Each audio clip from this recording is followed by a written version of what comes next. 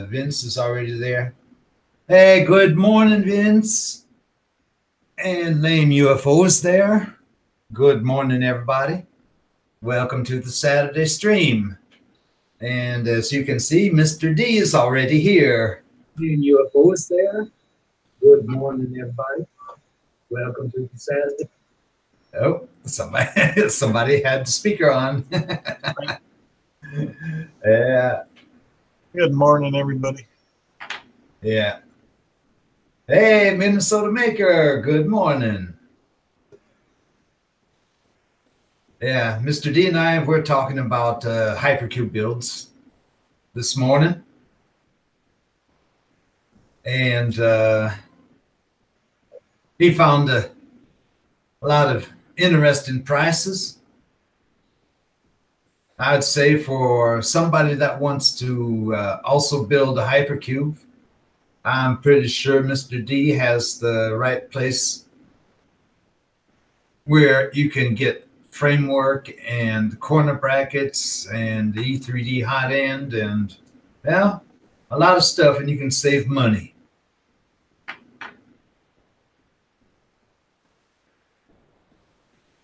Or what would you say there, Mr. D?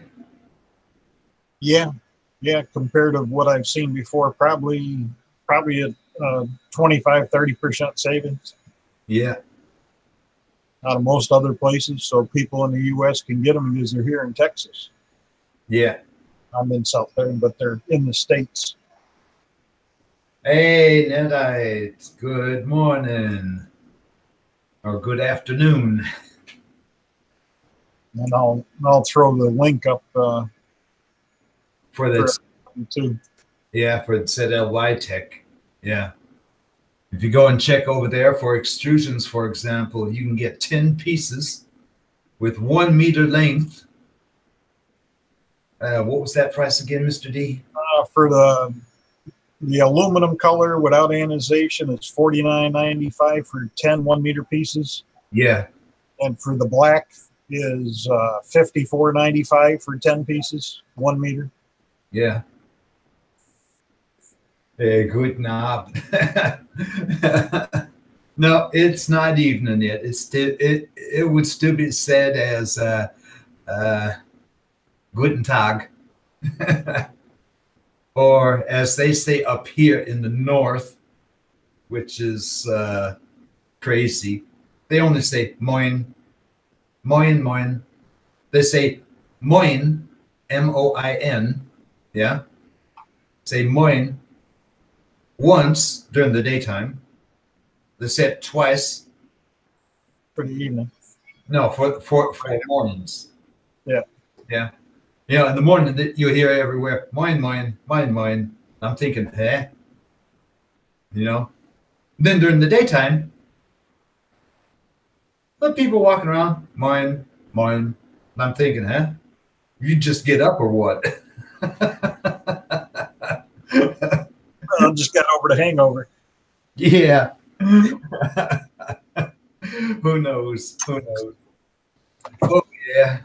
But, yeah, I mean, we can talk about hypercubes. I can do a couple of minor things on mine today, but I can't do anything major because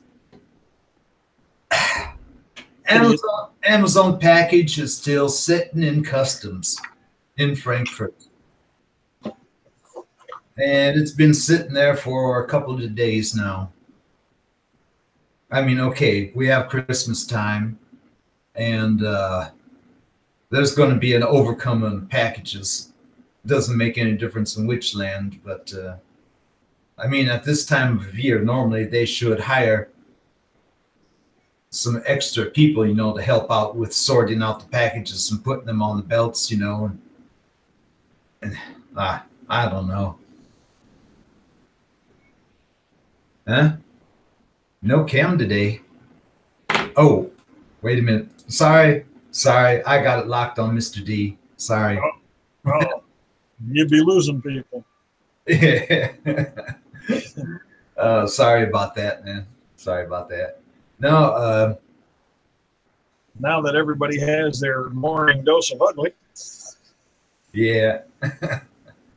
Yeah, but I'm just wondering where Mike is now. Normally he should be here too.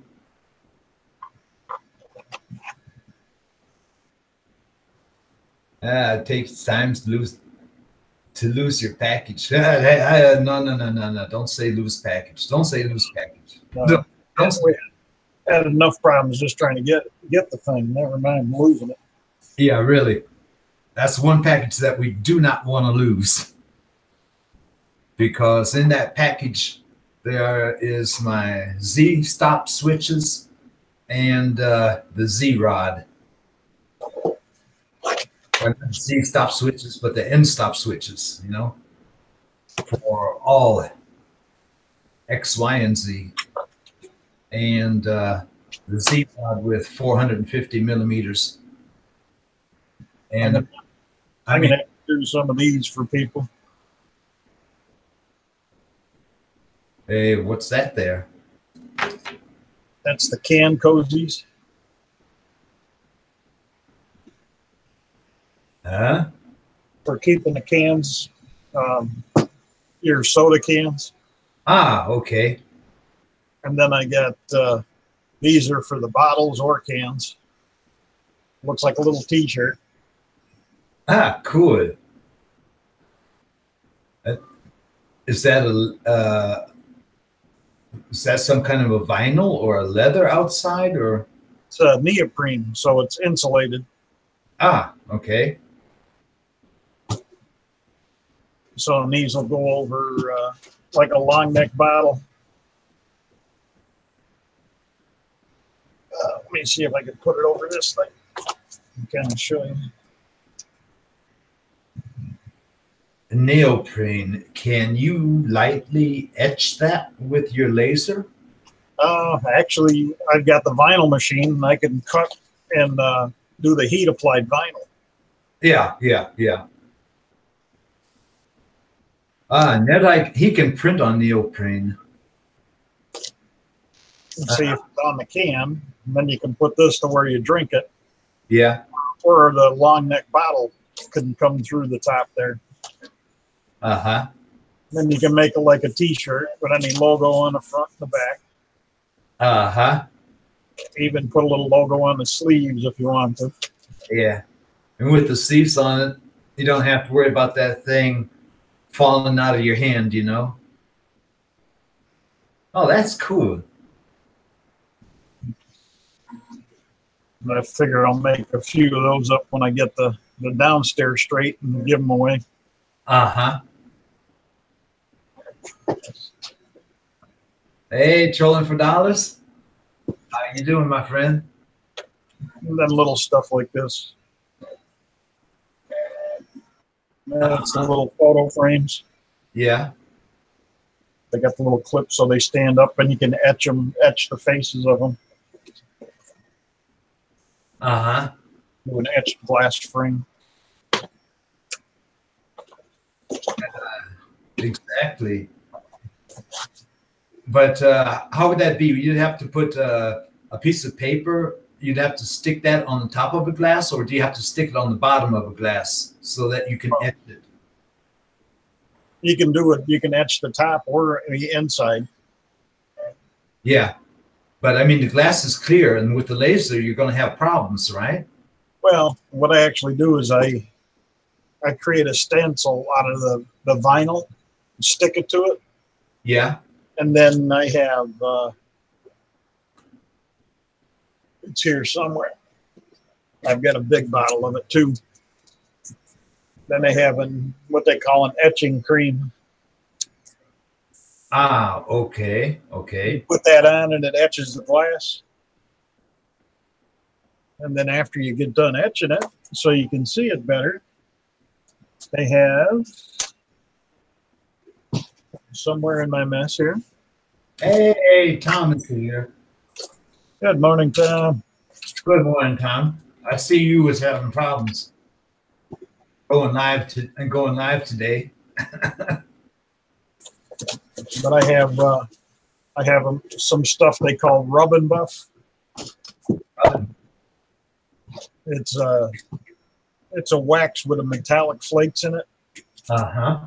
And you actually rub it where it's etched, and it sticks to the etched areas, but not to the smooth glass.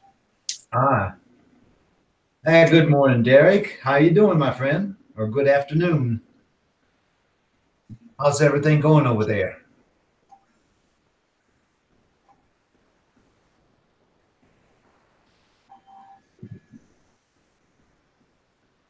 But it's a few little things around, but Uh-huh. like we were discussing, playing, just redesigning parts for the laser so it's a little easier to put together.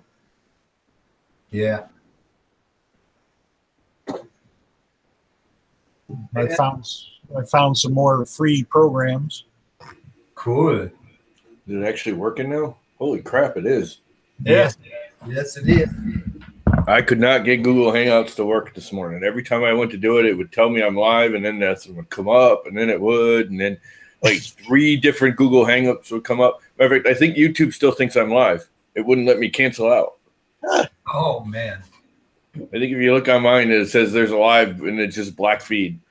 Yeah. And I tried to get back into it, and it wouldn't let me into it to cancel it.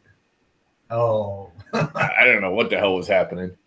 What you have to do, Tom, is instead of just pressing the normal go live button, what you have to do is you have to go into events. Yeah, that's what I do. Yeah. And in events, it's already has, with Google Hangout. Yeah, no, that's what I did. But when it went into Google Hangout and I went go live, my computer just froze. Oops. It just froze. I couldn't do anything. So I shut the computer down and restarted it. But Google Hangouts never disconnected, I guess, because it was dogging my I had to restart my router, my modem. Ouch. Because it was still connected to the modem, but not to my computer. And everything in the internet, going onto the internet was just dogging. Come to find out. And it just nothing would work. Oh, man. So I had to restart my router. I think I got to redo it again. It's still like dogging. Nothing's working right. Uh-oh.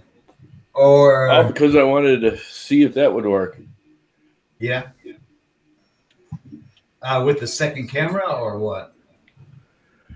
No, I was just screen sharing. Screen share. Will it let me do it? That's not what I want. That's not what I want. Cancel, cancel, cancel. Oh, I see. It lined up. Careful. Don't throw yourself out. I don't care.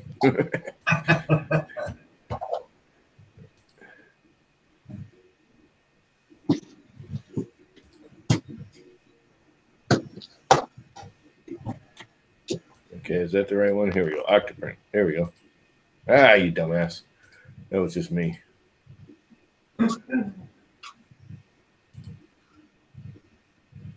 Octoprint. Start screen share.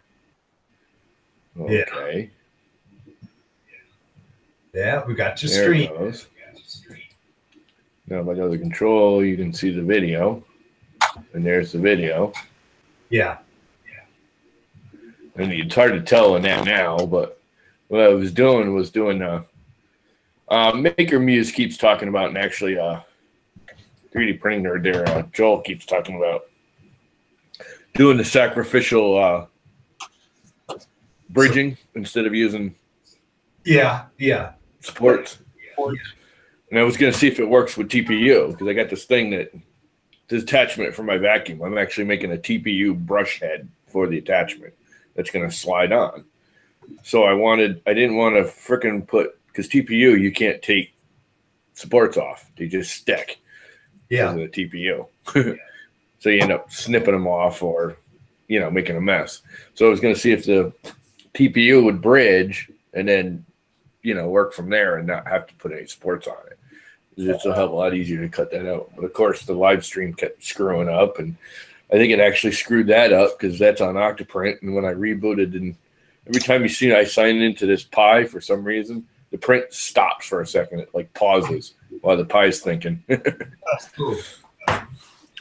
So I think I screwed up the print. I mean, it's just a little glitch in the print. It won't be terrible. Yeah. Yeah, but it's TPU, so it don't matter. If it gets a little nub in it, it's easy to get rid of. Yeah, that's true. But with TPU, I mean, I'm not sure if that so-called sacrifice layer, if that's gonna. I don't know. It seems to have worked. I mean, it made it. If it's again, it can't be much worse than supports with TPU, because supports with TPU just suck. They just plain suck. Yeah, that's something you can't do. You can't call them supports; they're called stuck. Yeah, they're called stuckers. Yeah, Suckers, Klingons. Yeah, That's what they're called. They're called Klingons. yeah, that's. But I can't think of any other way to build this thing without either supports or. Yeah, I'm almost thinking I can make the brushes taper just right so they come out and fill up in contact. But even still, the notch still needs to be. I don't know. I'll figure it out. Yeah. There's always a way. I just got to figure it out. Yeah. I don't know if this will work anyway. This is what I'm doing. Oh, you can't see. I got to go back to my regular screen. I got to redesign this anyways because this is too sharp of an angle. Let's see. Screen share. Turn screen share off. Am I back to my camera yet? Nope. Now you are. It should be. Yeah, it is. See my little vacuum head? Yeah. I designed a little vacuum head for my little portable vacuum. And I got to say, if anyone's looking for a freaking gift for a 3D printer, dude, there is nothing better than this freaking vacuum. I'd get the white one over this blue one. Yeah. It's exactly the same. They went to a white. I don't know if you can see it, but this blue plastic likes to get hairline cracks. It doesn't hurt anything. It just looks stupid. Yeah. It's like a weird plastic that gets hairline cracks, but they made a white one now. I got a white one for my father and a blue one for me. And the white one doesn't do the hairline cracks. This is brand new, and it's already got the hairline cracks on it. Oh, man. I'm going to call them up and see if I can get a white head for it. If not, I'll just 3D print something and jam it over it. There you go. Still works. And I love this thing. And it uses regular Makita batteries.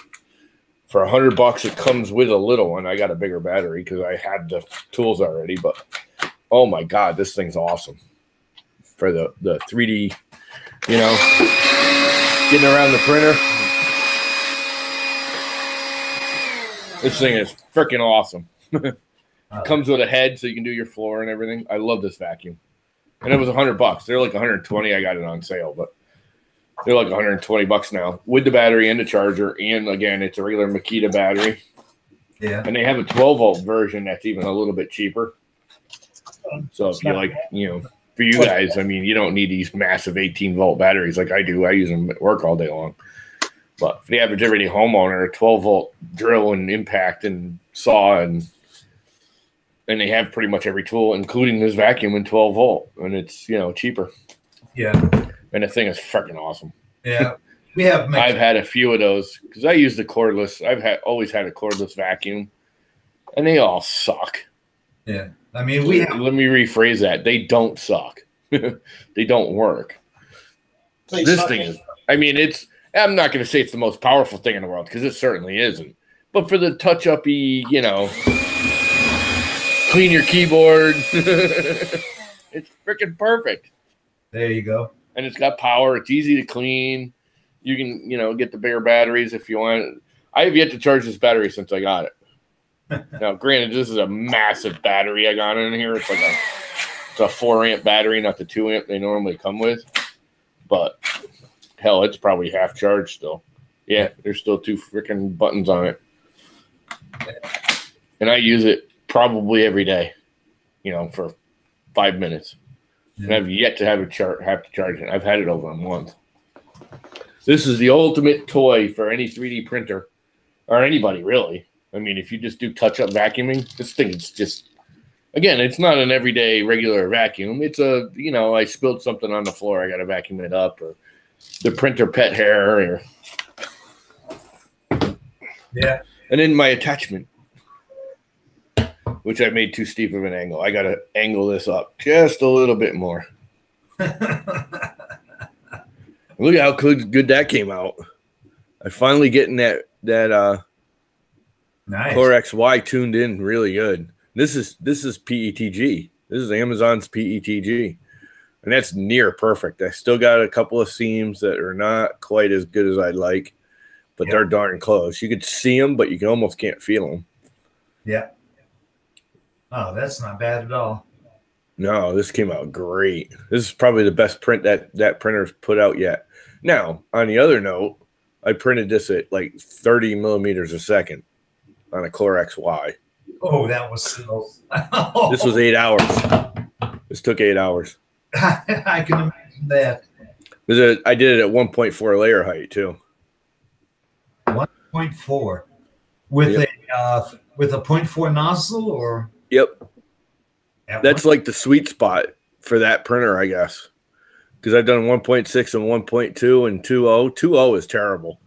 I see every line and it bulges out and does crazy crap, and 1.2 just takes forever, and I don't see any improvement. But 1.2 and 1.4, but 1.6 is the sweet spot. 1.8, I still see the layers real heavy duty, and it's not even just seeing the layers; they seem to shift just that little bit every other layer or something. Yeah. Where this is like perfect. I mean, it's just perfect. No, sit there.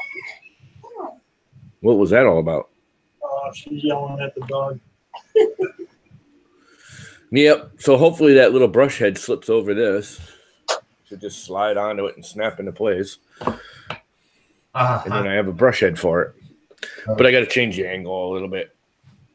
I want to get the brush head printed and see how it works. It's a little bit too steep of an angle. I may just leave it for now, though, especially if that brush head works. And it looks like it's printing really, really well. I got to say, that printer is like the best TPU printer ever. That thing prints TPU like unbelievably awesome. I basically just do PLA settings. Everyone's like, oh, you got to slow it down. You got to do this. You got to do that. I just, whatever my PLA settings, temperature, speed, everything, I just throw the TPU in there and off it goes. Yeah, how fast do you have that printing now? I actually kicked it down to 20 because I was doing that bridging, because I wanted it at 20, and then I did the bridging at like 120 or something. Because you want the bridging real fast, you know. But I wanted a really nice, solid, smooth shelf for it to start on. But I normally print it like 35 or 40 millimeters a second, which is the cap of that printer anyways. That printer won't print over 40 millimeters a second. It'll vibrate itself apart with that head. What's up, TK? You got to do your household, or what's going on there?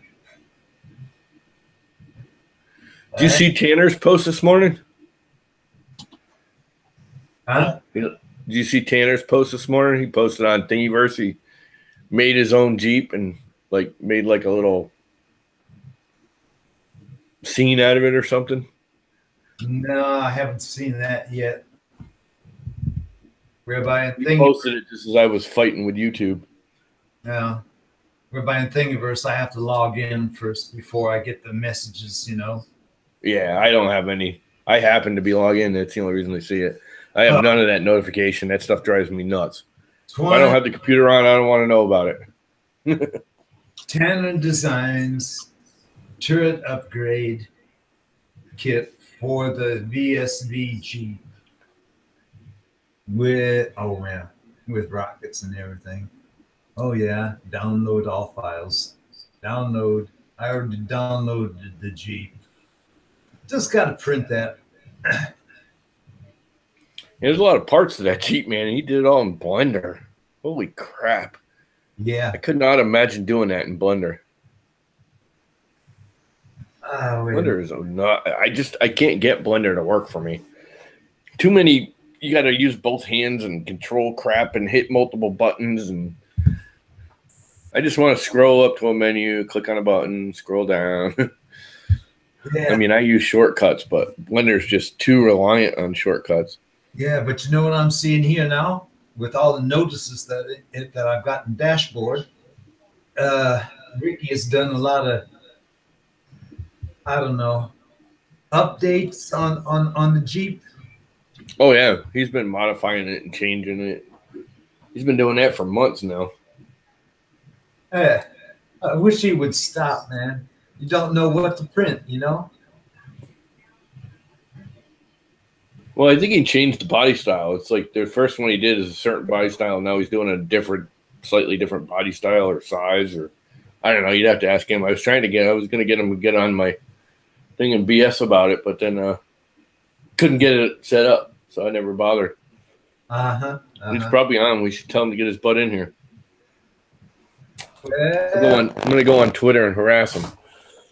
Yeah, go on Twitter, harass him. Tell him Don sent you in the private message. I would just want to BS with him about it, you know? Yeah. What I mean?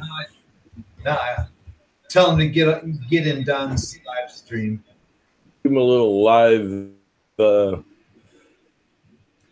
advertising. Just like every Saturday, what I normally do is I go and send a private message to all my buddies, you know, that I know that want to jump in on the live stream. You know, I send them a link for the Hangout. And I'm pretty sure. What the hell is this thing doing? I think I sent Ricky. There's Tanner. Yeah. Yeah, I sent Ricky the link. My ear itches. Tweet to Tanner. Tweet.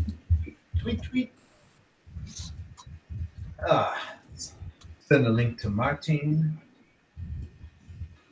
To Ron. Oh, haven't seen John in a long time. Anybody see John? Let's see. I gotta get into the chat here so I can find. You know our. Where the hell am I? Anybody seen him? Where's the YouTube? Okay, why don't I have the YouTube page? Okay. I got Google Hangouts. Oh, I must have closed the YouTube page. What the hell's your link for the frickin' Hangout? For this Hangout? Actually, I could probably just copy it out of the out of the header, huh? Yeah, nope, that ain't it. Yeah, you can copy No, that won't do it.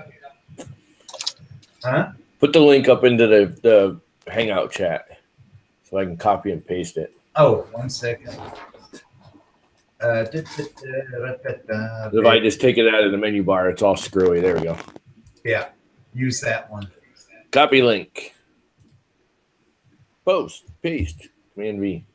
Yeah, copy and pasty. You've been tweeted at Tanner. Tweet. Hey, good morning, Mr. Butcher. Good morning. Or am I allowed to say My right? computer is acting really weird. I just lost my mouse.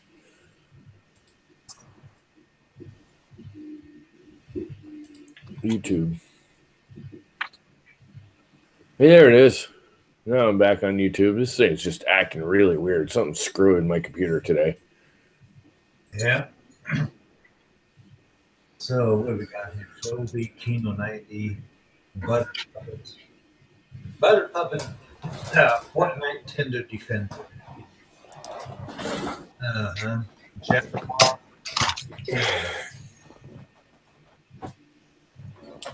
Bacon. Bacon and Belgian waffles. Yum, yum. That was breakfast. Waffles. Syrup. Sugar and crusted sugar. Gotta love the sugar and crusted sugar. Yeah.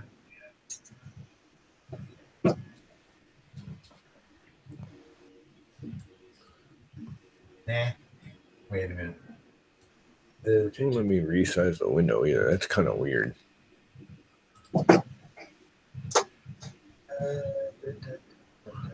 You are a moderated call. Video is running an app. Okay. What else can I do? Well, that gets rid of the chat. And then I can resize the window to a point, and then it won't resize. Oh, there it goes. So it will let me resize it.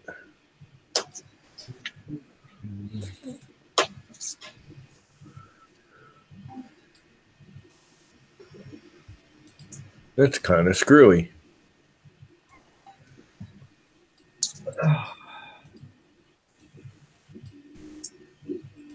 Wednesday, November 28th, 9:56 p.m.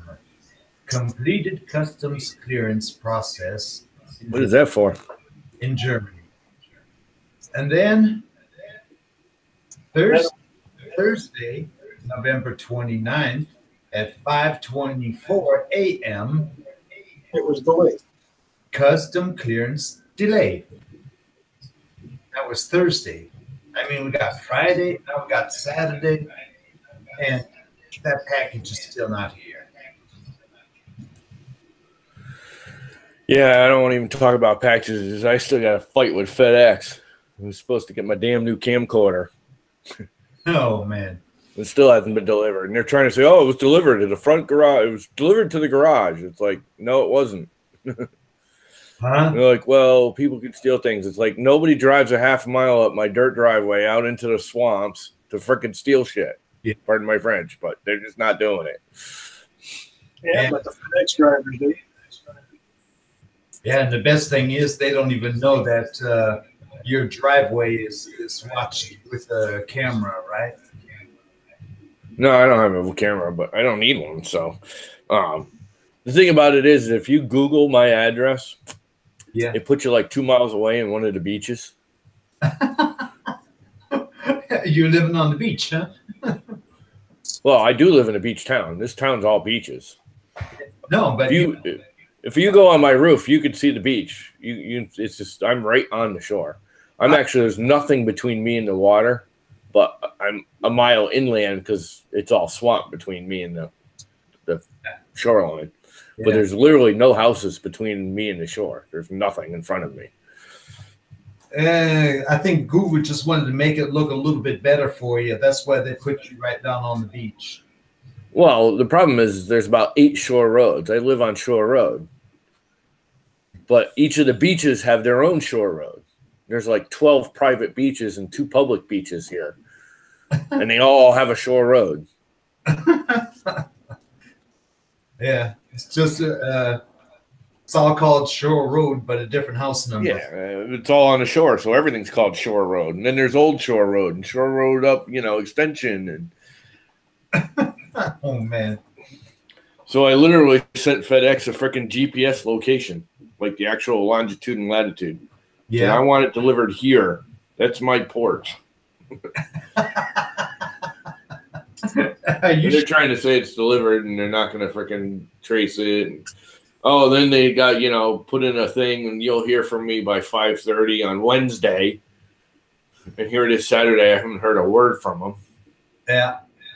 Tried emailing them. All you get is their automated response. You don't get any real answers. Uh-huh. That's typical. That is typical. I mean, I understand the whole holiday crap and everything. Yeah. That's why I'm not like up in arms crazy about it. But it's a brand new freaking camcorder that is now sitting outside of someone's porch, or they stole it, or Nah, the driver took it himself. I don't even want the damn thing now. I want him to return it and give me a new one. Because who knows what's happened to that box sitting on somebody's porch. It's snowed. It's rained. It's done everything since they so-called delivered it. Can't get him on the phone. I tried calling him on the phone to actually talk to a human being, and it was like 4 hours in wait time. It was like, that ain't happening. Uh-huh. Oh, man.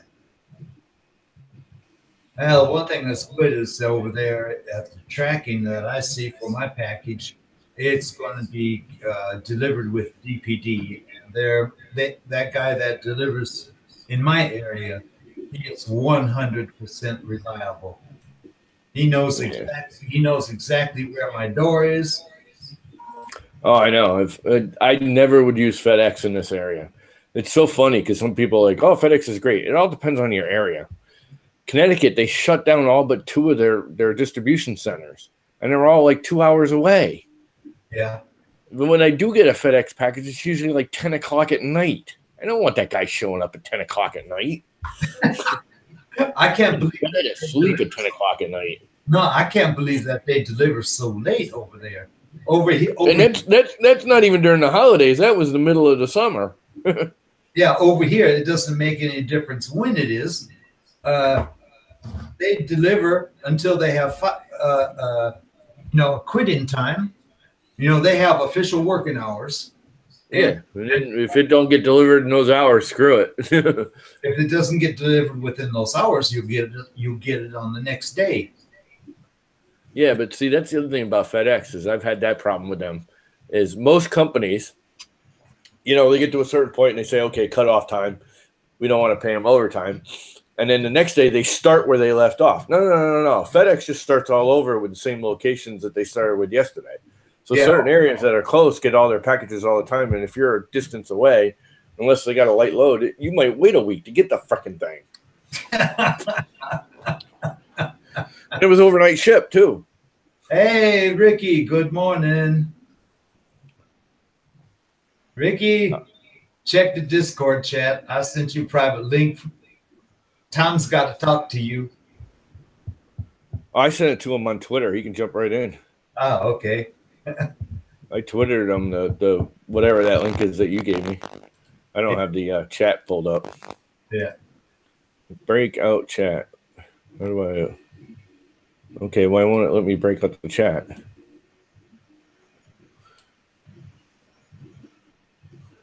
I see they're watching chat closely today. Yeah. Come on. If possible, I'd always try to keep my eyes on the chat, Ricky. It won't let me break it out. It always lets me break it out. In YouTube? There it is, pop out chat. Yeah. I don't know why it wouldn't let me pop it out.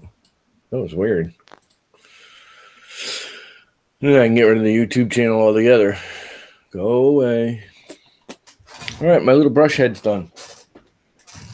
Let's see how it works. Did it work? The problem with flexibles and a flex plate? They don't unflex. No, not really. Well, that's really stuck on there. Guess I'm going to have to sacrifice the tape. But that's okay. I can do that. That's why I like tape. Yeah. Because you just sacrifice the tape. Well, that's spongier than I thought it was going to be. Usually this comes out stiffer. What did you use? A 45 grade TPU? I don't know what it is. It's Hatchbox crap, cheap TPU. Okay. I mean, if it's really rubbery, it's usually stiffer than this. All this is a thin, small piece. I need my glasses. What do I do with my glasses? Right here. Yeah, Ling, that what you see right now in front of Mr. D, that is a laser. A self-built one. Of course, I had to put some supports on it, and now I can't get them off.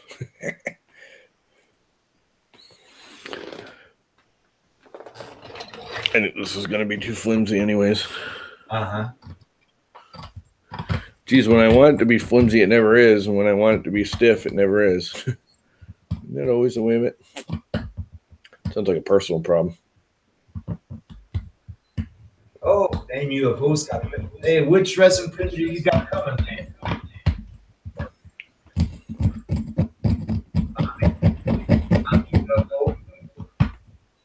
Which one you got coming?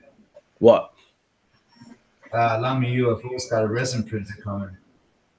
I have a resin printing coming? No, I don't. I wish I did. You're not Lame UFO. The Anycubic photon. Cool. If you're in Facebook, there is a official Anycubic photon page, and TK is one of the administrators there. So if you have a problem with it, I'm pretty sure you can contact him without any problems. Let me see here. Anycubic photon DLP. That's the name of it. Let me post a link here in the chat for you there. That's a link for the Any Photon Facebook group. I think I need to put a new blade in this knife.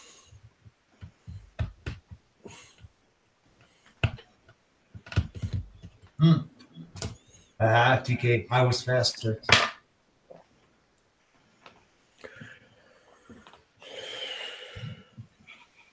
Don't break it. Tom, don't break it. Yeah, don't think that's a problem. Yeah, we're not here at Break It with Clyde. We're here with Saturday Live with Don.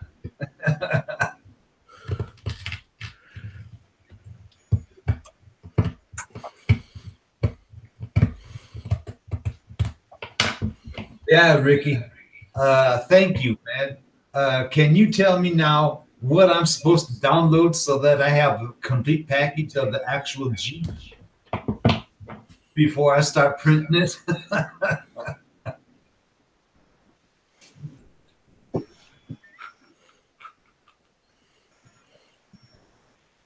I did the face thing for my Tronics Ledo. Okay.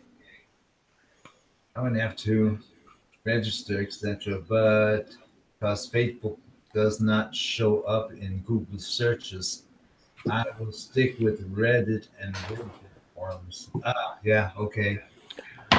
Okay, I got to figure out a different way to do this because that ain't going to work.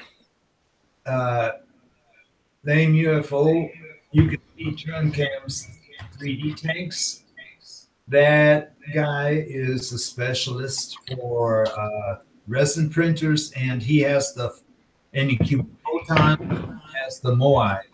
So if you have any questions also about resins or something like that, you're more than welcome to just hang out here and have a long chat with TK. As long as TK is still here. What happened to Tanner? Okay. I got sidetracked. Link. Go away, go away. Here's the chat. Yeah. See here, 1 second. The door, the 4-door. Yeah, he's got a whole bunch of different ones. Jump in the chat, Tanner.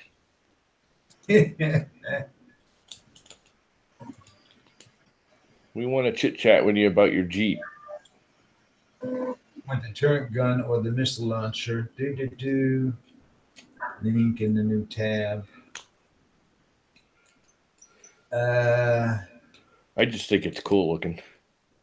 We probably won't print it because it's too involved for me right now, and I got too many of my own projects going on, but upgrade kit. It does look freaking cool. Yeah, turret upgrade kit. I got that.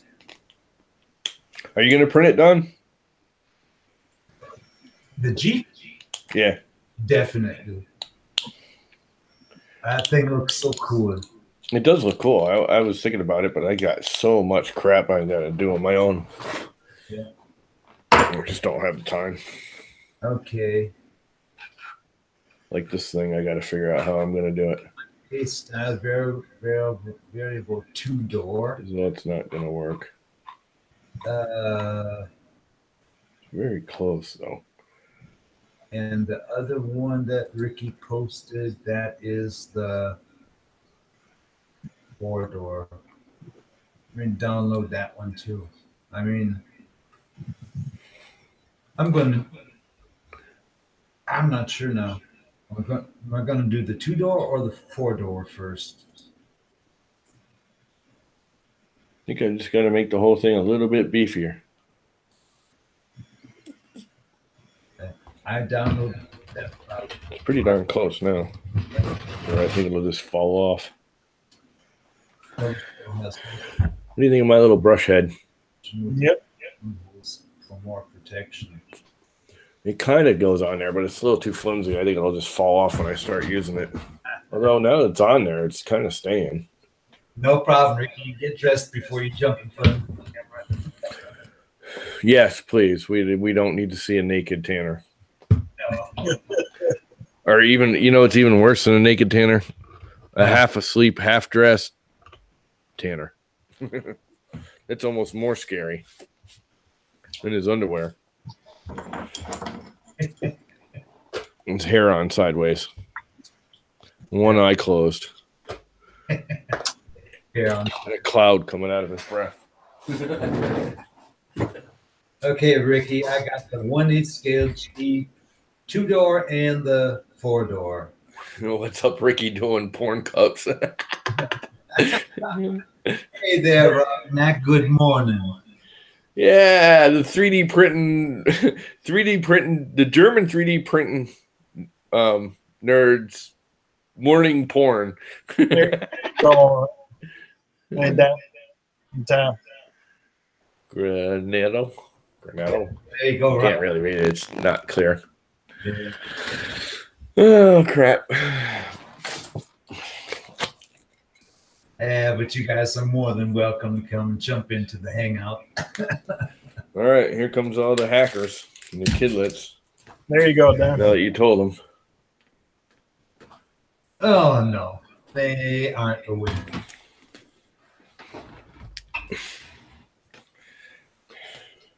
Tweet that I got the power up the focus right. And it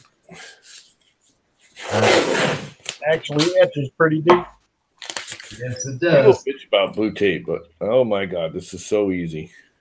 Hey, good morning, Ricky. Morning, guys. There's nothing easier than pulling off blue tape and putting on a new piece. Boom, done. Takes like 2 seconds. Yeah. Hey, Ricky. I downloaded from the that you sent. That means I have the actual version, right? Yeah. With everything. Yeah. Okay. You know, I logged it. I released today. Yeah, I logged. Hey, there's Ricky. What's up, Mr. Tanner Man? I added the hard top and trunk to the 2-door today. So if you downloaded it today, you got the hard top and the trunk as well. If you want to do the hard top version. And then when I put the 4-door up, I went ahead and added the optional hard top and trunk there as well. Okay. And a separate download is the turret upgrade kit. So if you want to make it a military style with the blue gun tape is or awesome. missile launcher. Oh, definitely. Yeah. I've Damn, done I really everything, need to pay Jake. more I've attention. done PEIs, glass, sprayed on manga glue, acrylics, Lexan. Lexan's actually really good, except for it warps under heat. Going back to blue tape. Blue tape far superior to anything. It just works. If anything goes wrong, build tack was great, except for the one time you screw up and you send that hot nozzle into it, and then your build tack shot, and it takes you freaking 4 hours to scrape it all off, and $20-$30 to get a new sheet.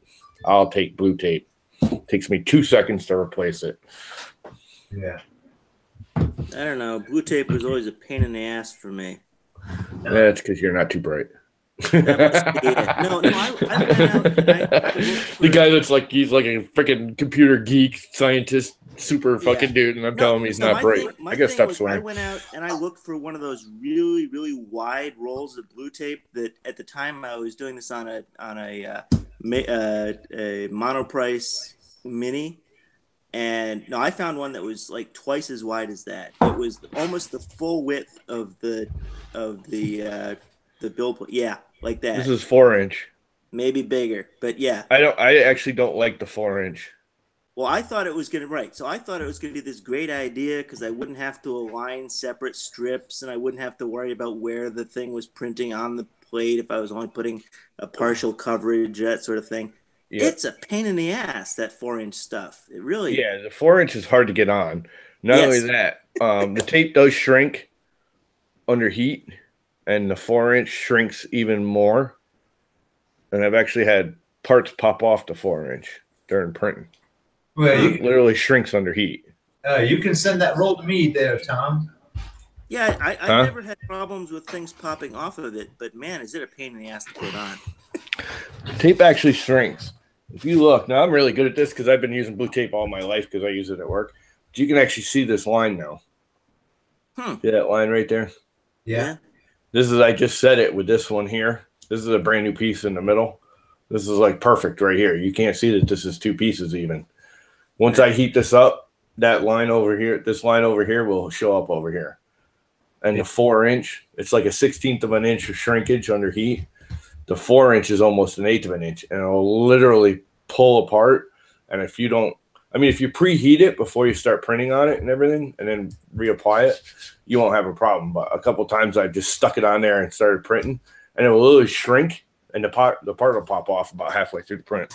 I had tried to. That's why I don't use the 4-inch. I tried to get around that by applying the tape to a preheated bed. Yeah. Which has the opposite impact. You end up with all these wrinkles. Yeah, well, it's again, I've been applying tape for so long because I used to paint and I do construction, so I've always worked with it. Yeah. So I've been working with it since I was a kid. I mean, you saw how fast I can line it up perfectly in like I mean that's a skill. A lot of people can't do that. Yeah. Yeah. Well, and it's actually not that hard. You know what the key is? And I actually have a video on it. Matter of fact, I need to redo this one, don't I? Yeah, I've been using blue tape. See how wide it gets out over time? I can do this so fast, and there's a real simple trick to it. When you go to do it, I don't know if this actually will show. Everyone tries to line the tape up on the edge, and it curls up on them. Yeah. Because they try and go like this and lay it flat and land on the edge. I just wrinkled this, but don't. Stand it up. Curl it around your thumb so there's a slight arc. See how little it's arced? I don't know if you can see it. There's a little bit of arc just around my thumb. And you just slide the edge into the other edge, and it'll stop. It'll bump into the other piece of tape. And then just put it down. Done. Perfect every time. It's that fast. And I got an absolutely perfect edge there. You cannot see where one piece of tape and the other starts and ends. Yeah. It will always do it, but you got to stand it up and just slightly arc the bottom edge around your thumb. And blue tape curls. It's flexible. So you don't have to fight it. Yeah. I mean, that's how fast I can recoat a blue tape. Do that with PEI, and see, I actually like PEI. I like PEI a lot. The problem is you stove a hot nozzle into it. You're out your $20 sheet of PEI in about 4 hours of scraping and replacing, and yeah.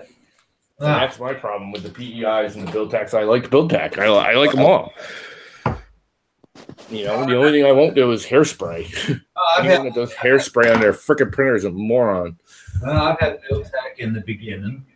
Problem is, after about 2 or 3 months of dowry of day and night printing, the build tack, I had to take it off, and like Tom, you need a couple hours to get cleaned before you can put a new one on. And then you print I mean, if I was running a shop, I would probably use PEI for 99, PLAs, TPUs, those kind of things. Obviously, PETG, you don't want to use it. But again, the PEI wears out. They all wear out, and they don't last as long as people think. If you're printing the same thing over and over and over, it's okay because you're hitting the same spot, so it's not really going to hurt anything. But if you start crisscrossing your wear spots, it shows up because you have bad face. Sometimes it doesn't hold. Yeah. But they're such a pain in the butt to replace. That's my biggest thing. Every time I've had to go to replace it, it's like 10 times more aggravating than the 10 seconds it takes me to put a new piece of blue tape on. And blue tape just works. I mean, if I was doing ABS, there's no way I'd use blue tape because I've had ABS peel the blue tape right off the bed. Yeah. Right, but the ABS sticks to the blue tape. The blue tape doesn't stick to the bed well enough to hold the ABS. Yeah. I've never been able to get more than 1 or 2 prints that are blue tape, though. Yeah. Oh, I get a dozen usually. Really? It's all about the layer height. Once you figure out your layer height, and that's why I won't use auto because even though auto works, as it travels from one of the pin stops to the other, there could be flows in the bed, and you have to set it at the height of the highest spot when you use blue tape, not the lowest spot or not the middle. It's got to be the highest spot. Depending, as long as it's the lowest spot, it's still going to grab. Yeah. As long as the differential isn't too horrendous, yeah. And again, I'm using mostly PLAs and TPU, and there's literally nothing better for TPU than blue tape. Yeah. PEI is a pain in the butt. build tack's a pain in the butt. It's hard to get it off. I mean, the blue tape, I peel the blue tape right off the bed. I don't care. And then I peel the tape off the unit. I don't try to take the unit off the blue tape. And everyone's like, oh, then the blue tape sticks to it. It's like, yeah, so you take a wet rag and you rub it off over it. Blue tape comes off in water. Yeah. Yeah. You just I actually use rubbing alcohol because it breaks the gum down at the same time. Yeah. Now, as you can see on my bed right now, I have three. You have blue tape on top of freaking build tack. No, that's not build tack. That's that magnetic bed from. Which is that doesn't have that build tack still face the same on it. PEI style stuff. Yeah. Yeah, that's. Let's just say that's a BS flex plate. Yeah, you but can use it's their attempt at build tack. 5 or 6 times, depending on what you're printing. You might print something 5 or 6 times here, then you take that thing off, you turn it around, and use the other side, or you use this side. You might be turning that bed around a couple of times, but at one or another time, then nothing's going to stick to it. And then what you have to do, you have to use something like a 250 grit sandpaper, 300 grit sandpaper, rough it up lightly, then clean it off with an IPA, and you might get a couple of prints off of it again. But instead of doing all that, I just put a blue tape on there. And as you can see right there on that blue tape, that's a little bit lighter. I printed all of these. Yeah.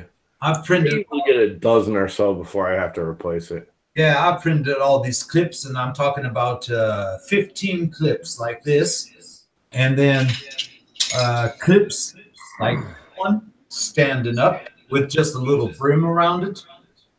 Then I printed 2 different spool holders all on that piece of tape right there, and I can still print on it. Yeah. If I had a shop, I would probably get PEI and do like I did here with the cheap sheet metal. Not buy spring steel, but just get cheap sheet metal. And I would buy a whole bunch of sheet metal and a whole bunch of PEI sheets, and I would have it interchangeable. And when the PEI wore out, I just throw the whole thing away and I just make a new one. Because this is like $2 worth of freaking sheet metal. Yeah. And you just throw the whole thing out and then you put a new PEI and a new piece of sheet metal down and you're done. But for what I do, the blue tape is just, there's nothing better. I'm not going to say better. I mean, I like them all. They all work. There's really nothing better than another. But for doing this kind of thing with the homemade flex plate, the blue tape is the best because it's just, again, it's for me because I can replace it so fast. Yeah. PEI is a pain in the butt to replace. Build tack is a pain in the butt to replace. And that's the whole thing. They work great. They're good for a month, but then you got to wear, the face is worn out. People are like, oh, you can sand it. Well, you can. And it'll work if you're doing, shelf dust collecting pretties. But when you're doing mechanical stuff and you start sanding it, what you don't realize is you're actually putting a divot in the build into either the build tack or the PEI sheet. And when you're building, real high precision parts, like some of the stuff I do, I shouldn't say that high precision, but like this thing, where I want this bottom face absolutely flat, because people don't realize when you use auto sensing and there's a slight divot, and I mean even a slight spit, this face here, when you go to mount your 2 lead screw nuts right here, if that face is twisted, your nut's going to twist on your lead screws, and you're going to get binding. Yeah. And I mean, the slightest little error I've discovered does it. I've literally, even when I've done it and gotten good and had like a little like nub here or something hold it out, it's bound my lead screws. And my lead screws right now, because I stopped doing that, my lead screws are like dead parallel. I put squares on them and used all my lasers and all that crap. My printer, that thing's like dead square in every way. That one's not. I wonder if that's, aside from the manufacturing challenge of the powder-coated PEI that Prusa does, I wonder if that's one of the other reasons why they do the patterned surface, just to disguise the lack of precision on the thing. You mean to disguise the flaws in? Yeah, I mean, if you have a patterned first layer, then you're How by is blue definition tape? How are by strips of tape definition going to have be lack let of air precision. underneath? So why, that way you can't say, oh well, it's imprecise. No, it's designed. The lack of precision is designed in. Yeah. Liam UFO, if it's lifting, I mean, if you're using ABS and it's lifting, that's understandable because ABS warps so much. I wouldn't use blue tape with ABS either.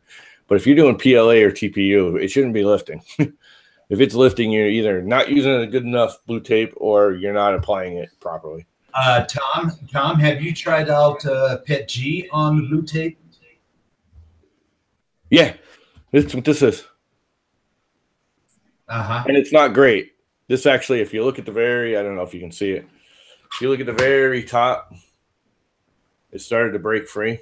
I got to find something else. I really don't love it. Works for stuff. It's not the best. I got to find something else. No, but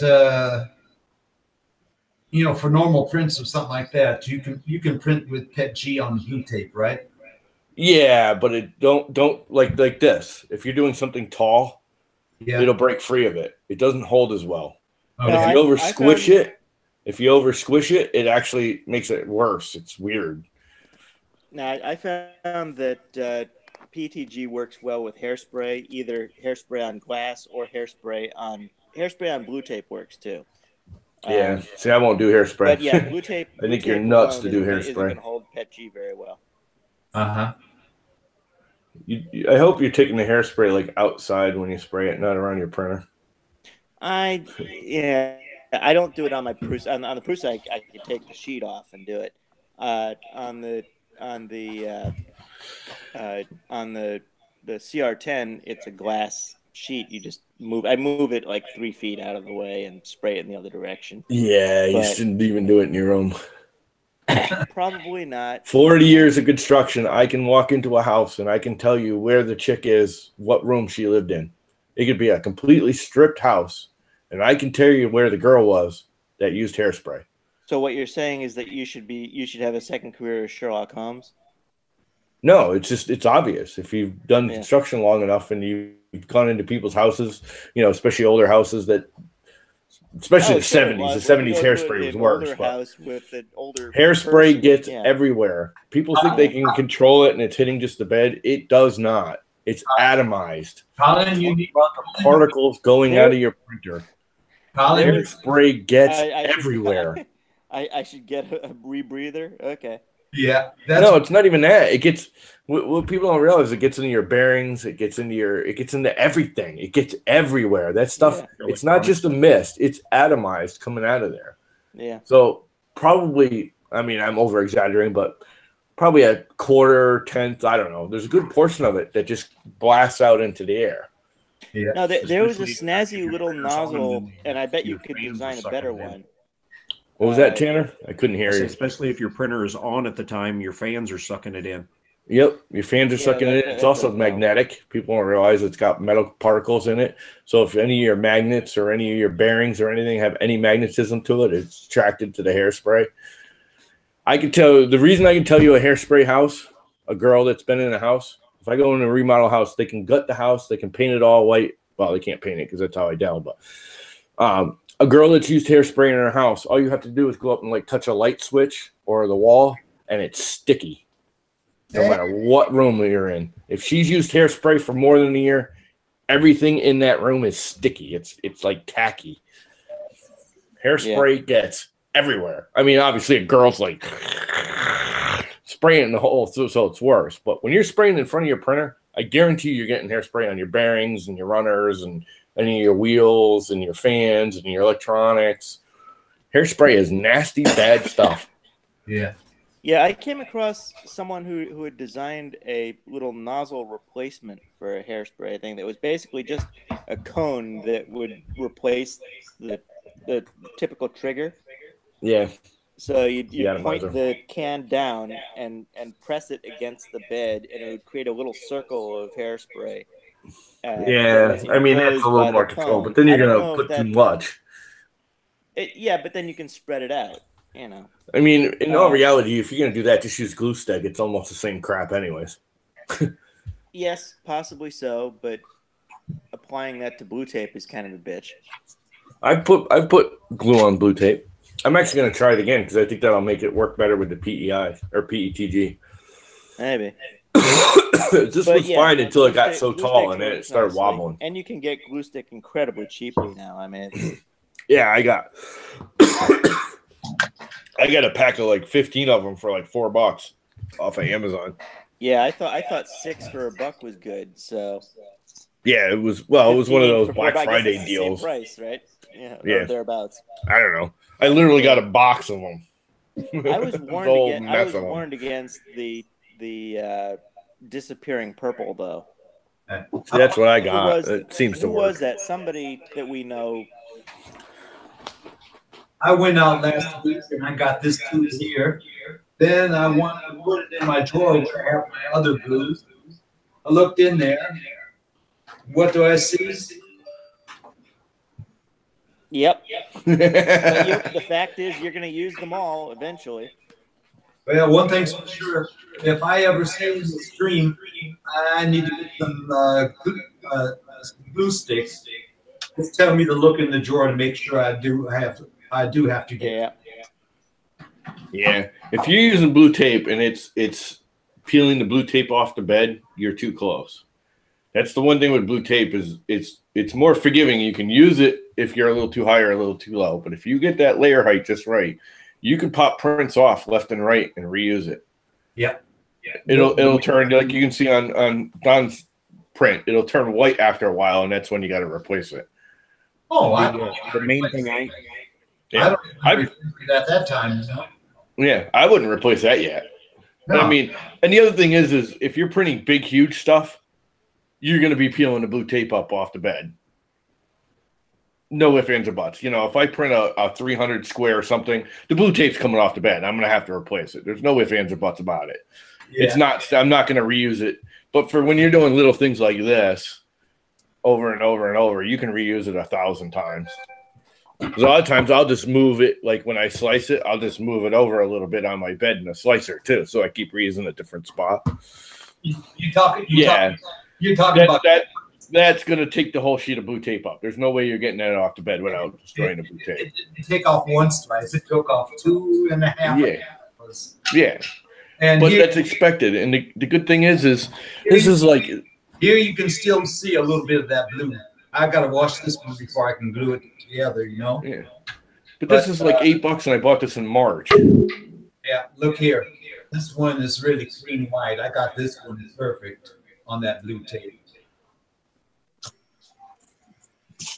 Yeah, I mean, it's not the do-all, end-all, but I've tried them all. I have them all. I have PEIs. I have glass. I have mirrors. I tried Lexan. I've got a bunch of those Build Tack knockoffs, including actual Build Tack. They all work. I mean, they're all good. Use whatever you like. I've just gone back to blue tape because my biggest thing is I play too much. I like to play. So I'm always constantly changing a nozzle or trying a new heat break and your nozzle height changes. And I'll space it, and then I'll go to home it with a hot nozzle, and it'll drive right into the frickin' Build Tack or the PEI sheet, and then you get this big dimple in the middle, and you just destroyed it. And the stuff's, $20, $30, $40, and 3 or 4 hours of your time trying to get it the hell off. Blue tape, 2 seconds, I'm done. $8. This is $8. Right now, I got it in March. Right now, it costs me a roll of blue tape $12.50. Yeah. Yeah, this is actual 3M. Believe it or not, if you can get it, I don't know if you can find it anymore. The best blue tape I found is Blue Hawk. Lowe's used to carry it, and they don't anymore. It's kind of ticking me off because that stuff was awesome. Stuff that I got is from Alpha. Yeah, this crap is crap, and you can tell the difference. I don't know if you can see the color difference. It's a lot darker blue. Yeah. And I've liked the cheap blue tapes mostly. I don't know what this brand is. It just says made in the USA, but oh my God, I got it off of Amazon or eBay or something. And it sticks well, but there is no reusing this. There just isn't. It's like half the thickness of this paper wise. It's a one-shot deal. If I know I'm doing like a huge thing on my Core XY that's 250 or 300 millimeters big on the plate, I'll use this because I know I'm just going to tear it right the hell off again. Yeah. This is like paper. I mean, this is so ridiculously thin. It's like, I don't know. It's weird crap. Well, let's just say This is actual 3M. all my thing. I'm going to jump into Amazon. I mean, it's going to cost me €12.50 now for a roll of blue tape, but I'm definitely going to get Still, I mean, when you think about it, how long does it last you? It lasts you 6 months. About 3 months. Really? Yeah, but you got to think I've been printing a lot of big stuff. Yeah. I mean, I usually don't print during the week too much. I No. print at night, but only small things. no, I won't print when I'm not home. I've had prints that have been running 2 or 3 days at a time, and I've still got a couple of prints that I have to do for the Battlestar Galactica. And the big prints. So that means when I put the tape on. Oh, crazy Mike's here. Watch out. Stop talking about Mike. He's here. Yeah, everybody hide. Mike is here. Morning, gentlemen. I didn't even hear what he said. All I heard was. That's a good morning, gentlemen. Or assholes. He's so much fun to make fun of. I know. It's like talking to the teacher in Peanut. Call me freaking Charlie Brown. And how you going, Mike? Rough night. Oh, Really? I got a couple hours sleep anyways here, just finally this morning. Otherwise, up all night long. You know what the next best one was? And it had one issue. I love this stuff. Now, I know they got bought out and they're just part of a printer company now. But this was that, what the hell was this? Zebra plate or whatever? It's like a weird build tack, but it's solid. What material is it? I'm not sure. It's almost like build tack, but it's solid. I mean, this thing weighs a ton, too. This is almost as heavy as a piece of glass. It's like white on one side and black on the other. And Z-plate, that's what they used to call it. Oh. And I think, I don't know, one of the big printer companies bought them out, and that's their exclusive plate now for their printers. I can't remember who it was. They bought them out. But the only problem I've had, because this is like the original flex plate. This actually flexes very mildly. It's really stiff, but it does flex. This was the very first flex plate I ever saw. The problem is this holds the flex after a while. So if you flex it, and you flex it, and you flex it, it stays arched. That struck me as the same problem you'd have if you were using sheet metal instead of spring steel for your disposable solution. Honestly, sheet metal isn't a problem. This is just sheet metal. This is not spring steel. Yeah, but that's also going to hold the flex after a while. If you overflex it. Yeah. It springs back. If you get the right mill, that's the key, is to get the right mill, and I don't remember what it is. I think it's M22. It's either M18 or M22. I can't remember what thickness is. If you get too thick, it's too stiff, and you flex it, and it stays. If you get it too thin, it just gets wavy. It doesn't hold a flat face, even with the magnets on it. You get that right thickness, it holds it.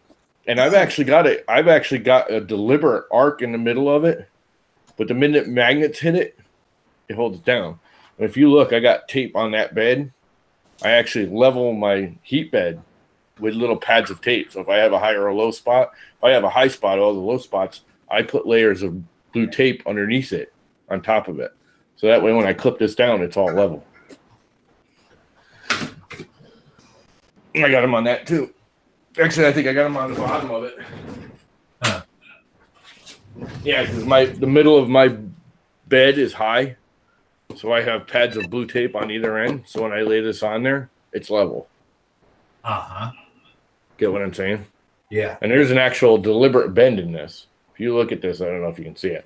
There's a very slight bow in it, but the minute the magnets hit it, it sucks it right down. Yeah. I mean, yeah, if you really crank this, it'll hold the arc, and you won't, even the magnets won't hold it. Yeah, just because they say flex, that doesn't mean that you can flex it to optimal angle or something like that. Yeah. You're supposed to only flex that a little bit until you see that the part is cracking off, and then stop flexing it. This stuff was great. This was honestly, I think this is some form of PEI. I'm not sure. It's either PEX or PEI. Yeah. I love this plate other than it worked. And the other key was Lexan. I think I still got my sheet of Lexan here. Lexan is absolutely the best for PLA, bar none.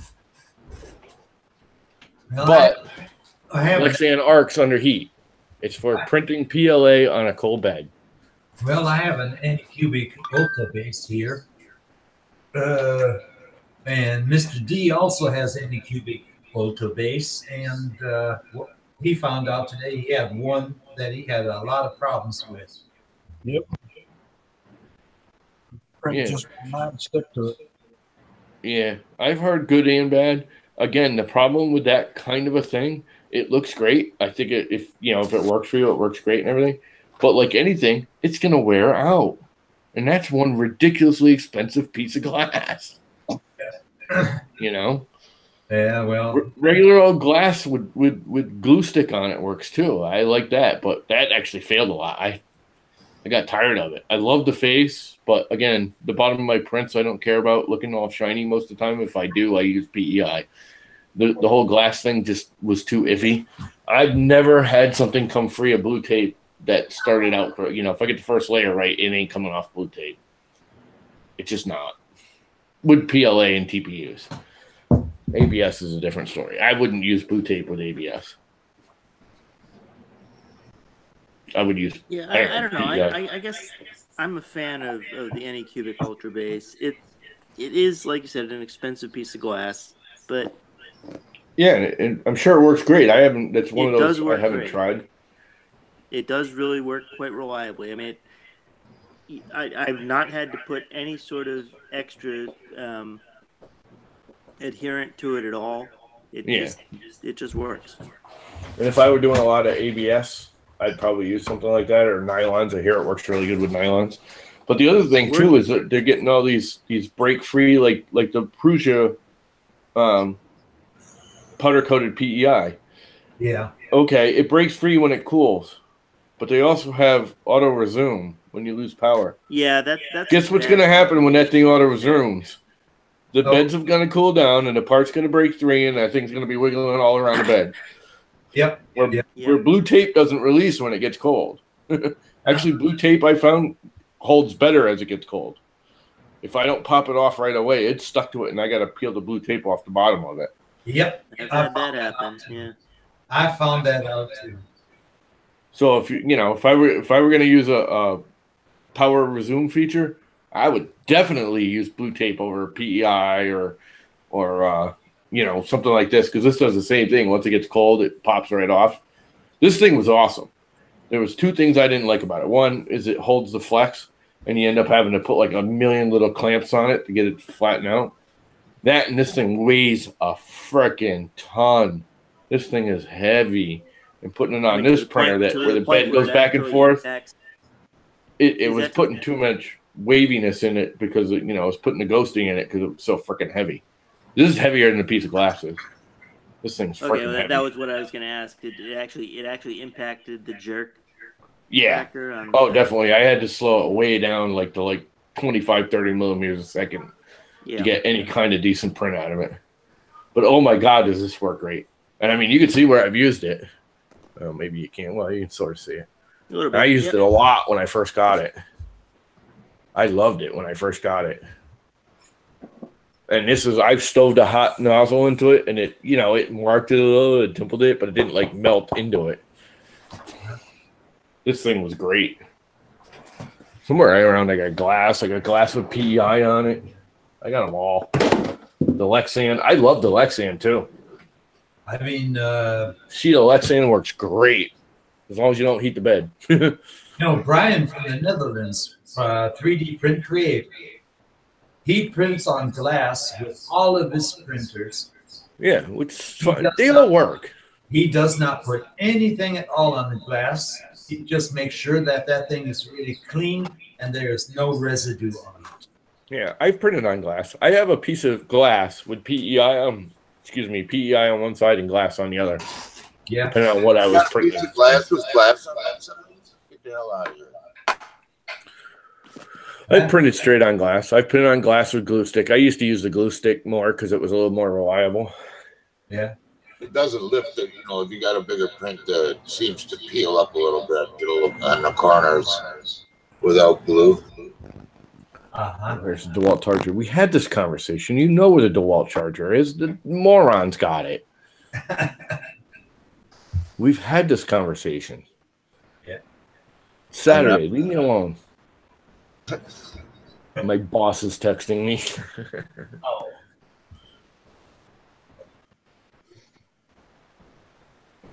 Not better way than where we still have users now. Yeah. And they're having problems with Ultra Base. Yeah. It's going to be amazing to see if that Ultra Base is going to work on my Hypercube. I hope so. Well, that was the so that's 300 by 300, right? My Hypercube? No, that's 210 by 210. Oh, okay. Because I got the larger Ultra Base, and it took forever to do the bed leveling. Yeah. I put it on a CR10. It took forever to do the bed leveling, but once it was leveled, it was perfect. It really does a wonderful job. Cool. Yeah.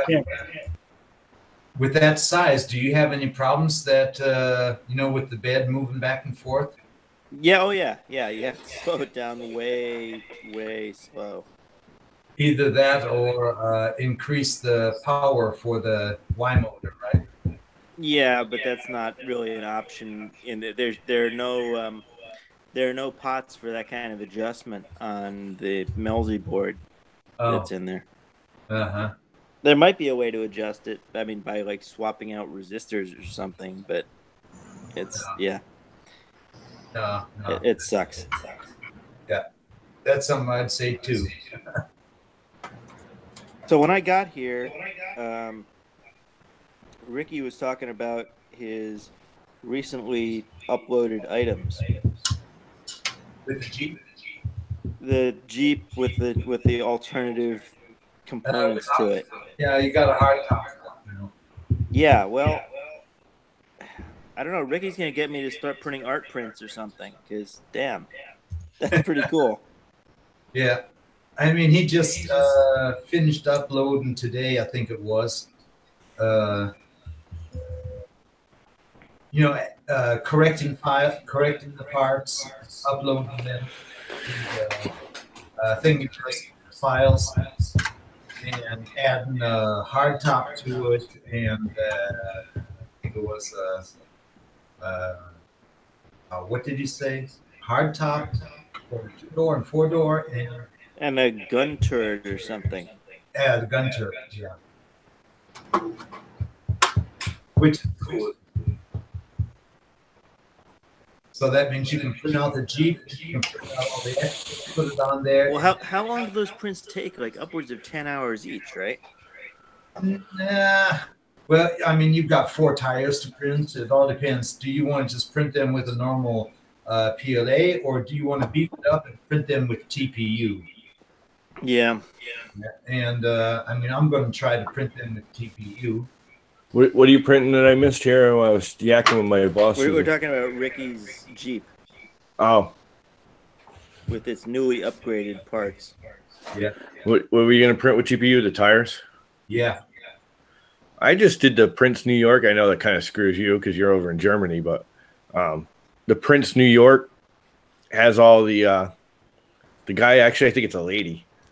Yeah. Buys the roll and then she rewinds it and charges a little bit extra to rewind it, and she rewinds it in like 50 kilogram rolls for you, so you can buy it for like $10. I bought a whole bunch of them. What did I do with them? And she actually put These them on are different TPUs. Yeah, it's all TPUs. It's not just, but it's all kinds of brands, and she doesn't just do it. So I got to try a bunch of different ones.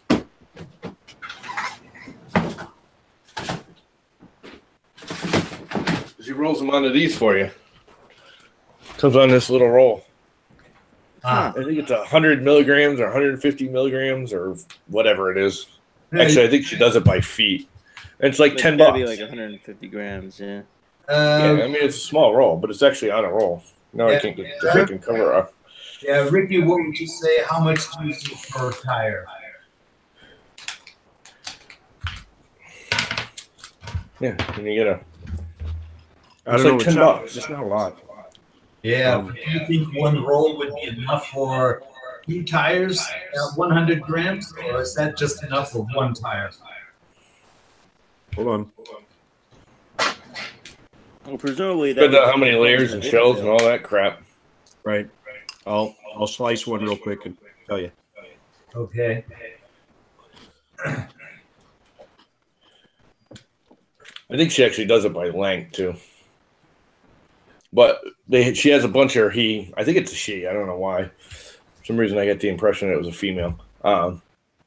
There's all different brands, and she's got them all listed by their hardness ratings too. So you can get anywhere from the 94 hard TPUs, which is the normal TPU, or 89 or whatever, all the way down to like one of them I think is like 64 hardness, which is like super duper soft. Yeah. The other thing, I mean, if you're going to do a lot, it's worth it. My Hatchbox was $20. That's what this red right. is. I mean, I TPU. paid something like 20. How much did that come with though? It's a full kilo. Really? Of Hatchbox, yeah. Okay, because I got a Stain Smart. I guess it's. I gotta Same go back stuff. and look. I think it was 500 gram or something for $20 way back. This is what I normally used to get. Yeah, we'll drive some. Is Yeah, that's true. That is true. I used to love these, and I still love this. It's the only thing in that company. M3D. I hate M3D, but this TPU is great because they sell you the 500 or 200. It's 250 for $18 shipped. It's $18 for this shipped, which is more than enough. Yeah. I buy like 6 of these a year because I get different colors. But now that I can get it through her and this is more my size, and I think this is 100 grams or so many feet. She actually does it by feet, I think. Huh. But she re-spools it. These are coming in size. But even still, this is like $18, and this stuff's good. I mean, I gotta say, but the inner diameter of that spool is a pain in the ass. See, I don't have a problem with it because I make my own spool holder. So, I guess no, I'm talking about the really small, the yeah, small the whole too. small hole. Yeah, No, the other ones with the small spool with the giant hole. Yeah, that's a standard. Is it really? Yeah, I mean it's bigger, but Yeah, all that. I mean, it seems like for TPU you can wind it tighter anyway. So why would you go with such a giant hole? Everyone makes all these goofy spool holders. I have found nothing better than this spool holder right here. I got a piece of wire, and actually I used to use screws. I just had the piece of pipe, so I stuck it in there. I print this out. I stick a screw in each side, leave it sticking out, drop it in, done. It's got a little lip on the side, so you drop the spool on it. Never a problem. Boom, done. There ain't nothing better than that. You can see here. Yeah, well, there is something to be said. There's my spool holder that I redesigned, and it's on my Discord. If anybody wants the STL files, I can post them. Yeah, that'll work too. Afternoon up. I can post them in Discord. Never ever will I ever put the spool on the printer ever again. No, Vibrates the printer there is somewhere. something to be said for having the spool spin at the center, have an axis at the center of the spool. Yeah, but it's really not as important as you think. If you got a decent extruder, it's going to make absolutely no difference. No. Right, that's true. I mean, if you're using Bondtech gears or something, it's a non-issue. But I've seen cases where it actually does have an impact. Yeah, see, I even have it over here on my MK8. But I do have a cleaner, so it's always feeding through the cleaner anyways, and that takes away any. You're thinking that there's like a jerk and back pull as it back winds or something, which you can do on any of them. But if you feed it through a sponge wiper or anything that's got any resistance, it takes care of any of that. It gets rid of any of that impact. In general, I mean, it all depends on your printer and you know. So yeah, I went through and designed little spool centers that would actually recenter it, and recenter the thing. There's that one that screws together and has all the cones, so it auto centers. Yeah. I've never seen an issue that the centering matters as much as they make it sound like it does. Hey, hi, how you doing? I think it only matters when you're doing something directly on like an 8mm rod. Hey Don. Yeah. Kira says it's 17 grams of plastic at 20% infill. Okay. 17 grams. So let's just say 20 grams. That means, per tire. Yeah, you can get 4 tires with 100. That's cool. So round up to 20 to be safe, and so 8 grams would print all 4 tires. Yeah. That's cool. And then you got to figure out something else to print with 20 grams of TPU. Yeah. Yeah, but Ricky, I think it's going to go up about to 3 times the amount for the back tire from the Scorpion, right? You just have to print a The Scorpion tire is much bigger than that. Yeah. It's going to be. I think it's going to be somewhere around 100 grams for that back tire. I'll tell you in a sec. Print a spare tire.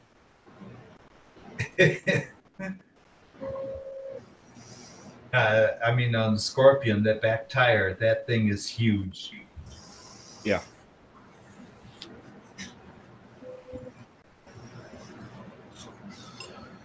Hey, Rick, what's the resonance from your Patreons? They want to have the access to the Scorpion first before everybody else? They already have access to the Scorpion. Ah, okay. Roy Holly's already printed it. Yeah. Roy Holly got it done before I did. Oh, come on now. He's just sitting there waiting for it, and then all of a sudden, he jumped right on it, man. Oh, that's cool. What did Creality do on you? What's that? What did Creality steal from you? From who? You. You were saying Creality did it before you or something? I was just... No, Roy Holly. Oh. Roy Holly got it printed the Scorpion successfully before I did. Yeah. Oh, okay. And he made it in some psychedelic colors. It was yeah, cool. Creality, Roy Holly, it all sounds the same. Well, I was half texting to my boss because he's yelling and screaming because he can't find a DeWalt charger. And... Yeah. Wah. Yeah, Ricky, did Holly post a picture of that in Twitter or somewhere? Hold on. Or can't? I'll get you. I'll show you the picture. Maybe you can do a share screen. There we go. If you're allowed to. Yeah. He's allowed to. Or is he or no? Hey, Ed, good morning. Roy Holly owns Creality? No.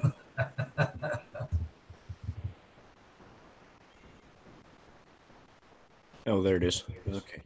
Does anybody know how many printers Roy Holly has? I don't know, but he prints all this stuff on the Mark III.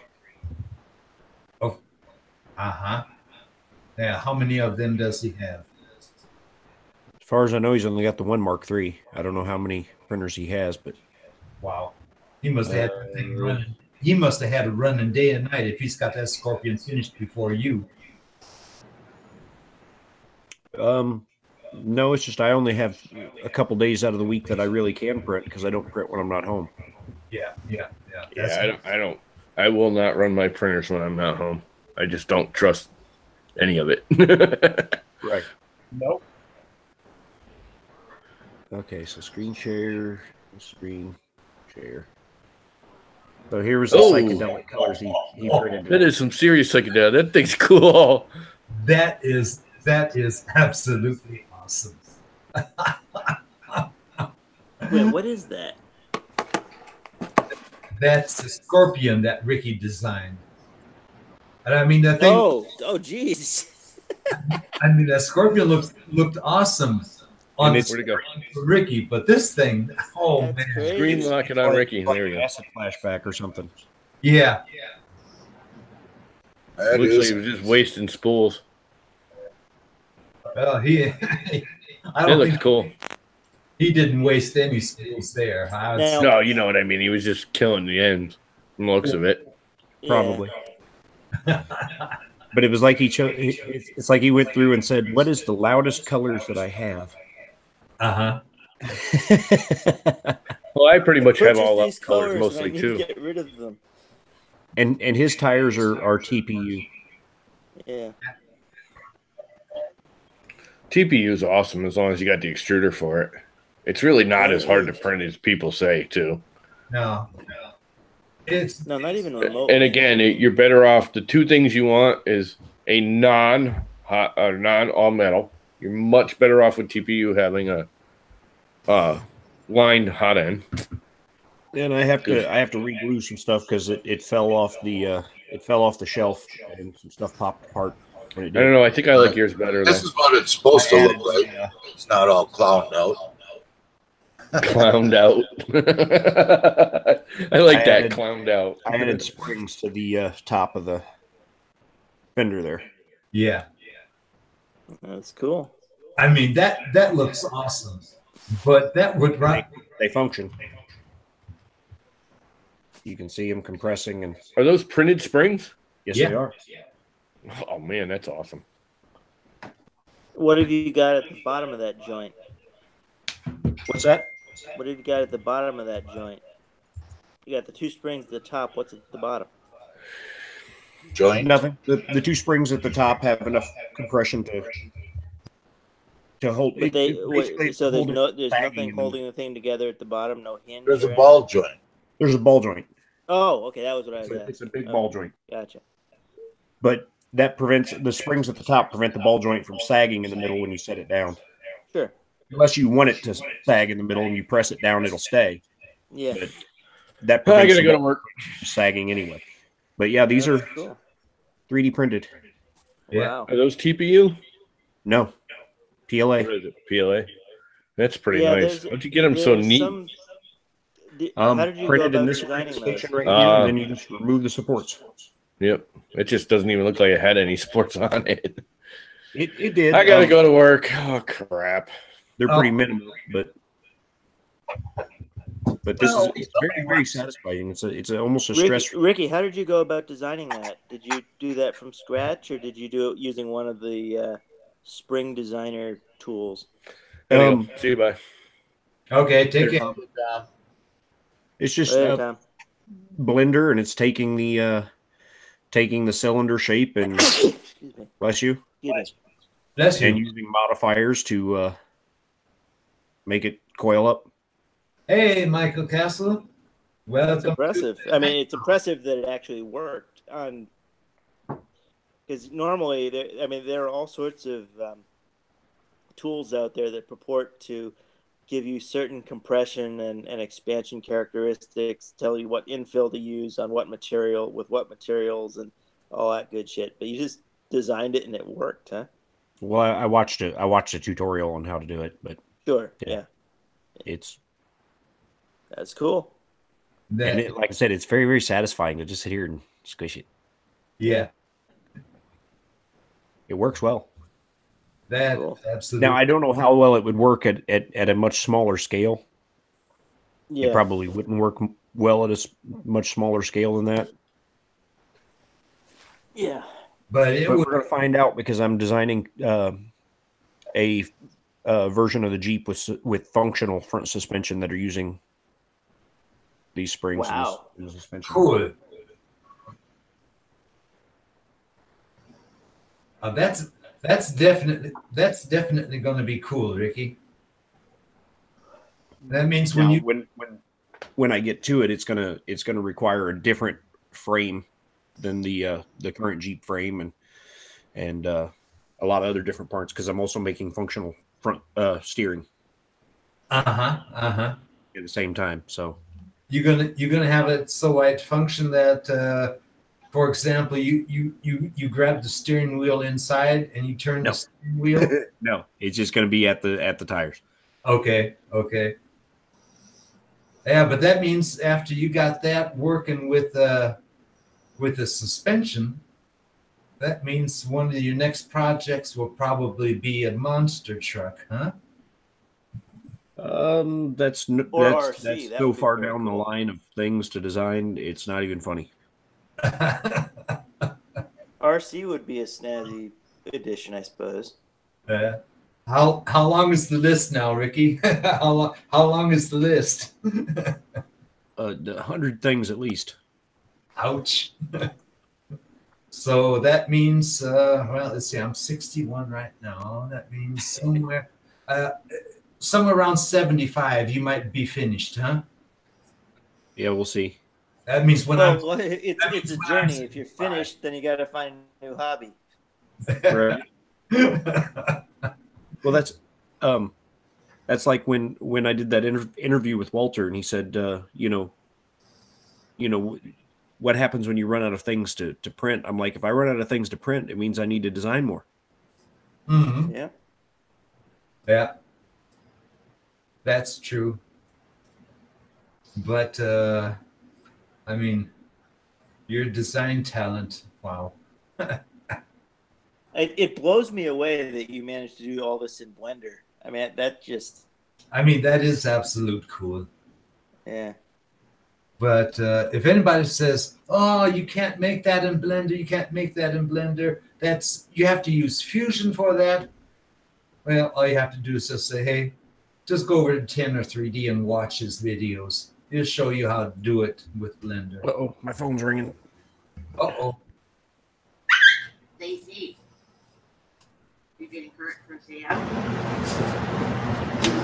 Dog just got his ass handed to him. By the fat cat. Uh-oh. At least. Yeah, how's it going along with your printer today, Mike? Oh, I haven't done much, man. I've been in too much pain.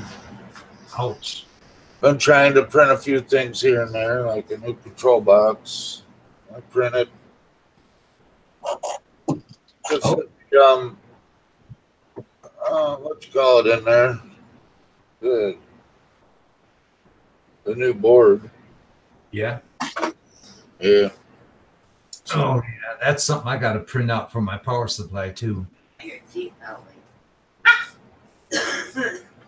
I got to print on the box for the power supply. I got to print on a box for the controller and for the LCD.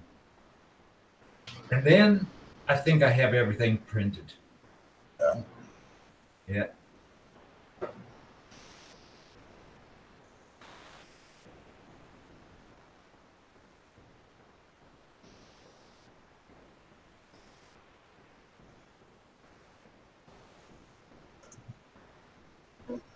Yeah, James, that what Ricky showed, that was a 3D printed spring. But as he said, he didn't print it standing up. He printed that thing laying down and used support for it. I'm not sure if, well, if you print it standing up, you're going to have a lot of support too. But question is if it's going to make a difference. But I'm pretty sure Ricky already tested it standing up to see if that's going to work or not. What kind of LCD? It's a 3.5 inch that comes automatically with the. Oh, come on now. Brain turn on with the large X board. If you go into AliExpress, let's say, and you give in large X, LARDGE, space X. And you can see the control board. That's a 32-bit board. No problem, Ricky. No problem. Take care of it yourself, man. And it comes with a 3.5-inch touchscreen display, 32-bit board. It already has a socket on it, so you can get for something like $7 extra, you can get a Wi-Fi module, and you can put a Wi-Fi module on that board too. And then, for example, if you get it with the LV 8729 drivers, they can handle 256 steps. And yeah, you have a board, so to say, with everything on it that you need. It has the connections for AVL. You can also connect the AVL to that board.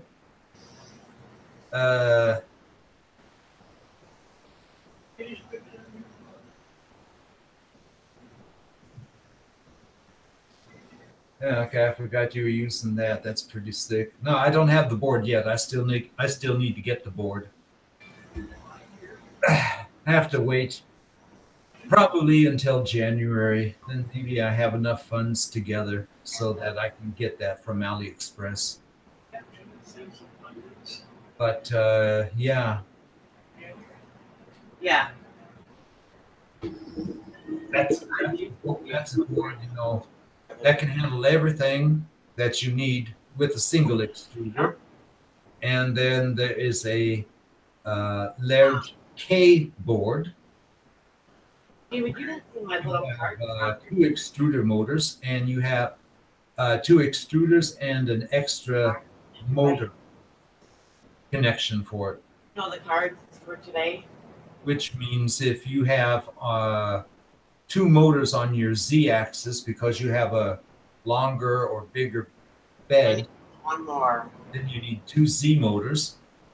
You can run that off the K board without any problems at all.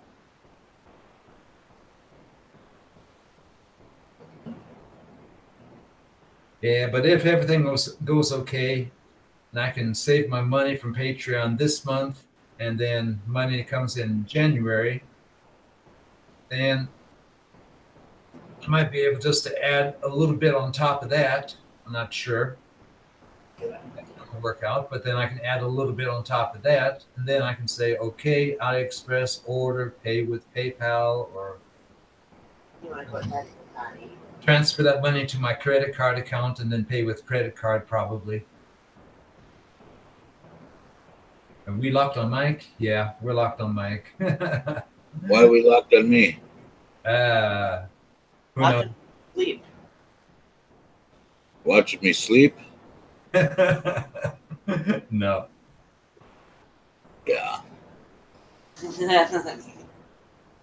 No, but you know, if everything goes good, like I said. Does the K board have dual hot ends also? The K board, Mr. D, we were looking at that. Was it the K or was that the S board that had the dual? I think it was the K board, right? I think it was the K board, yeah. Yeah. Yeah, the K board has 2 extruder motor contacts on it.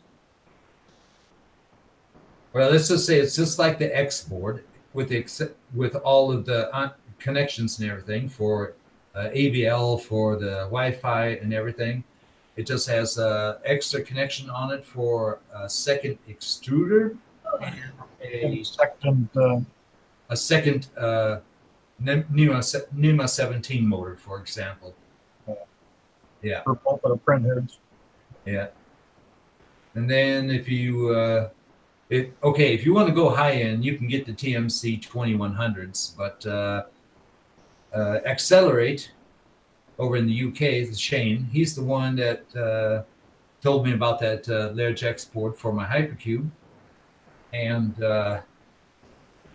he's got that thing running on a couple of Hypercubes, and he says that's the best board that he's found yet. Unless you want to, of course, you want to spend the money and get a Do It. But I mean, if you got that much money to get to do it, well, that's okay. But if you want to save money and have just about everything that a do-it board has, then go for the large X or large K board. And in AliExpress, like I said, you can find them there. And Jesus Christ, it scared the crap out of me. yeah. And then let's say if you want to have Wi-Fi on it for Wi-Fi connections, you can also get there in AliExpress for the K board or X board. You can get a Wi-Fi module that sticks onto the board right there where the SD card slot is. You'll see a array of pin slots above and below the SD card slot, and you stick that Wi-Fi module right on there, and yeah, then you have everything that you need. And with the LV 8729 drivers, you also have 256 steps. But yeah, if you want to use 256 steps, you know, that's up to you. Normally, you only have up to, 128 steps. But 256 steps, that's, for example, to compare with the high-end printers. That means you can get your self-made Hypercube or whatever you're going to build. You can get that thing up to a high-end area. Oh, Michael Castle, what are you doing? Replacing the JV33-130. We already have a JV150. Oh, nice. And CGFX2. The CGFX2, that's a vinyl cutter, right? Oh, it's a print and cut. Oh, cool. Yeah, the JVs. But what about this CGFX2? I know what the JV 150/30 is, and the 33-130. Ah, the CGFX is a print and cut. Ah, cool, good. Yeah, I had a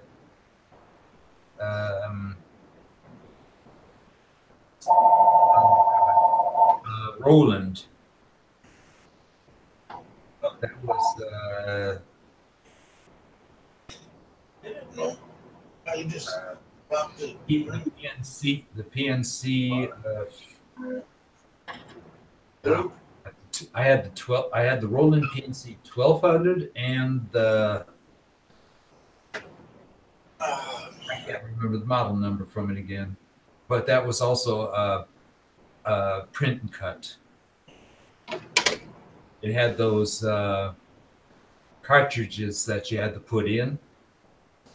You know, it had 5 colors, also 5 positions. You could put in 5 cartridges, and then it would just get that cartridge that it needed, print that color, put that one back up, get the next one, print the next colors, you know, and then when everything was printed, it would cut it out.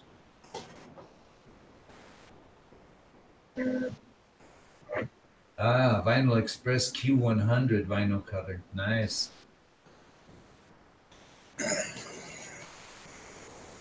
Yeah.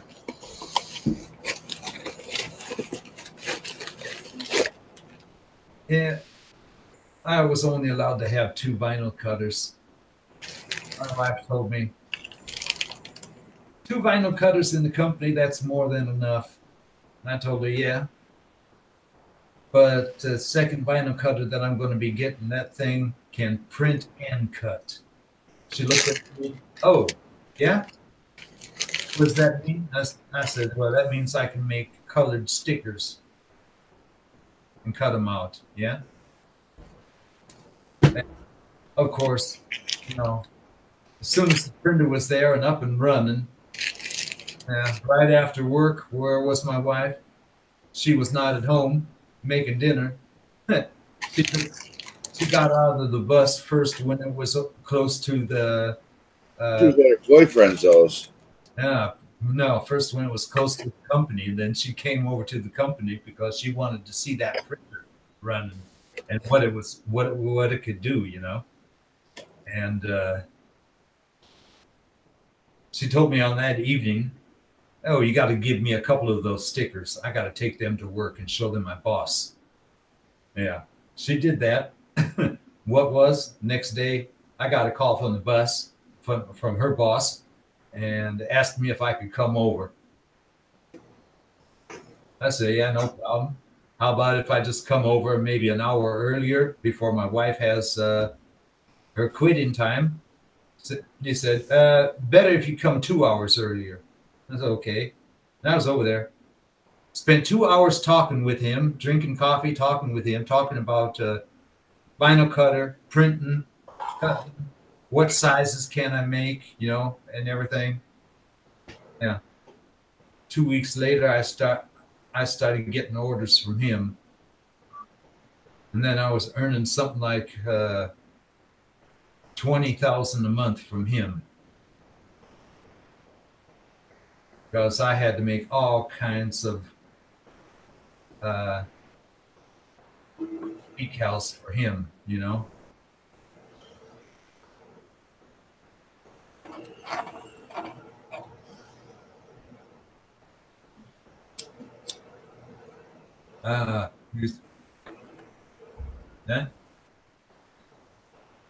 Dang, autocorrect. CGFX2. Yeah.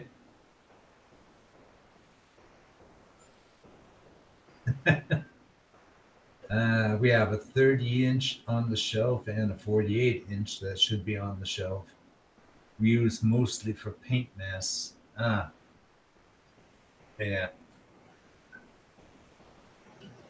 No, but that's that. Ooh, nee, sorry. So was habe ich. Shit. Okay. That means I'm going to have to go to the hardware store and get one.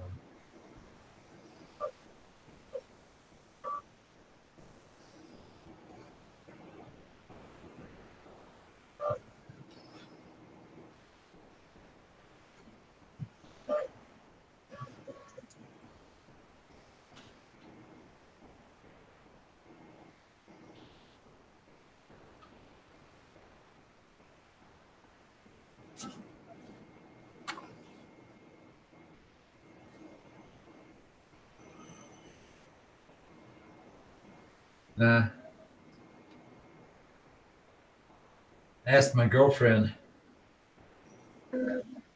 if she or if her boyfriend just happened to have a glass cutter in Facebook. She said, "Nah, sorry, we don't have one."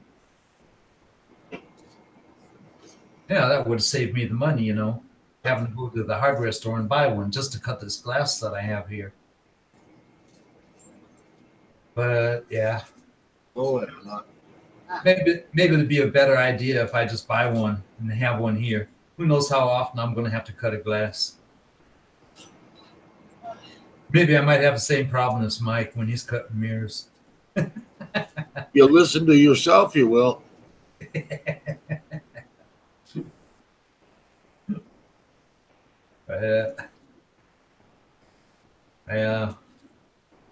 You know, the first cut that I have to do, that's 90 centimeters long. Long straight edge. Yeah. Then the second cut I have to do, if I'm lucky enough and everything works correctly, then I only have to do a second cut. And that second cut has to be 325 long. Bigger ones are easier to cut than the shorter ones. Yeah. Yeah, you know, that glass is something like 90 by 65 or something like that. One corner's broken out, so I can use the let's say the right-hand side of the glass, I can use that from top to bottom and cut out exactly 2 325 by 325 pieces for my 1-how D9. Because that's something I want to try out too, is, printing on glass. Yeah. And that glass that I have, it's something like 3 or 4 millimeters thick. So I think that would be good to restrain any type of warpage that is in the aluminum bed or in that steel plate, Yeah. And then I'd probably get a perfectly flat surface out of that glass.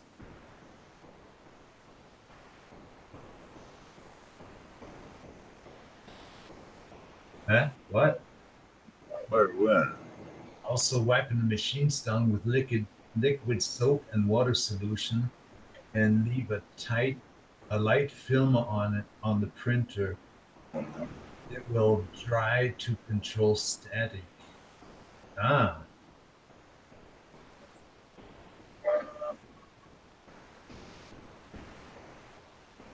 Yep, that'll control static. Oh, that's one thing I don't have a problem with here. That's down here in South Carolina. We have opposite problem with humidity. Yeah, but you're always using the air controllers too, right? Yeah, but if it gets too dry, I always use a humidifier and use a little bit of soapy water to wipe the machines down and leave a little bit of the dampness on it, let it dry out, because the soap will actually create an anti-static barrier. It'll actually cause the machine to become conductive. Oh. Yeah, well, right now, what do I have? Where is it? I have 25% humidity in here at 25 degrees Celsius. Yeah. Even though it's cool here, we've got like 75% humidity today. Wow. Yeah, 75%. Is that normal? Yeah, that's actually a little bit on the low end for here. Wow. That means you have to definitely keep all your filament packed up like I do. Well, in the house with the air conditioning and heating, it stays. It keeps it down around 30%, 25, 30%. Yeah. But yeah, I keep everything in the bags with that Desiccant pack? desiccant pads, and Yeah. I keep them in an enclosed box area.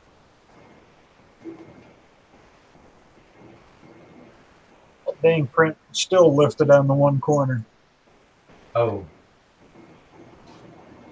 I think it's time to take the ultra base off and send it back to Anacubic and tell them shove it where the sun don't shine. Yeah, really. Yeah, tell him you demand a replacement, because this one here is incapable of holding a large print during the print time. Just everything about it. I mean, being heavy and causing vibrations in the print. Yeah. Print not sticking to it. Wouldn't matter. I mean, everything that they suggest, none of it worked. Strange. And hey, y'all, don't forget to hit the like button.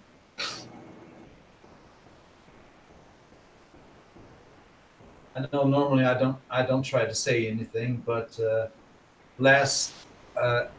not last Saturday, but the Saturday before, we had something like 19 people watching, and I only had 6 thumbs up on it. I think there was a lot of people that forgot to press the thumbs up, I mean, it would be nice. It would be nice.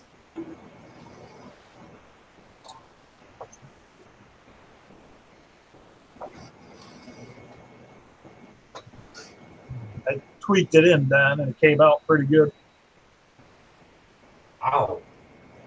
Wait a minute. Let me lock you on again. Oh, Huh? Show me. Wow. That's looking really good. yeah, and it's nice and deep too. Uh-huh. Yeah, you have to make it a little bit deeper because the paint is falling off as soon as you rub on it, right? Oh no, I mean, I'm rubbing it as hard as I can, Yeah. and that's single pass. Uh-huh. Well, that's not bad at all. That's not bad for a single pass on a 4-watt. And I'm going to run another one and try to do it in the 3 passes. Yeah.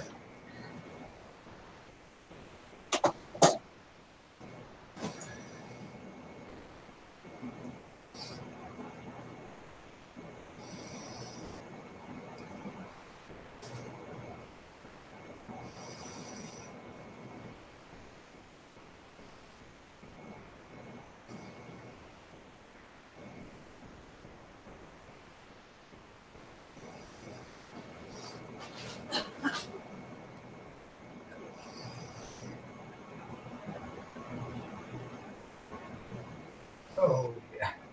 No, but that spool holder that I printed yesterday, Yeah. that came out terrific. Yeah, I already got it here on the printer. 1 second. Yeah, I mean, I had to redesign it. There you go. That's hanging on the printer there, on the side with 3 LMU 8. LMU, what is that? 603 or 605 or no? What's the tip? What are they called again? 603 or 605 bearings, something 608. like, or 608, yeah. Whereby the ones that are in there, they are a little bit bigger than the normal ones. Let me see. Let me see if I still got one here. Yeah, that could be about the same size. Yeah. Or no, this one. I was lucky enough to have 3 of the same size.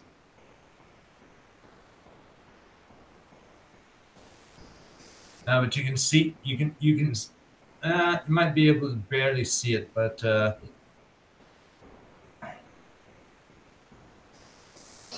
there's a little bit of a size difference in them.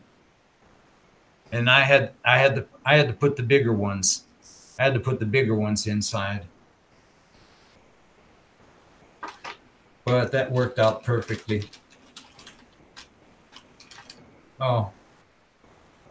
And if needed, I have a couple of these here.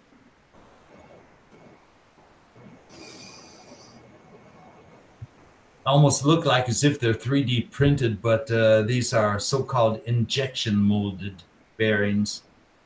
They don't even have any type of a type number on them. I don't know what it was that I took apart a long time ago, but these 2 were inside it. And I thought, well, that's interesting. You got to keep them. Who knows? You might need them one day.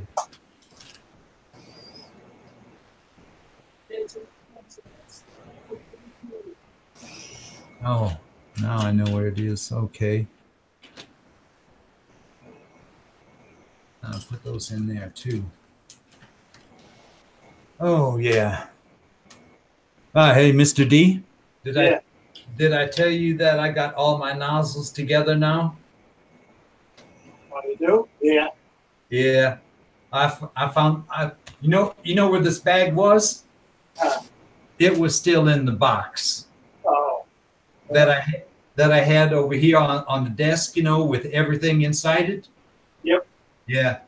Yeah. I pulled out everything that I needed, and then I took the box and put it in the hallway on top of all the other boxes, just to get it out of the way so that I could see, if that printer would fit on the desk. Yeah. Yeah, I forgot that they were still in there.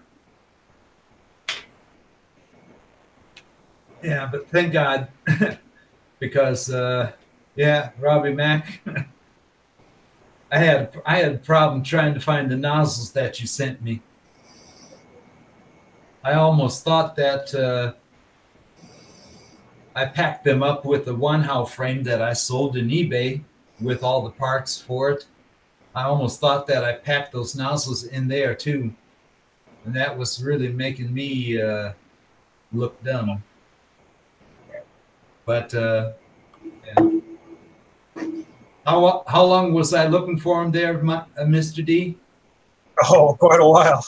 Yeah, half an hour, something like that. It was driving you nuts. Yeah, it was driving me nuts. And then all of a sudden I remembered, wait a minute, where's that box? And then I went into the hallway. Oh, shit, there's that box. I looked in that box. I thought, oh, that can't be true. That bag was still in there. Well, I slowed the laser down a little bit, and I told it to go over it twice. Yeah? We'll see how good that is. Uh-huh.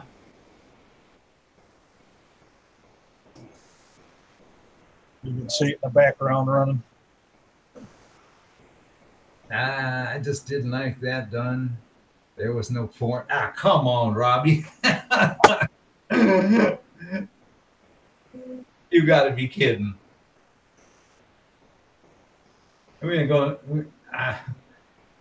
I'm happy that there's no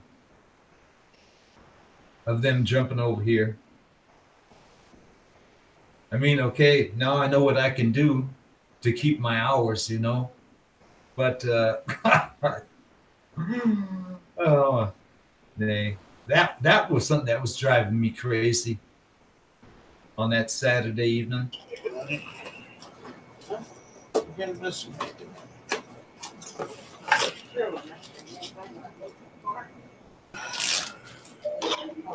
Oh yeah, but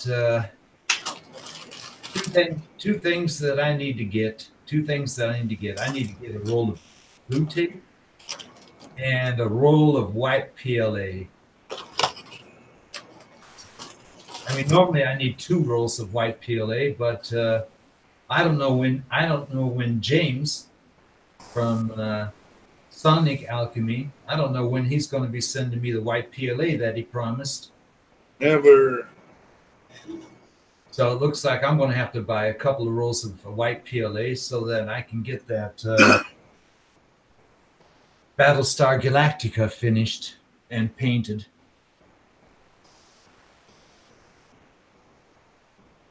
Roger. Yeah.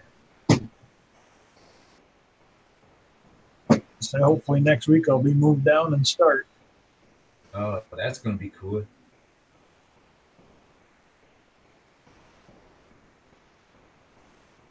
Yeah. 3D printing professor uploaded 3D printed Christmas tree stumble. Uh-oh.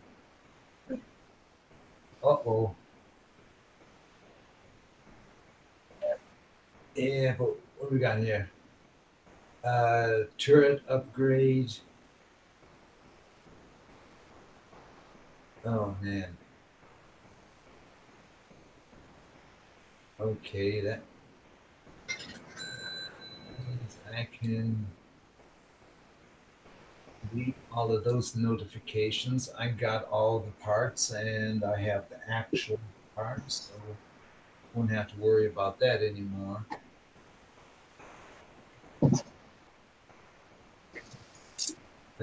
Brace for 2020 profile. Okay.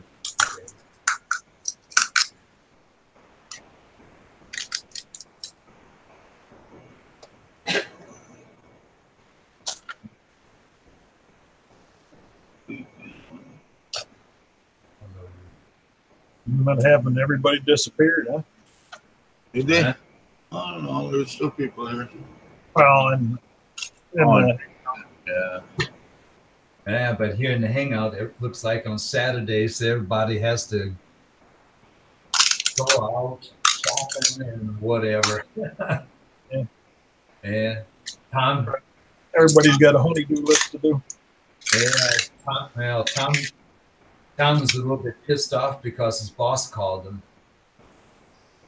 So he has to go to work. That's one thing for sure. I think Tom is a little bit pissed off with that. He'd rather be sitting there just hanging out, you know. Hey, if you're getting paid. Yeah.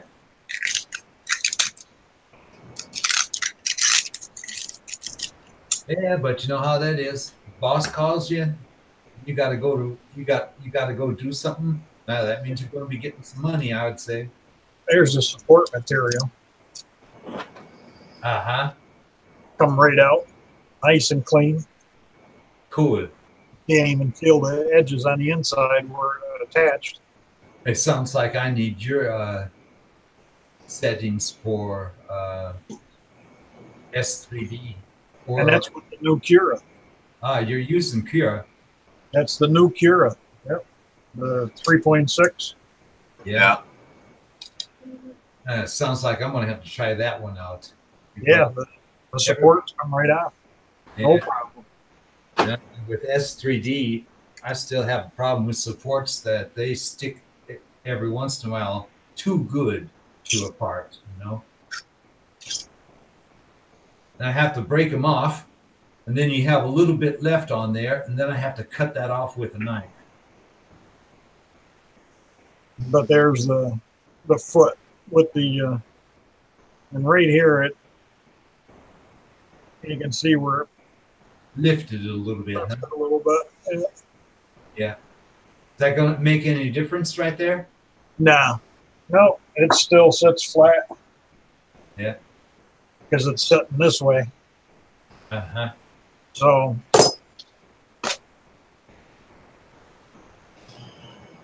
now there's no gap.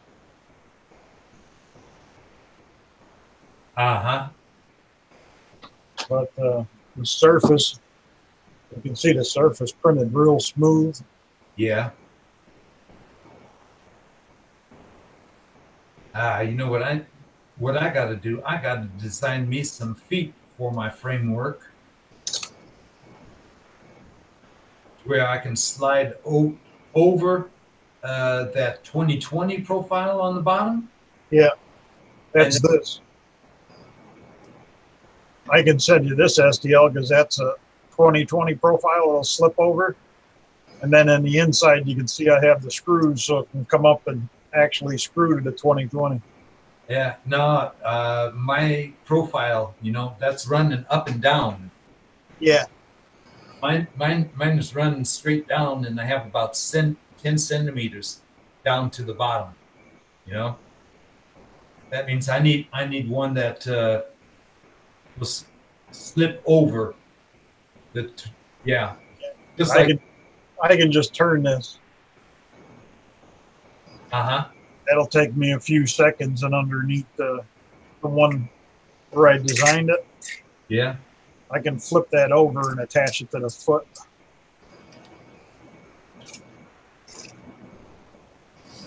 I'll do that. It'll only take me a few seconds. And then from one side, you know, where you can turn it in the inside, you know, and then put a hammer nut in there, and then, you know, hold it down. Yeah, and then under is then flat, you know, so that I can put a pad on it. Yep. So when I put it on the desk, you know, it won't scratch the desk up. And I think there's with a, you know, like with a foam pad or something like that underneath it, that'll also help from resonance here. Yeah. Yep.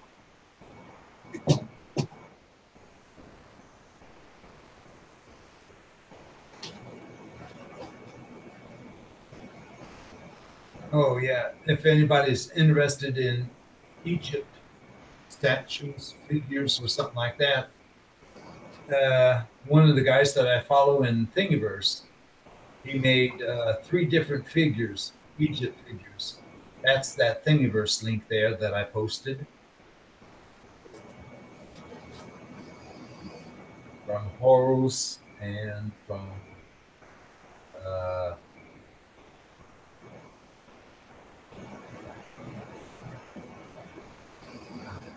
what's the other one? One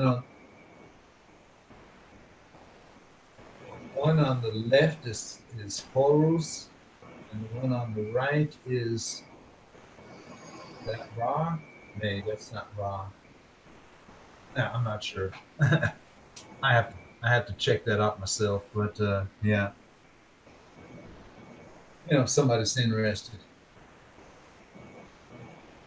Yeah, but every time when I log into Thingiverse, I always go to the front page just to see if Ricky's Jeep has landed on the front page, you know? Yeah. Yeah, but it doesn't look like it's landed there yet. Every time I go on, I try to bump up on his stuff. Yeah. I always give it a thumbs up. Yeah. Yeah, but it looks like if you want to print the Jeep, you're going to have to download the version that he has uploaded today, and then you'll have everything for it, including the hardtop. Yeah.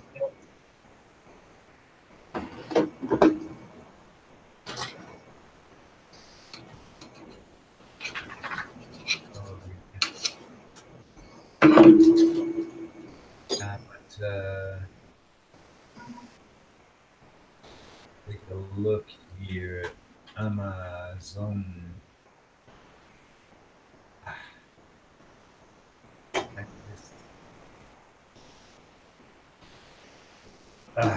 What was it? What did I say I'm going to have to look in Amazon for? $1 million.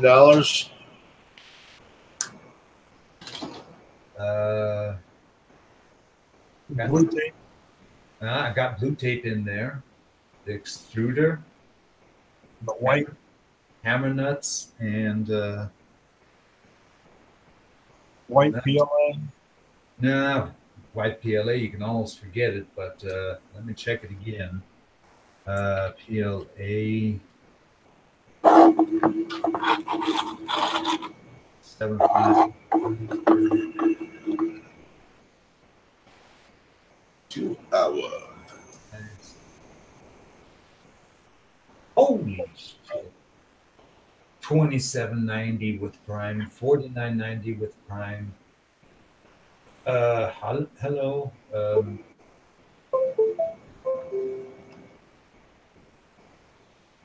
Let me change that into white. $17.97, $19.99. Why don't I have the search option? I can say under $10 or under $15 or something like that. Action price $17.90. That does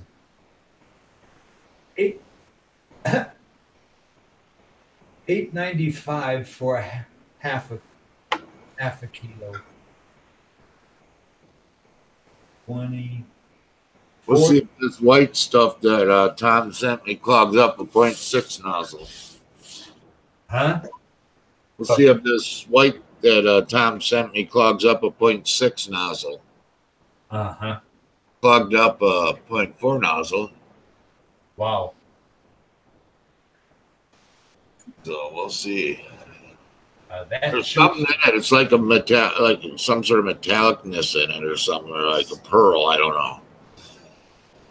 Is that a PET G? No, PLA. It's supposed to be a PLA. Does it have something like Schwartz points in it? You know, so I don't know. It's rough. It's rough. You know, I mean, you feel the filament, and it's like sandy. And I'm wondering if that's supposed to be one of these so-called marble imitates or something like that. No, not really. It's not really marbled. You know, it looks like a pearl white. You know. Huh. There you go, done.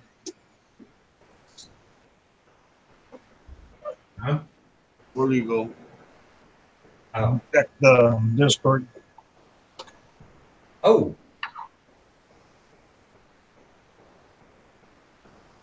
Good.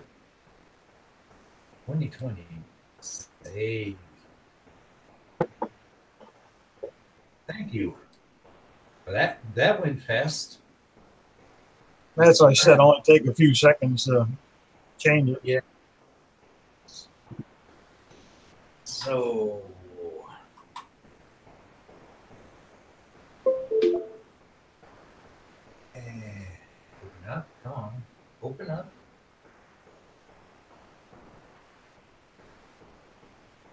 Man, hey, taking a long time today.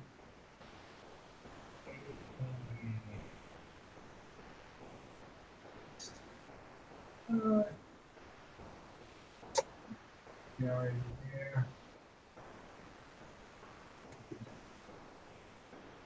there. Well, let's put all of you on there right now too. Okay, that's gonna take a second. Then see that.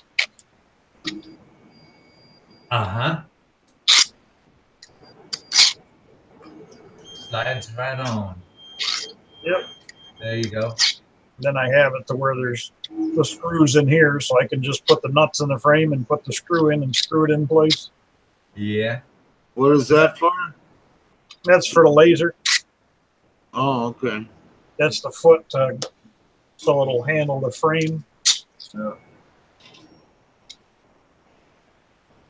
I still got to change this a little bit because I've got to put the part for the rod holder in there Yeah. for the 8mm Uh-oh. steel rod. Or the next version I may do would be instead of the 20x20 and then the 8mm rod, I might just do the 4 pieces of 20/20. Yeah. I don't know. It's just that having that rod run the whole Y carriage with the bearings run so smooth. Oh man, I don't know. If I change it over to wheels, I might just beef it up so I can run a spindle head on it too, so I can run a CNC or laser.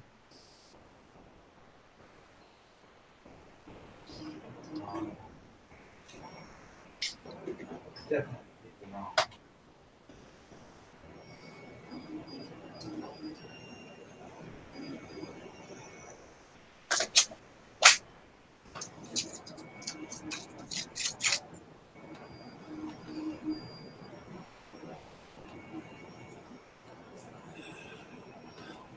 Oh, man.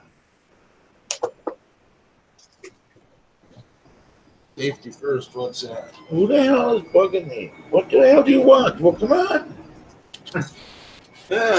What do you want? Ouch. Stupid dog. Stupid dog. Stupid dog. What do you want? Sit. Would you sit down? I said sit. No, you can't see out there. You want to see out there, no? What's out there? Is there something you want? What's outside? What's out there? No. You're not there trying to climb underneath my monitor. She wants to look outside and see if she can see something, don't you? Don't you? Don't you? So you want to get up next to the monitor where it's nice and warm. No, she wants to look out the window. She wants to get behind the monitor so she can see out the window. Yep. And with my new setup, she can't get behind my monitors. Oh, yep. Can you? No getting back there, is there? You can't see a certain thing out there. Can you? No. Squirrel. Hey. No. Did they say something naughty? Did they say something naughty? They rat. Yeah, rat? Where's the rat? You're the rat. You're the rat dog. No, rat dog. Look in the monitor, doggy. Come on, doggy. Look in the monitor. What's this? Oops. Sit. Let's go play with Mommy. Go get Mommy. Go get her. Where's that squirrel? He's gone. I got rid of it. Oh. You say mine yesterday got to play with the squirrel. Yeah. I had one that was getting a little too brave and coming too close to the house. Intimidated, huh? So I decided that he needed to depart. He needed to move on to greener pastures. Uh-huh. Picked up broken wings and learned to fly. He has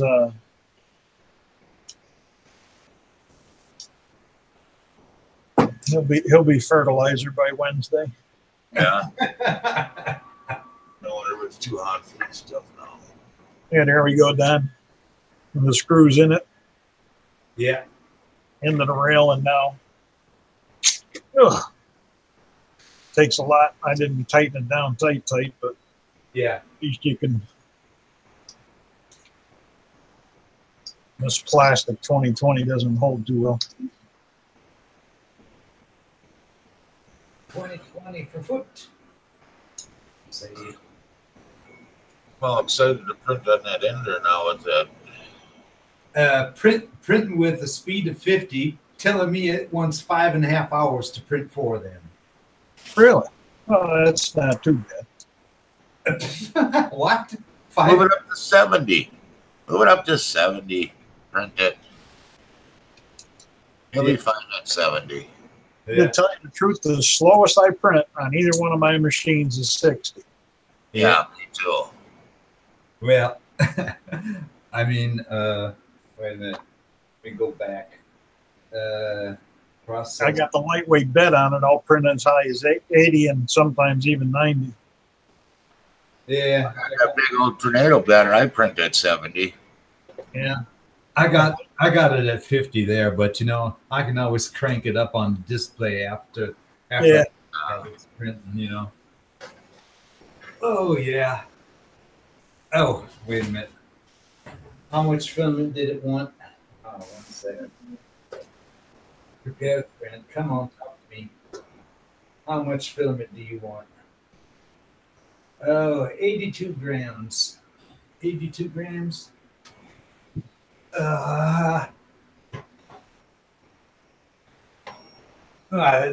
Definitely 100 grams on that spool. Oh, Don, here's the ones I was telling you about. Huh?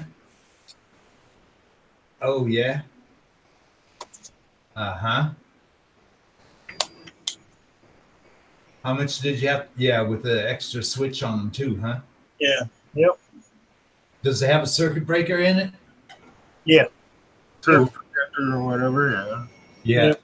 And the surge. Yeah, overload protect. Yep. And it'll handle up to 15 amps. Cool. How many of them you got now? There you go. And every one of them is for the makerspace, huh? Yep. But they had them for $1.99. Shit. For that price, I would have got 5 of them too. I think they're cheap. But they're good. They're Roswell. Yeah. I was sitting there thinking that I need an on-off switch, and then I don't have one, and then you just showed that. And I'm like, hey, look at that. There's an on-off switch on them. I got a lot of them. I popped that sucker apart and put an on-off switch on. Well, if you go on there, they want $2.39 just for the dang switch. Yeah. Just for the record. But this has got 6 outlets. Talking about switch, you know what I found out? Nope. With my darn power supply here. Yeah. I mean, it's got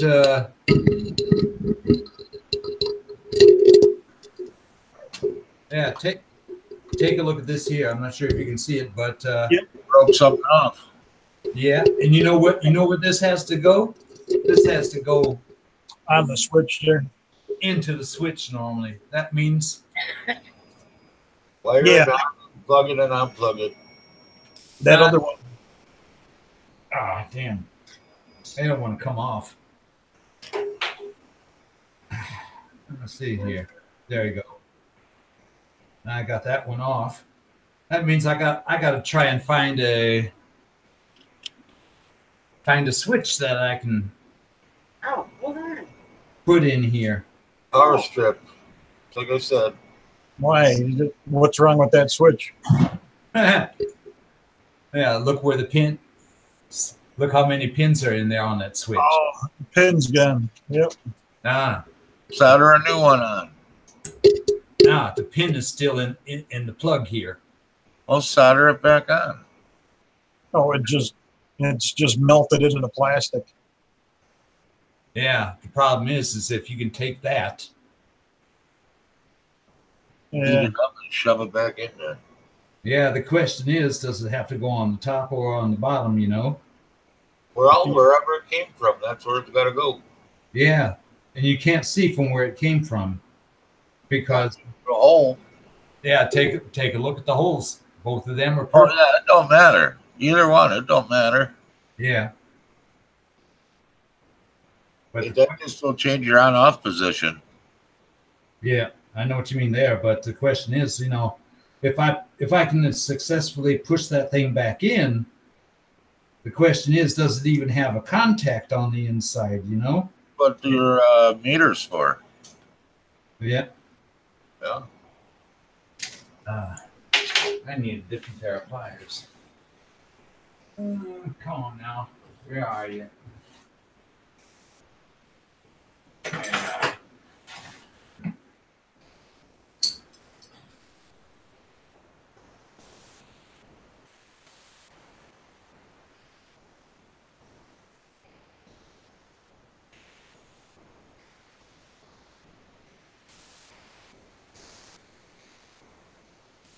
Okay.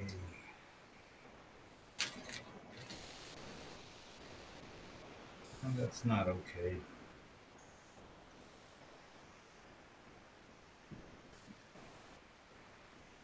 Where's you go? Where's your other toy? Your toy. There, it made a click. Where you go? That made a click. Yeah. I'd probably order a new one soon, but for now, you can get it to work. Well, let's see if it'll work now. Yeah. Okay, where do I have that continuity? Oh, what's that?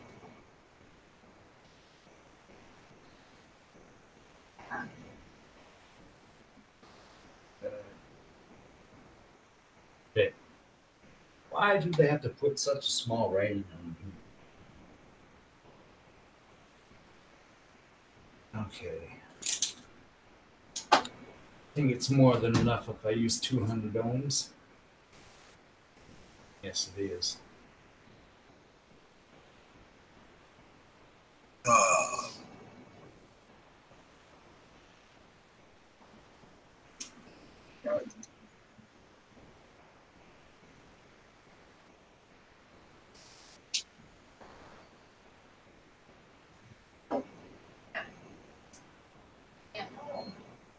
Huh? Maybe I have to go up. Let's go to 20K.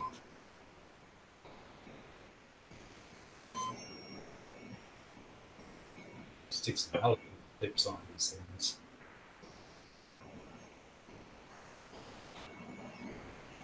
Okay, it's showing me 000. Flip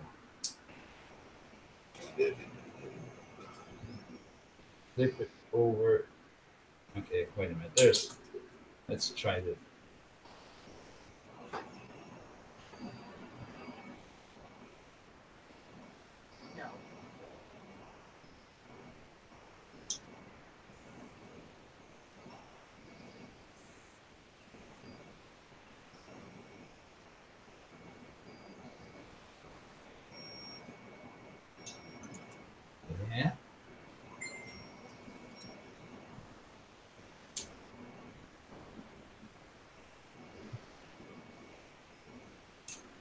It's working. That's good. It is working. That's cool. Just put that on there. Put a little drop of super glue on it to hold it into place. Nah, I just made it a little bit simpler. Oh, wait a minute. Got to go to my printer.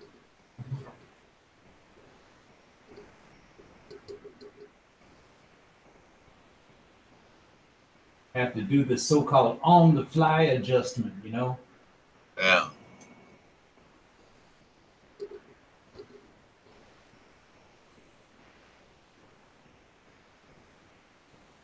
Oh, come on, baby. Show me what you're putting out there. Nice. And keep on doing the same thing.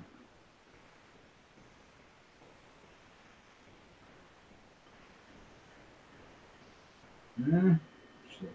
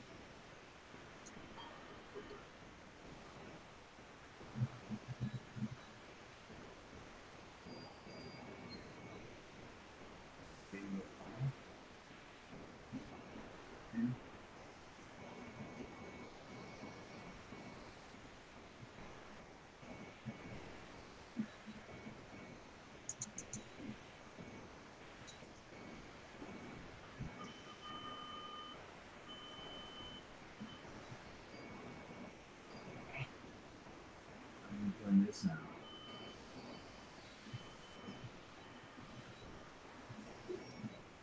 Yeah.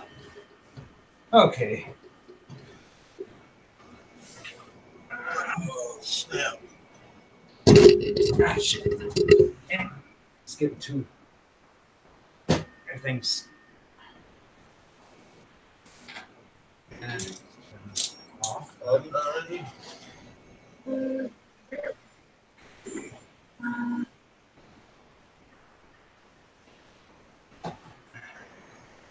There. Yeah.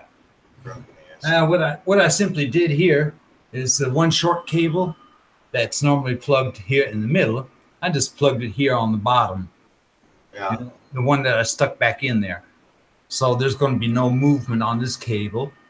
That means when I plug the power supply in, I have to plug it in here, here, and then on the one pin that is still intact, you know. So that means oh, and the best thing about it is I put it in the right position. That means when I go to on, it's on. When I go to off, it's off. That's good. Yeah. I did have luck and put it in the right position.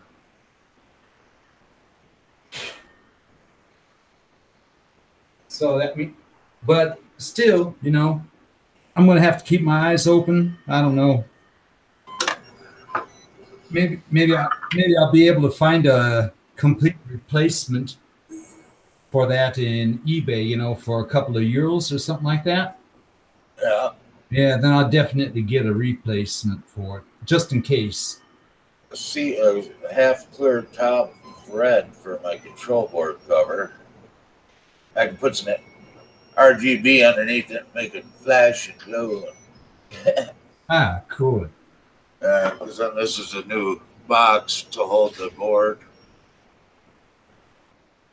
That's what I'm printing now, is all parts for the new board. Yeah. Yeah, that's something I need to, you know, it'd be nice if in Thingiverse, those guys that are making the covers and everything for the for the power supplies, if they would put the measurements from the power supply on those. Well, you just got to go out there and grab it, and then throw it in the cure or something. Get the measurements of it. Yeah, yeah. But you know, you're sitting there. Oh, that looks good. Download this one. Unpack it, then open it in Cura, then start measuring it out. You know. Yeah, I had one that was looking good, and I thought, okay, I'll take this over to Tinkercad, and then make a fill in. You know, make a fill in where all those letters were, or any cubic or whatever it was. You know. Yeah. But had the cutout for that switch and plug. Hey, Brian Vines. How you doing, Brian? You finally awake? Yeah. I streamed till 12:30 last night. What? When I got up this morning at 10, he was still live. Yeah, I know. He got in there just as he quit. Yeah, Brian. Good morning. Really? Huh? Was it 12 o'clock noon now, huh? Or 1 o'clock in the afternoon? Oh yeah, yeah. But don't worry, Brian. I mean, if I was up as long as you were this morning, I don't know. I'd probably still be laying in bed right now.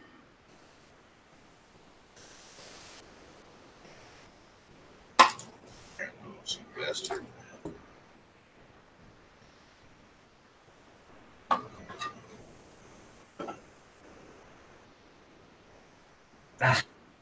What the hell is that thing doing there? Hey, Minnesota Maker, how you doing? Minnesota Maker, hey, how you doing?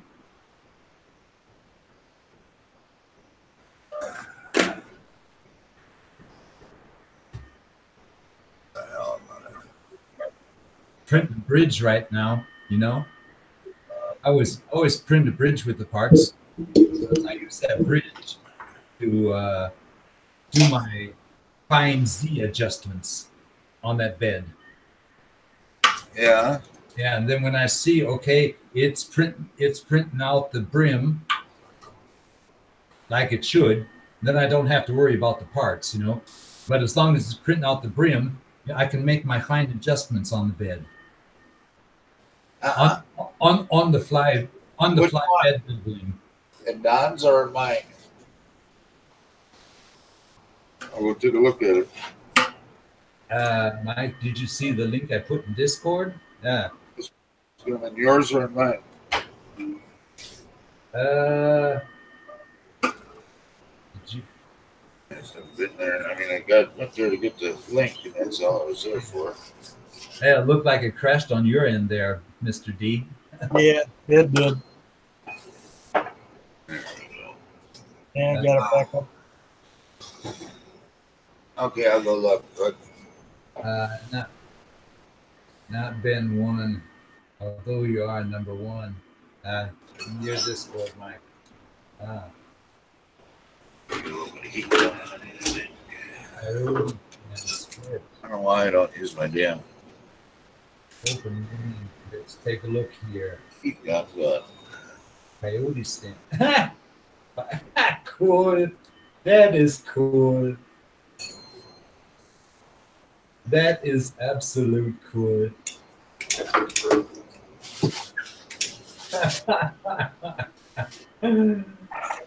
Oh yeah. That is absolute cool. I love that coyote. Button there. Get this coordinate fusion. Okay, Robbie Mac, take care. All right, Rob. See you tomorrow morning. Don't give out too much money, buddy. Oh boy. And don't give out too much money. Save some and send it over to my PayPal.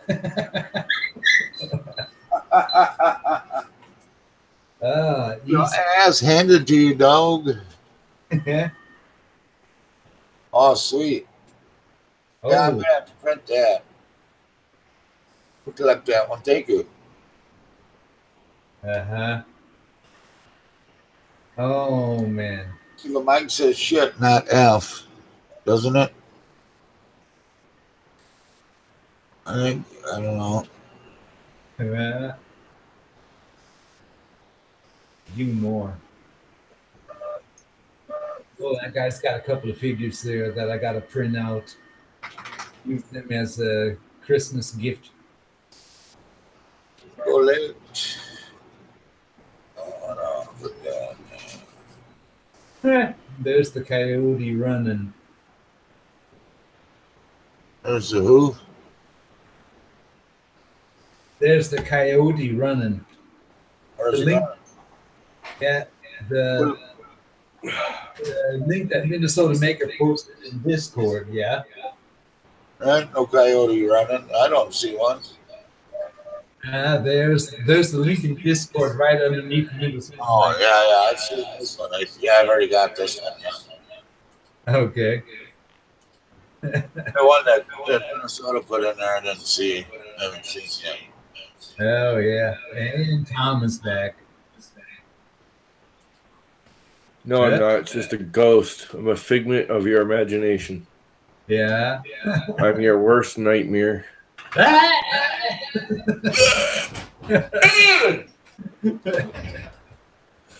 I'm gonna really screw with you. Okay. What did you have to do, Tom?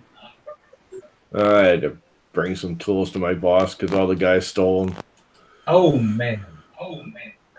Don't know how to put them away, and then one guy's going to jail, and he stole all the tools and sold them all because he's a freaking crackhead. And Yeah. welcome to construction. You gotta love that coffee. Yeah. Now you bring all your tools over to the boss so that he can do some work, and then your tools are going to be gone, huh?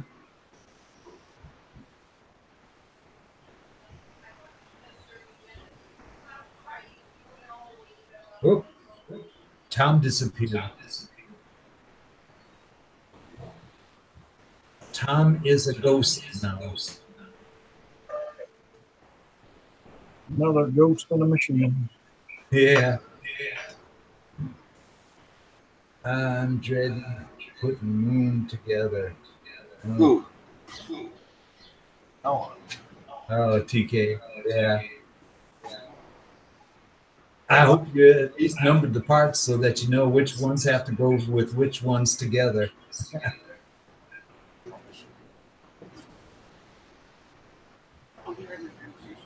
I know. Well, you gotta keep talking to me. That ain't even 100% yet. So. All right, I got coffee. I feel so much better. Coffee's good. Yeah, but Tom, you're going to have to be careful not that you lend your tools to the boss and then all of a sudden he has to call you up and tell you on the next day somebody stole the tools again. No, he knows better than that. He doesn't leave them laying around, huh? No, these are the guys that actually work for us. We over the past 3 years, we've hired some. It sucks. Every year we get guys and they're really, really good, and all of a sudden they start making money and they start smoking crack or doing whatever the hell they're doing, and all of a sudden they turn into idiots. Yeah. Don't do the work, begging for money. It's like the guy makes $5,000 a week and he's begging for money on Monday. $5,000. He makes $5,000 a week, and he's begging for money on Monday. Damn! If I was still healthy, I'd come over there and I'd talk to your boss and tell him for $5,000 a week, no problem. I'll be your nigger. I mean, how do you make that kind of money and not? I mean, he works short weeks. The last 2 weeks, he made $2,500 in 2 weeks, and he worked like 2 days each week. Huh? And he made $2,500. He makes like $800 a day. Now, granted, he's a subcontractor, so he's got to pay his own taxes, his own insurance, and all that crap. But even still,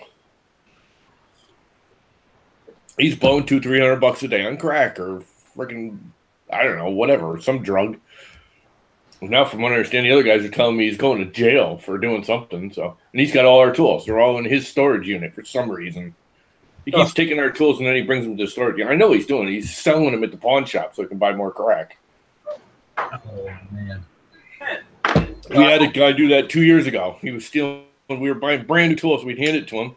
He'd go off and do a job, and he'd be like, "Oh, it fell off the truck, or someone stole it, or brand new, still in a box, never even used." $600, $800 chop saws and stuff like that, and they're just gone. Yeah, fell off the truck right into the pawn shop. Yeah, right up his nose. Freaking cokehead. Yeah, that ain't happening no more. They ain't even allowed. The guys don't even ask me for my tools anymore. It's like, nope. You want my tools? Give me $100. You want your $100 back? I want my drill back. It's only a $20. I'm serious. Anyone takes my tools, they want a battery. $100. Hand me $100. Otherwise, you ain't getting it. Yeah. You want your $100 back? I want my tool back. You ain't got $100. You ain't getting my tools. It's that simple. I pay for mine. The boss don't pay for mine. Those guys all get their tools paid for. He buys them for them. Oh, mine are mine. I pay for them. yeah. I mean, earning that much money, Jesus, I could live from the half of that here, like a king. Yeah, I live on about $800 a month. That's about what I get paid. Huh? That's about all I make. Is about $800 a month. Well, it's because Right you're now. never at work. You're always here. No, we're off. I mean, the season's over. Defense company. Yeah. I'm working 2 days a week, if that, on the average. I mean, this past week I worked all week, but that's just because I was doing basically fixing all their crap they screwed up. Yeah. We laid off our last guy yesterday. It's just me and the boss now. Uh-huh. Yeah, but how? I'll probably get laid off by right around Christmas or New Year's. That means you have to go to the unemployment office, or do you have to special? Yeah, no, you just click. Huh? You don't even have to go to the office. You just do it online. Yeah. Takes like 10 minutes and then a phone call. Uh-huh. And all you have to do is just tell them, yeah, you're only unemployed during the winter time, and then as soon as everything gets it's even so easier for easy. me to get It's so easy when you're unemployed every winter. You don't even really have to do much. They know that you're going back. You just off for a month or two. yeah. It's even easier for me because I used to work for the state of Connecticut, so I have a state employee number. So I don't even need to call or anything. I just go and punch in my state ID number and tell them what's going on, and they verify I was working for so long. They send me off a check. Yeah. That's the one good thing about Connecticut. If you were in a state employee, they give you a state employee number. That number's for life. Uh-huh. So I can go to any other division of the state if I ever work for the state again or do anything with the state where employment's through the state. I just use that ID number and they cough up everything and they want to know about me. And everything I do is like 100 times faster. Wow. Because I don't have to fill out forms or do anything. Everything pops right up with that ID number. Yeah. Huh? OBS ain't the CPU alive. It was a substandard experience, I think. Oh, Yeah, I didn't get paid crap working for the state, but boy, I'd do it again in a heartbeat if that idiot wasn't running the place over there. Hey, Tom, Brian is saying he's streamed a total of 8 hours from his 2012 Mac. It's 12 o'clock. Yeah, his 2012 Mac's newer than mine, even though it's slower. Yeah. Yeah. Actually, the 2012 might be the last one. Is that the one, hey, Brian, is that the one where you can actually pull the memory card out? Or is it the soldered in memory? 2012 is the year they converted. The early 2012s, you can pull the memory in the hard drives, and after that, everything's hardwired. Oh, for the Apple? Yeah. Whatever. That's the stupidest thing Apple did, was start hardwiring everything. It's like Why not? they were good and they lasted forever, and I bought them because I could upgrade them. Yeah, so that's the last of it must have been an early 2012 model. It's got a socket. Okay. Yeah, so it's actually faster. What's funny is they soldered them on and they made slower motherboards and they used slower processors in the minis. Yeah. Mine's a 2.4, and my mother's is a brand new 2016, I think she bought it in.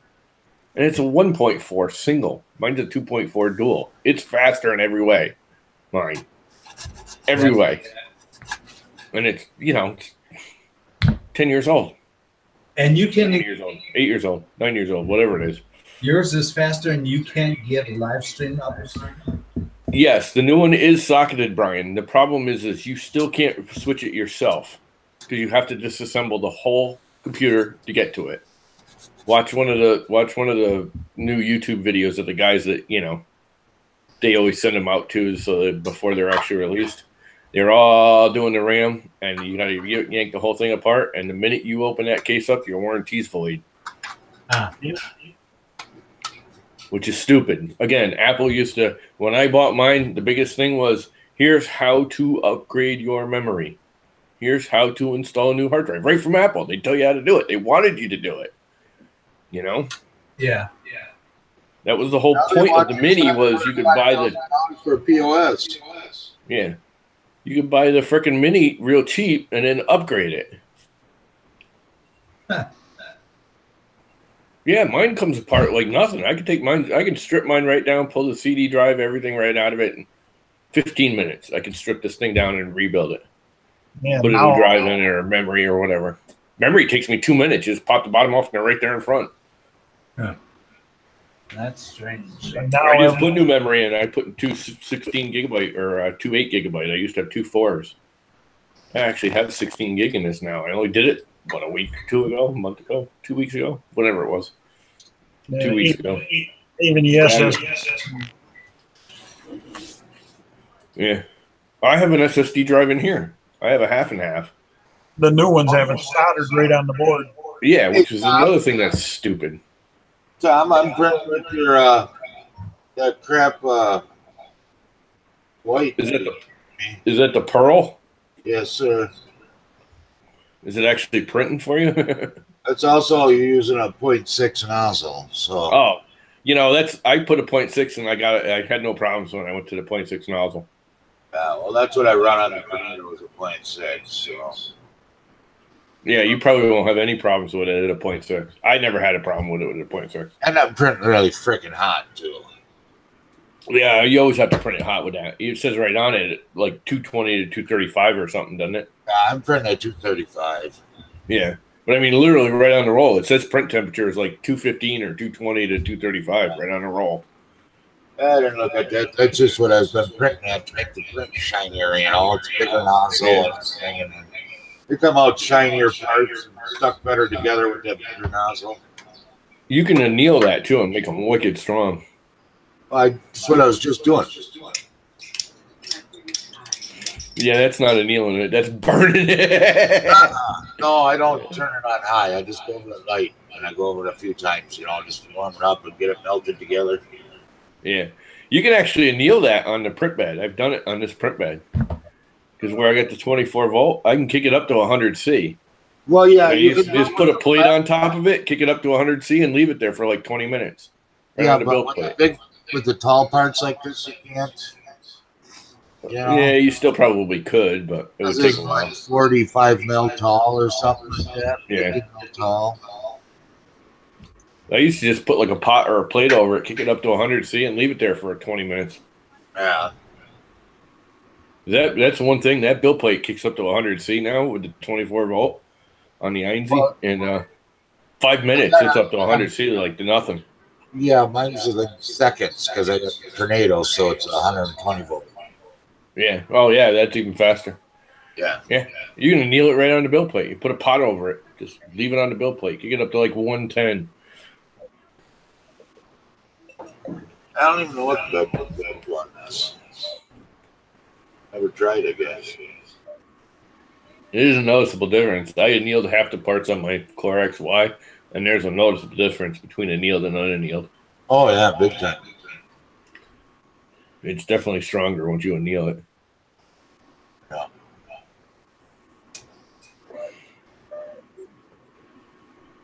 I notice it changes shape a lot less if you leave it on the build plate too. If I anneal it right on the printer. Yeah. Oh yeah, but still stuff like that and stuff. It's hard to get off.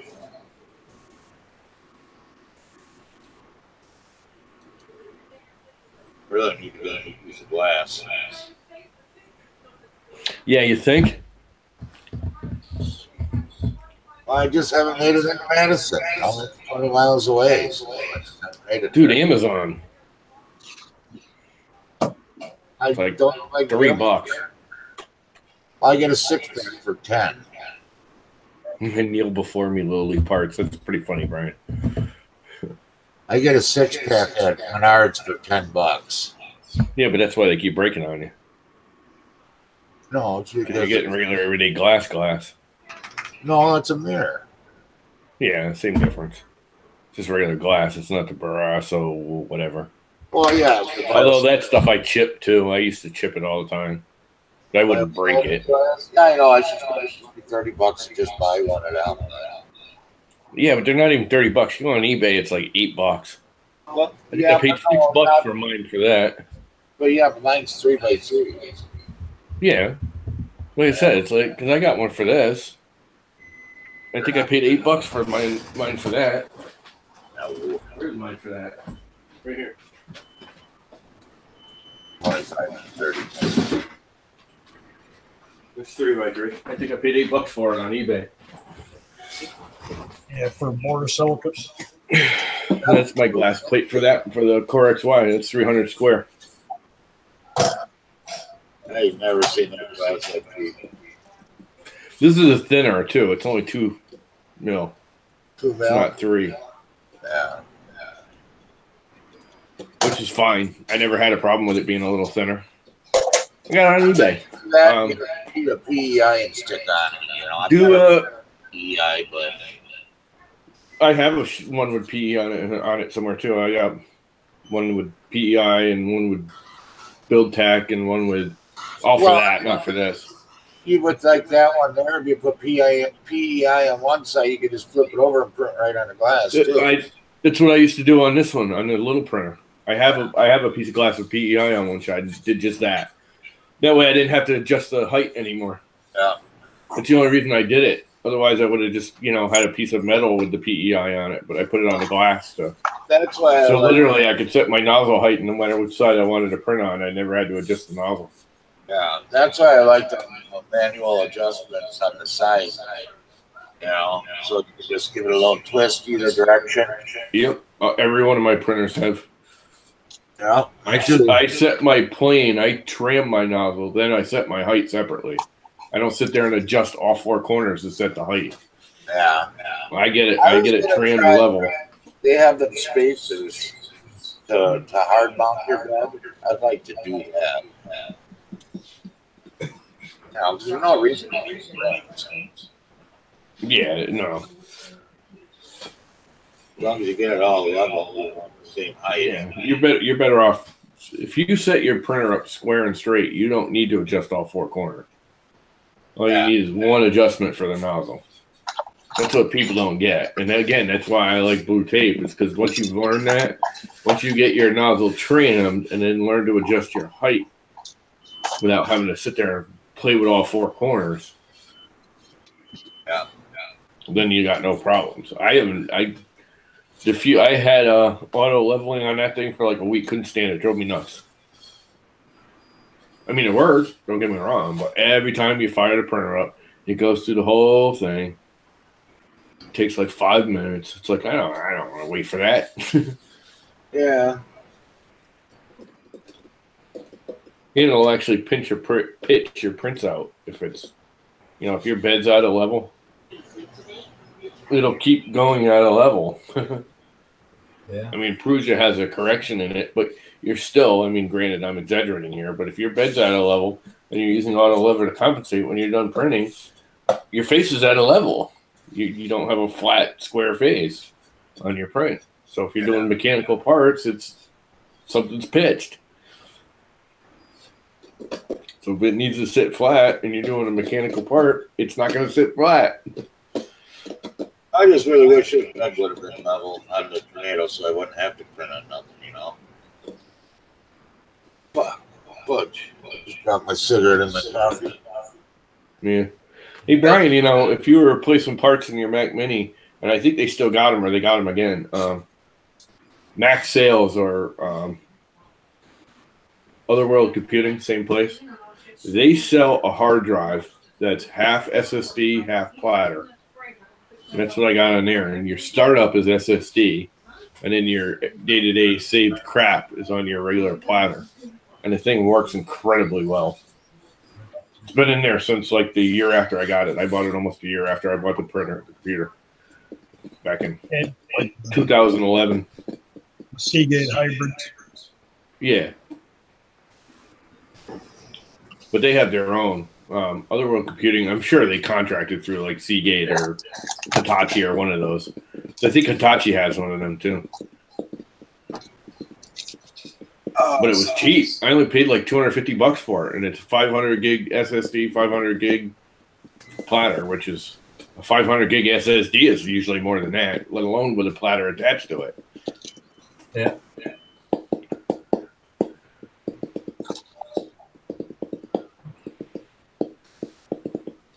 Yeah, I buy from OWC all the time. They're not the cheapest, but I love their cases. I paid ridiculous amounts of money for these hard drive cases. These are both from OWC. This is their own. You see these two right here? They actually look like Mac Minis. This thing's got a CD drive in it, SD card reader, plus a hard drive all built into it. It was like $170. But it was $170 for the case.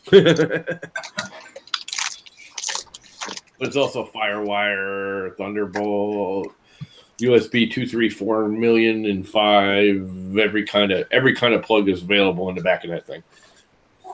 And it's a hub, and an SD card reader, and a CD driver, which I don't have a CD drive in it. You know, it's funny. I actually went to use a CD drive in my Mac. Like, I don't know, a month or two ago. It don't even work. Doesn't even spin up anymore. It's been sitting idle so long it froze itself shut. The SD card reader doesn't work either. Usually you get the data off, and if you warm the drive up, it'll start spinning. Yeah. Well, I stuck it in there, and it just chunked and chunked and chunked for like 5 minutes. And finally, it just spit it back out at me. And it's so funny, too, because it looks just literally like the thing's sticking its tongue out at you when the CD's half sticking out of it. It's like, I'm not going to work. I was like, oh, well, there's nothing I needed anyways. Yeah.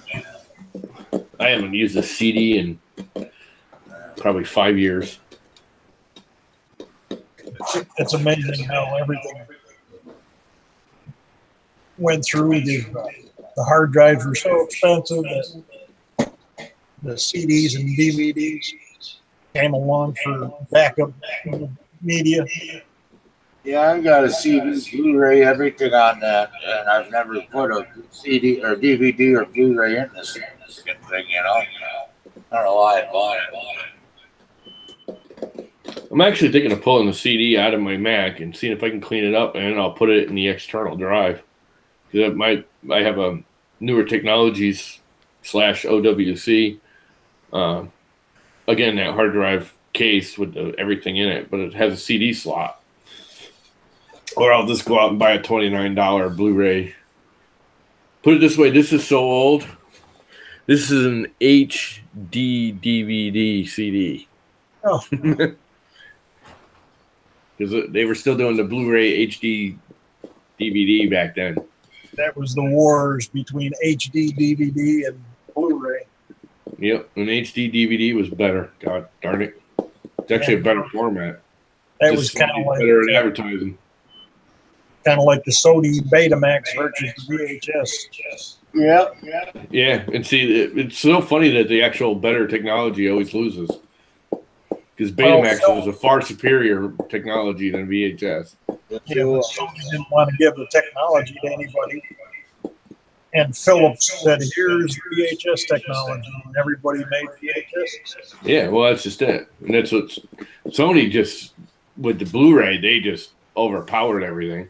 Not only that, they went out and they just bought up all the recording studios and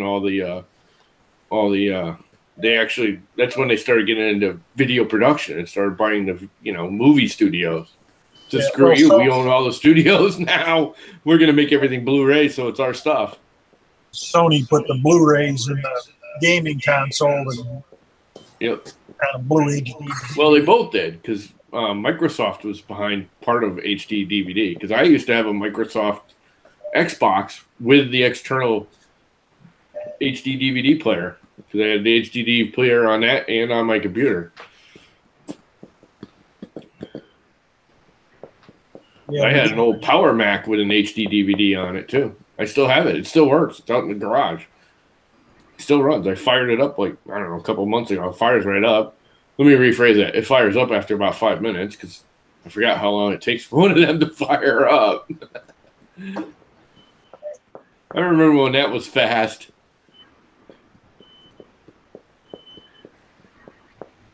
What's funnier is this 10-year-old computer of mine still fires up faster than my brand spanking new PC at work. Thing's brand new, dual core i7, fastest motherboard we can get, like 32 megabytes of RAM. It takes like 5 minutes for that thing to start up.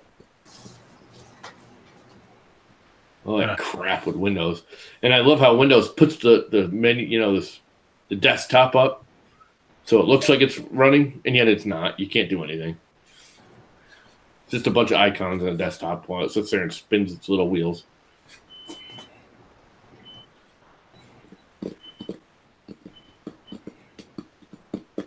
Yeah, I'm going to get an external writer. I'll get an internal unit and just put it inside that case. Although the externals now are like, what, $29 or $30 now? They're just USB. But that's a Firewire case. Which is why I spent all the money on it, is because it's got Firewire. This Firewire is definitely faster than USB 2, and there ain't no USB 3 on my computer. There's no such thing as USB 2 was brand new when I got that little mini.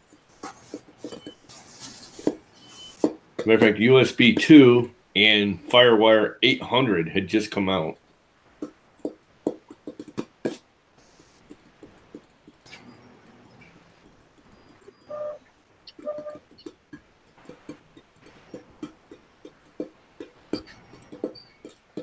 Well, I found something good for this glass.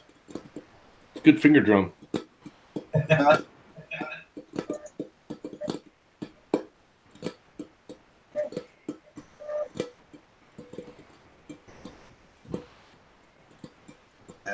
Feel like Nikes.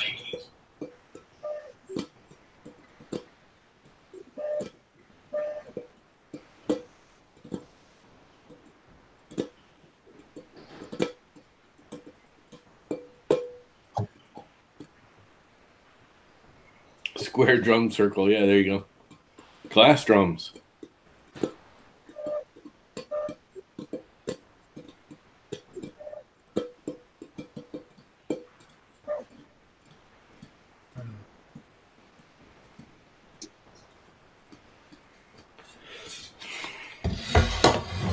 Here you go. The horse galloping.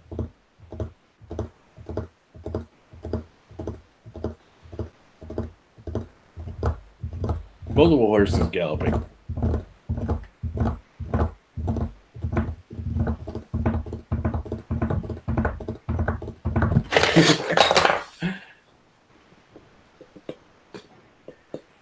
How much of this is the mic actually picking up? Is it actually picking up me drumming away on this glass? Yes. That's sad. Yeah.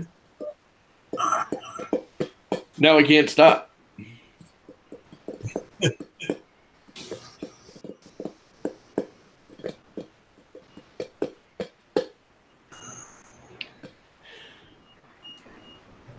Wubba, wubba, wubba, wubba.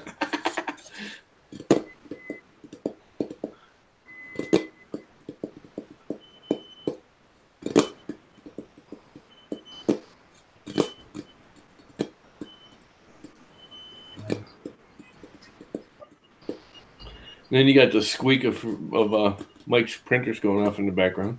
Yeah. Gotta be squeaking. What is that, a tornado? Yep. That's what I thought.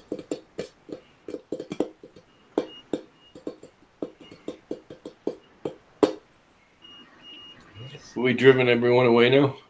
Is there anyone left there watching the video? I gotta actually print something. There you go. That's kind of why we're here, ain't it? Just what? I really should remake this because I'm not 100% happy with it. What is it? It's a vacuum attachment for my vacuum. There you go. But at the angle is just a little too steep. So I'm always holding it like this. Yeah. And flat. I need to bring it up about like that. So I got to add about 10, 15 degrees. Let's do that. I'm not sure exactly how I'm going to do it without it all screwing up, but I'll find a way. Because I'm good that way. I'll just have to share my screen and everything. Once Fusion fires up, that is. The only thing I hate about Fusion is a 2-hour startup time. Yeah.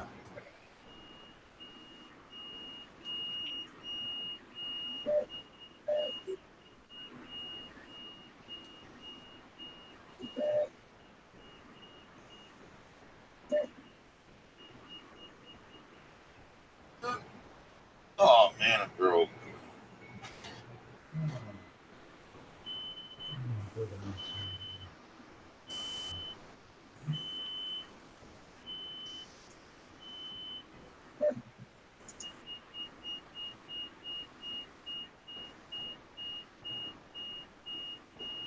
Why'd you break now, Mike? I closed the wrong window. Okay, where's my Fusion?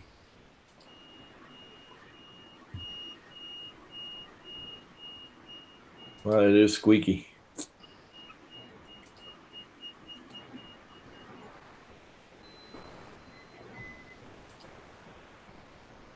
Okay, where's my screen share window? Come on. There we go. You know what? Let's do my whole desktop. Start screen share. And then I can put this in the background. And I'll start doing the whole zippy zooey zowie wowie thing in the background.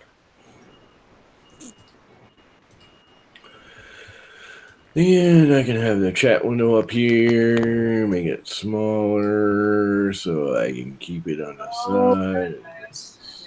It'll go. I'm going to go clean up after my build video and then make some lunch and then probably sleep another hour. Screw you, sleep. What is that crap, sleep? Okay, down here somewheres. There's my vac. And I know this can go away. And I know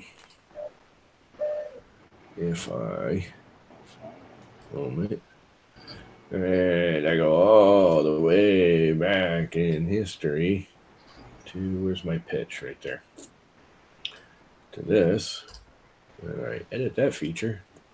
If I adjust this now, how do I know? Let's say I'm at 75, so let's make it about 60. And go all the way to the end. Everything's going to be screwed up. You watch. Nothing's going to be aligned. Stuff's going to be just floating in midair.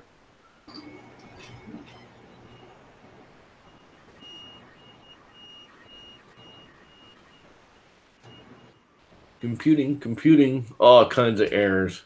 Oh yeah, there's all kinds of crap floating in midair. It's not as bad as I thought it was going to be, though.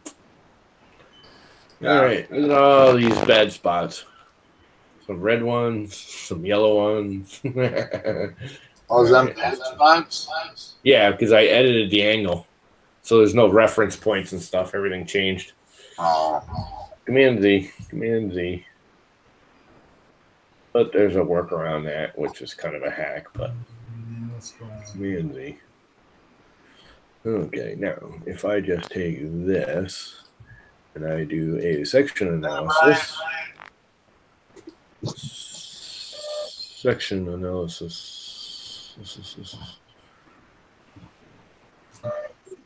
I believe I can just go zzz. Come on now. Come on, stop doing crap I don't want you to. There we go. Yeah, I got 2 centimeters in there. Is that more than enough? A little more, I guess. So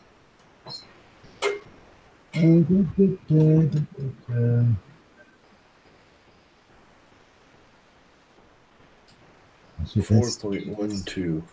Okay. Get rid of the section analysis.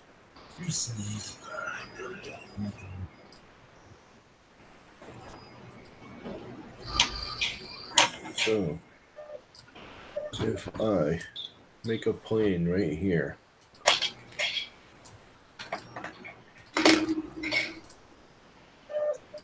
and I bring it right back to here, and 4.05. Let's make it 4.0000000.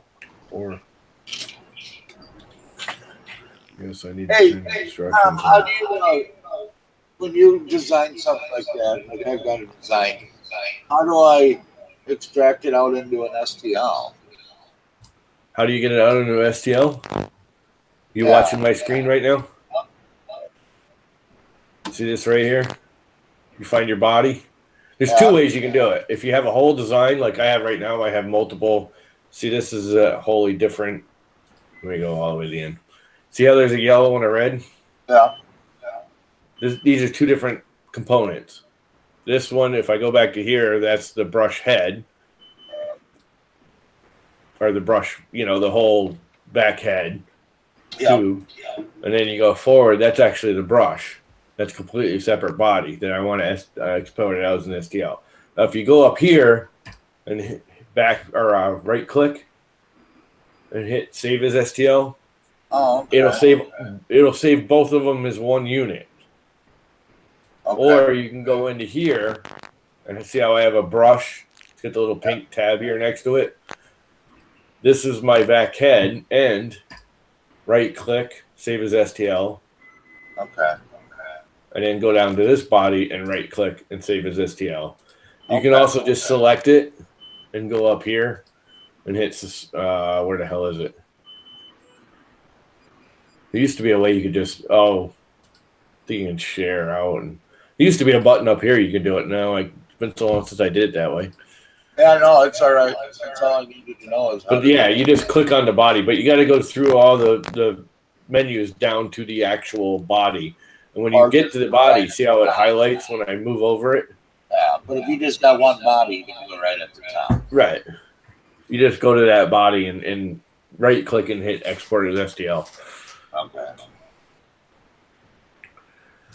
Because I made something, I wanted to print it, but I couldn't get it out. All I could get it out is into, I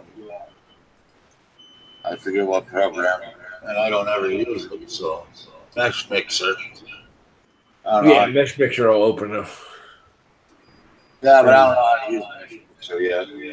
Never worked on this computer, but it might now. I don't know. Believe it or not, I think Tinkercad too. If you just take the Fusion file, and Tinkercad will open a Fusion file, I believe. It used to be able to. I don't know. They were talking about not letting it do it anymore. Yeah. I don't know if they actually did that or not. I know the file couldn't be so big for Tinkercad. Okay, now if I modify and I want to, where is my split now with this whole new interface? Appearance, create, wasn't it right here? Plane, through, access. I'll be back in a couple. Modify split body, split face. I want to split the body. Split the body. This one. Splitting tool. This one. Okay.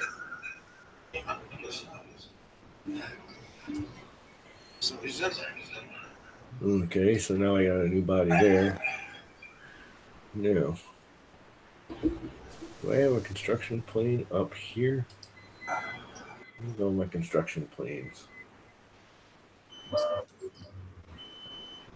Not that one.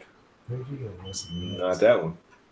So I need a new construction plane right up there, and the only way I'm going to get it is by selecting this. Put a new construction plane. Going up to here. Come on. Up, I said. Thank you. Right about there. Let's make it 64. Negative 64. Boom. Take that body.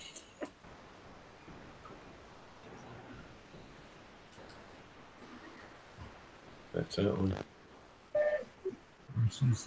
That one. I want to split that. Modify. It's over here.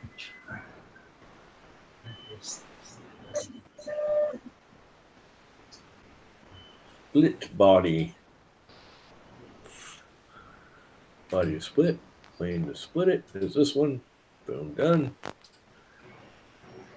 Now I want to remove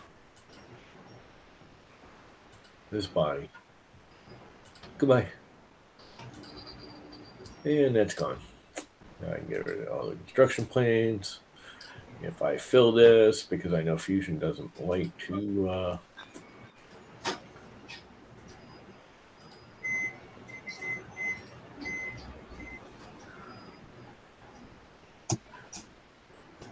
oh no, I don't want to do that yet. Stop sketch. Okay, I want to take this thing. No, just this one, right? Yep. And I want to move it. And I just want to change the angle. Won't let me. Yes. I'm going to kick it down about 10 degrees. Right, let's go 15 even. Sure. Okay. Now, if I fill this hole, and I fill that hole, because I know Fusion won't do open bodies. If I read a sketch here, which I think I already did, cancel. Yes. So I want to take this sketch, put it on this side, put the move, make a sketch here. So I have that plane. So if I select that and that, and then I tell it I want to solid, I want to loft to, I need all my sketches highlighted. I need it to go to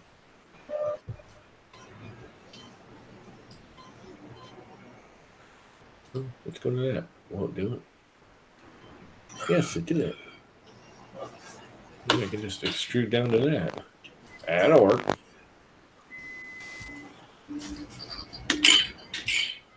So now all I need to do is shell. Get rid of all of those. Modify shell. Inside thickness 2.5.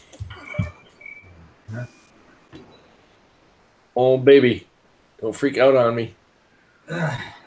Right now, I just designed in Tinkercad so-called monitor stand boom adapter. Boom adapter. Boom! Adapted. A round tube that'll slide over the tube for my monitor stand, for my dual monitor stand. And then it's got to have a box on top of it with the lip coming out of the back so that I can screw the boom mount onto it. And then I have my camera over here. You do it from this side. There we go. Yeah. Because 2.5. I got my camera here, and then when I want to look at the chat and everything, I always have to look over to the side. Or if I watch a video or something like that, I'm looking in this direction, and the camera is here. Yeah, and that's not working correctly. I got to get this looking a little bit more professional, you know? Sure. Yeah. All I can see is my Fusion and a little beach ball spinning round and round and round and round and round and round. Because my computer is old and it don't think fast. Yeah. Usually if I'm spinning beach balls, there we go. There's an error. Select face cannot be offset. Try adjusting offset thickness. Blah, blah, blah. Go to hell. Cancel. This is the one thing I hate. Let me cancel. Escape. I told you to stop. And once it starts thinking, it won't stop. That's what pisses me off. There's no abort. Escape. Should abort it. But no. I may have to just quit the program and restart because it won't stop. Oh, come on. That's the only thing that pisses me off with Fusion the most. Cancel, I said. Yay, now it stopped. Okay. Command Z. You know what? It's not going to save that. Don't save.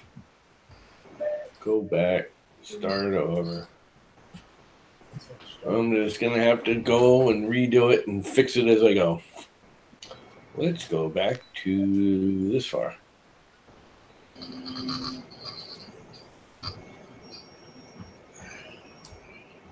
And actually, we need to go back to here. Edit this. Edit feature. I want to make that 60. Instead of 75.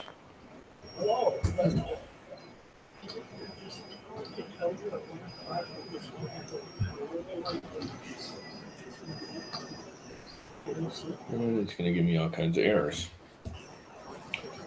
So let's go back to the first error. Review warning. Compute failed. Failed to solve. Try revision dimensions or constraints. Edit sketch. Delete all this crap. So now we have a learning session with Fusion 360 and Tom. Oh, you're going to do that course? As soon as I find the time. Yeah, I tell you, it'll be rough. Yeah, I believe that. I got to get back in there. I haven't done it in a day or two here now. Yeah, Mike, how is that? If you get like into the second or third week or something like that, then you always go back and watch something? Oh, yeah. It's just a YouTube video, you know? Ah, okay. 30 YouTube videos, or 31 actually. Now, so you can skip ahead or jump ahead or whatever you want. Oh, and if I use Firefox for that, I could download all the videos now. Okay, that's what I did. I found a plug-in. All right, so When you project. Yep. Right. Where is it? 1 second. Did I give you that link? No, that's something else. Let me see if I can find it here. 1.75.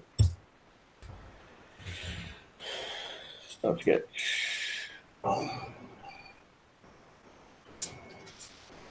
No, I'm just printing for my alarm for my ender stuff that I'm doing. Oh, the Hawk was in it. Oh, that's right. I did the arcs there. That's what I did. Cancel. Edit. Sketch. Create an arc. 3-point arc. Add one here-ish. What do I do with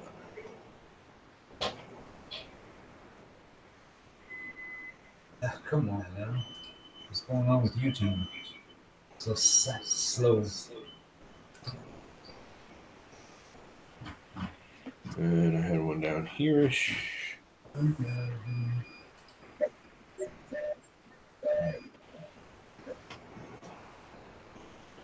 I want you to clean off. Clean off, Andy. Not that it really matters.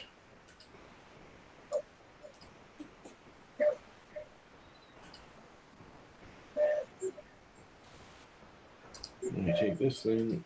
Oops, that's not what I wanted. Edge. Come on, stop that. Do what I tell you to do, not what you want to do. Edit. Feature. Give my sketches back. That one. That one. That one. That one. Okay.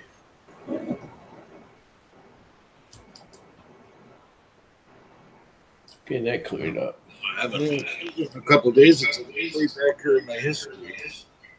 Done it hit a feature. Oh, that's good. Yeah. It's here somewhere. Come on, really? 1.25.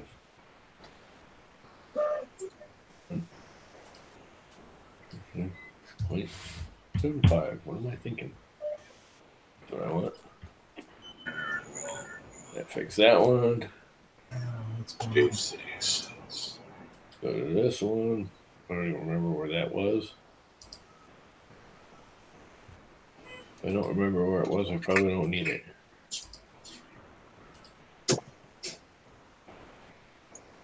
What else is going to error out on me? Yeah. Oh, here's one. Now. I installed the plugins yesterday, and now they're gone. Oh. Delete. What's going on? Project. There they are. Okay. DCUT Video Download Express. Okay, I have no idea what's going on there. What happened?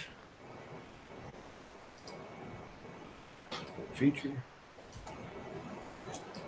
I want it to be that. There you go, Don. That. You're here in the chat.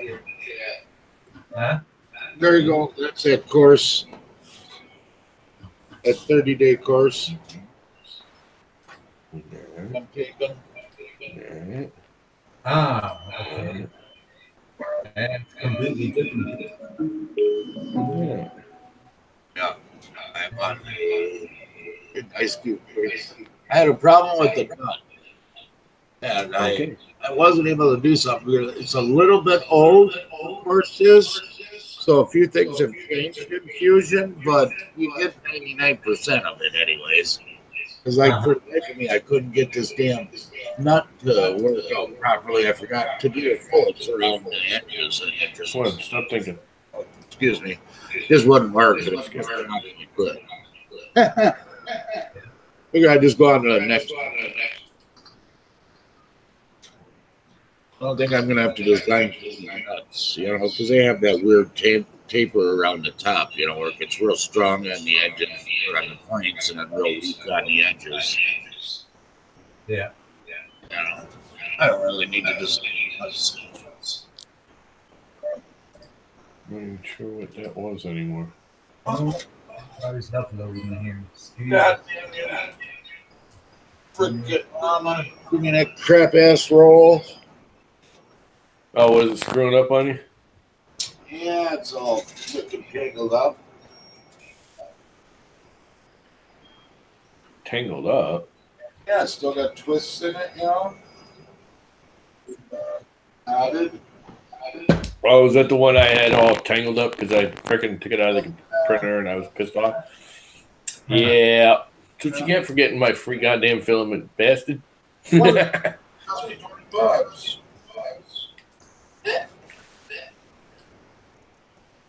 I think I got All right, that looks fixed.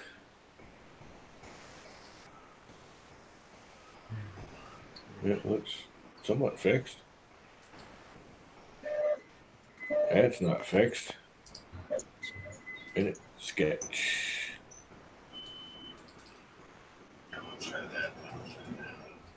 Delete. Delete. I thought it started jamming. I heard the clicking action going on. I was like, Reject.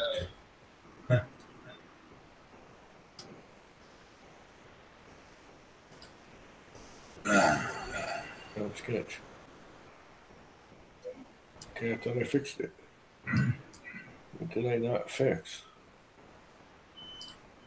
I mean, you sit on for a couple hours all done. You get to 3 or 4 days. You know, Yeah. it's nice because you stop it. You know, I mean, you could, it's nice having the 2 screens like you got too. You know, so you can have the course on one side and the arrows on the other side. Delete. Yeah, that's something I'll take a look at. Stop sketch.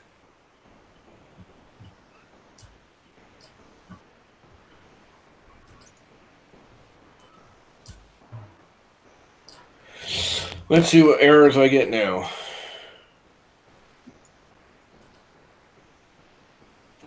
Don't care about the fillet. Cooling isn't that good. Delete. I decided to have to go at designing a new one. Nearly ready to print off. Just a couple more. Okay, well, that lines up. And it I should. don't see any little yellow warnings.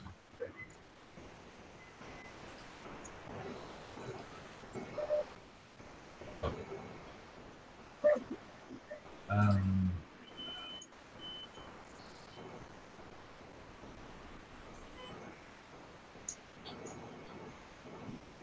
don't remember what that extrude was. Oh, those are all the weird angles. I know what they were. Delete. Delete. Delete, I said. That sketch is working. That's working. None of those are lined up.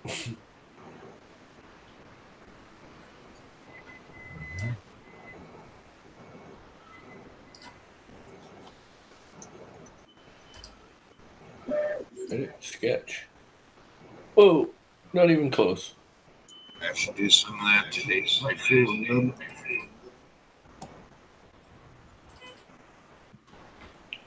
Moving.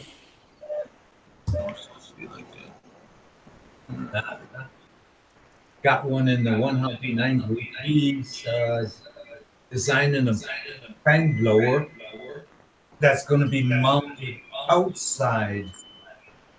Yeah. Instead of trying to fiddle all that stuff inside, you know? Yep. Just goes on the outside, down front. You got the lower fan sitting on top. You know, all you have to do is just use the screws that are for the mounting right now. Yeah, it's got holes right there so that you just have to use the longer screws. Uh-huh. Yeah. And it looks like me and 13 other people want the STL file as soon as it's done. STL? STL? STL file.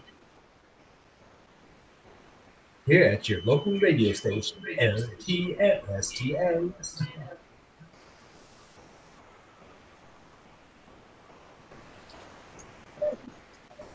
Yeah, but that would be a lot better. Why does it keep grabbing that one too? I don't found want out that that one. Whoa! What fan blower the hell that just happened? Fan blower that I have mounted to it right now seems to be knap over the part. Yeah. Yeah, because every once in a while I hear a tick, tick, tick, tick, tick, tick, and that's where it just finished printing a layer and goes over to another area and starts printing. And when it moves that left side fan over the part, you hear a rip, rip, rip, rip, rip, rip, rip, rip. We're gonna put some Z-Hop on it.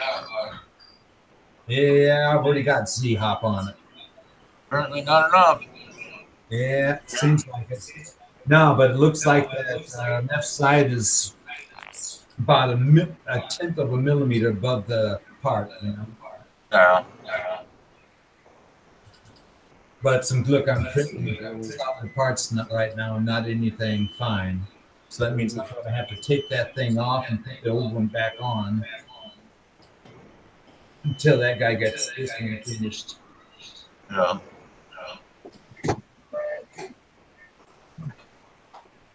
Well,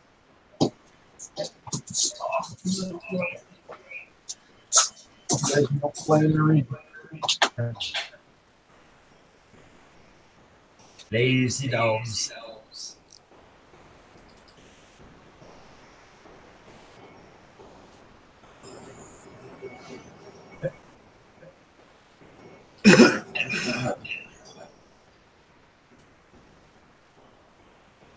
Oh man, Tom, you got to put every brush extra on there, huh? Well, I'm just moving them around because they don't line up anymore because I changed the angles and everything. Uh-huh.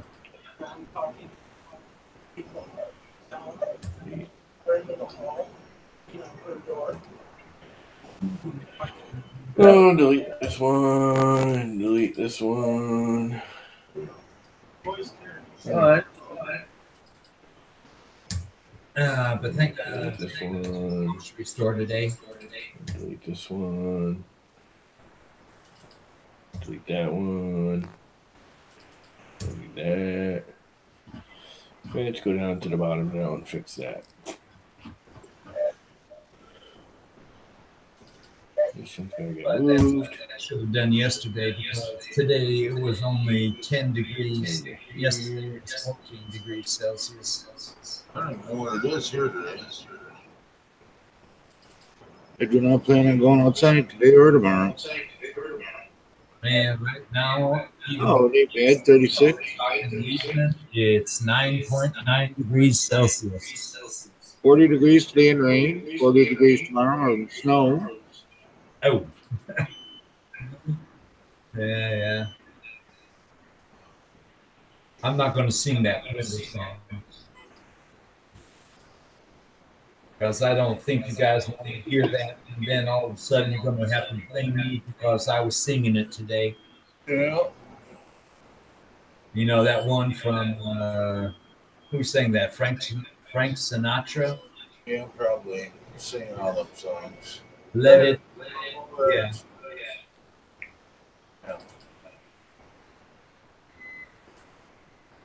Well, the weather up north is so frightful, but down south it's so delightful. Shit, man. So we're gonna have to go. Let it snow. Man, what?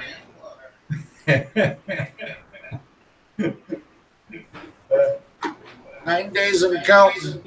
Queen B. What's going on, Mike? 9 days of counting. Yeah. Copy. Okay. Queen B. Brendan's going to talk to us tomorrow about that trailer. Edit, paste. Edit, paste. Isn't it pasting? Copy. Queen B. Here it is. Well, hey, Mike, how's it going along with the apartment search now? Well, tomorrow Brendan's going to talk to that gal about the trailer. Trailer? Mobile home? Yeah. Yeah. And we might be moving in there this next week. Yeah, is that thing going to be big enough? Yeah. bedroom, anyways. You know, it's a 60-footer. No, just extrude. Edit feature. Single wide, but I'd like it if it was a double wide. 5 millimeters. Good enough for now. I mean, $500 better when you consider it the area that cheaper than anything else we found. Just buy the thing for $5,000. Yeah. Yeah.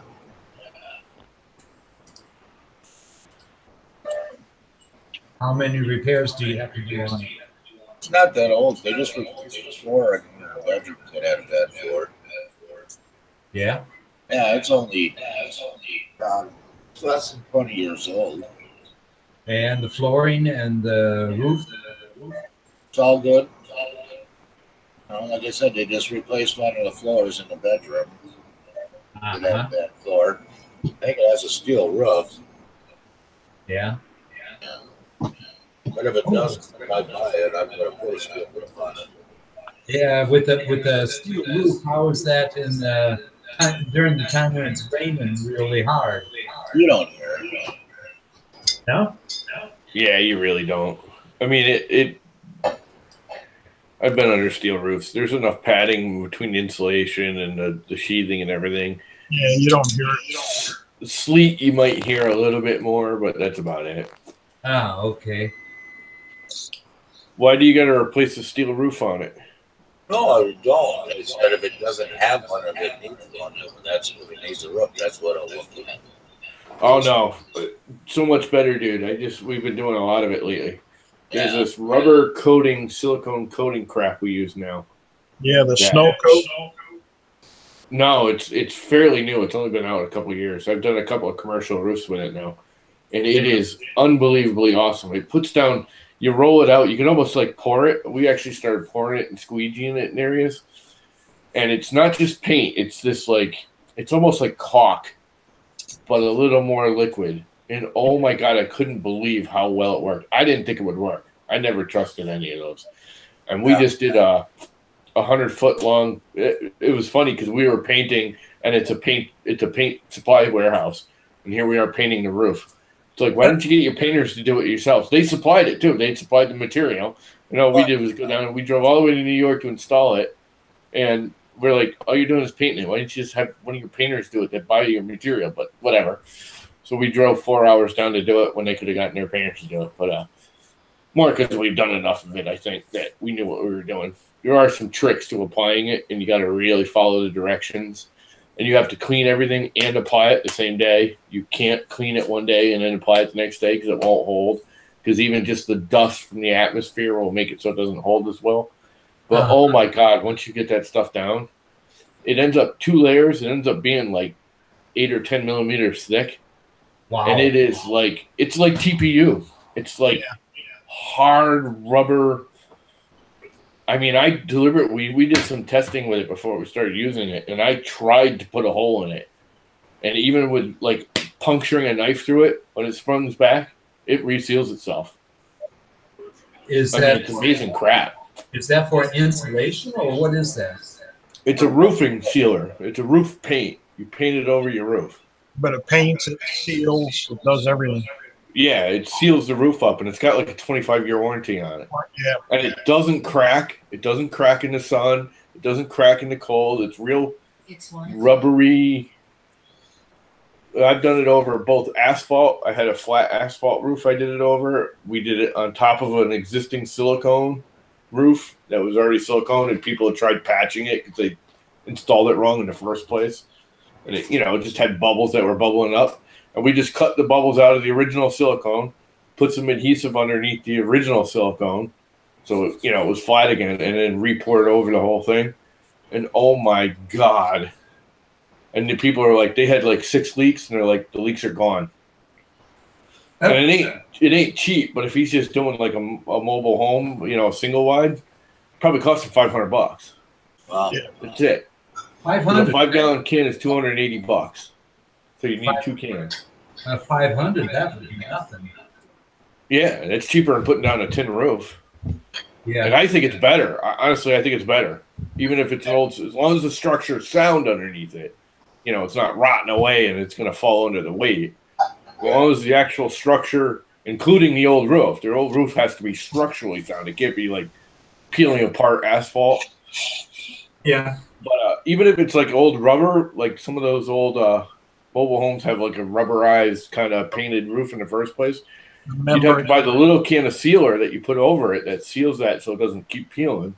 And then you roll this crap over it, and you just use a big old roller, and you just roll it on there. Or squeegee it. I squeegeed it too. Where I wanted it a little thicker, I used the squeegee. Oh my God, this stuff's awesome. Oh. It's so nice. My boss actually did it to his own roof. He did it to his flat roof over his garage. He's like, oh, we had 2 cans or 3 cans left over from the job. And he's like, I'm not returning it. I'm keeping it. It's already paid for. They don't know. So we kept it and we put it on his roof. It worked great. I mean, it's amazing. And his roof's all asphalt, and it was kind of dry rotting and falling apart. Well, how do you get the asphalt roof? Some people atmosphere dust fucks it up, messes it up. And, so how do you get the dust off an asphalt roof?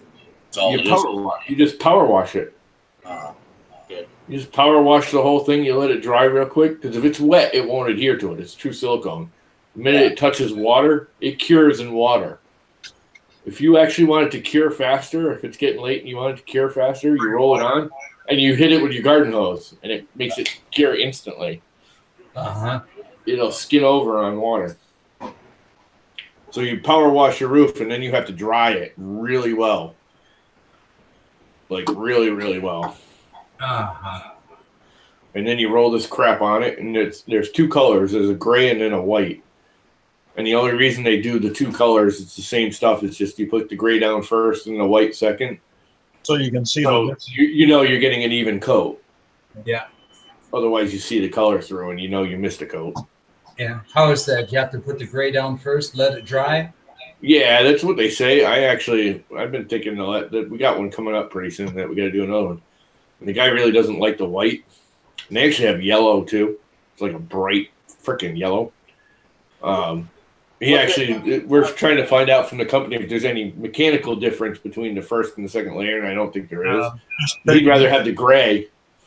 Yeah. I think it's just pigment in it. So we will put the white down first and then the gray on top of it, because he'd rather have the gray. He doesn't want the bright white.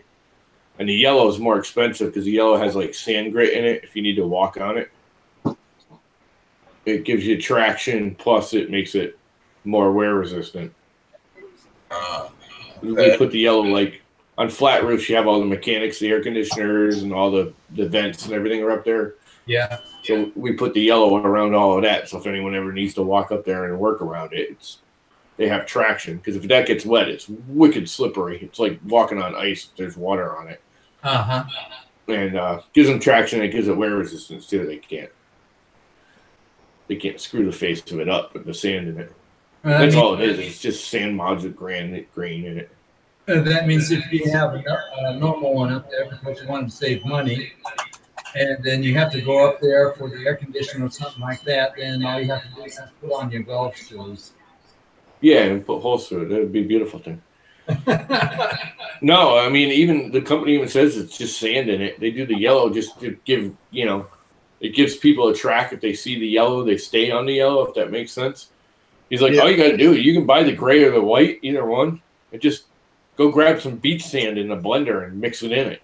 When you mix the paint with the paint mixer, you're like, put like 3 cups of sand in it. It's the same exact thing. That's all it is. They use silicone bead. They don't actually use sand, but they're like, freaking throw a couple 3 cups of sand in it. It's the same thing. Okay. Like if you want to save $50, because it's like $50 more for the yellow. Yeah. When you're paying for the bright, I mean, this is like bright yellow. I mean, hurt your eyes if it's bright and sunny out, bright yellow. Oh, that's a good reflection material, huh? Yeah, well, it's like a caution, walk here. If you have obvious walking paths, people are going to walk on the yellow. Yeah. We actually did some like dotted lines and everything with it.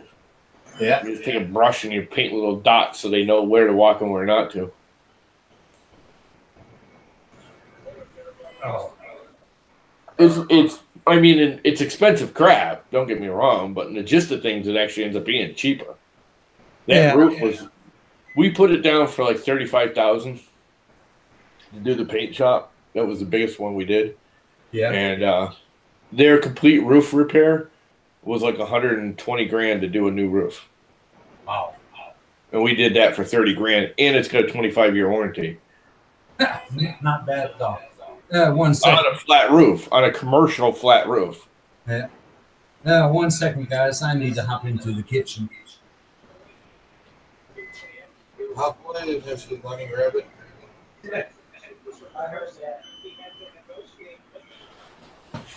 Okay, do I have this thing all fixed now? It kind of looks like I do, don't I? Almost, yeah. It looks about right. The angles look right. Everything looks about right.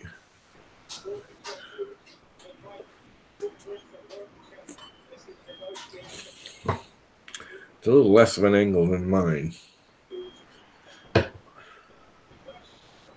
That looks like the right angle. I think I like it.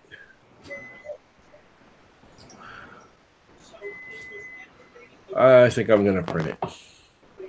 Oh, yeah. All right, back end. And Body, save STL. And next week, I got to send a package over to Build Tack. Okay. And then hopefully they'll send me that other one that's a little bit bigger to test out. Yes, save. Please save. Save, please. Simplify 3D. Let's fire it. Yeah, one thing's for sure, Tom. Every once in a while, you have to press the save button. You know, I'm actually surprised how well Fusion actually works. On the Mac? I very seldom, when it starts bugging out, I know ahead of time usually. It'll start giving me the spinning beach balls if I do anything really complex. But Yeah. that's more my computer being, you know, an antique. Yeah. That's your computer getting a little bit like a tick. Like a ticking.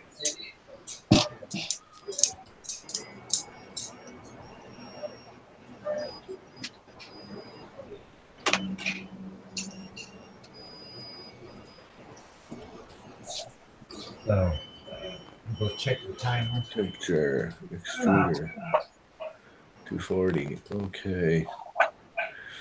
You go away. Import the back head.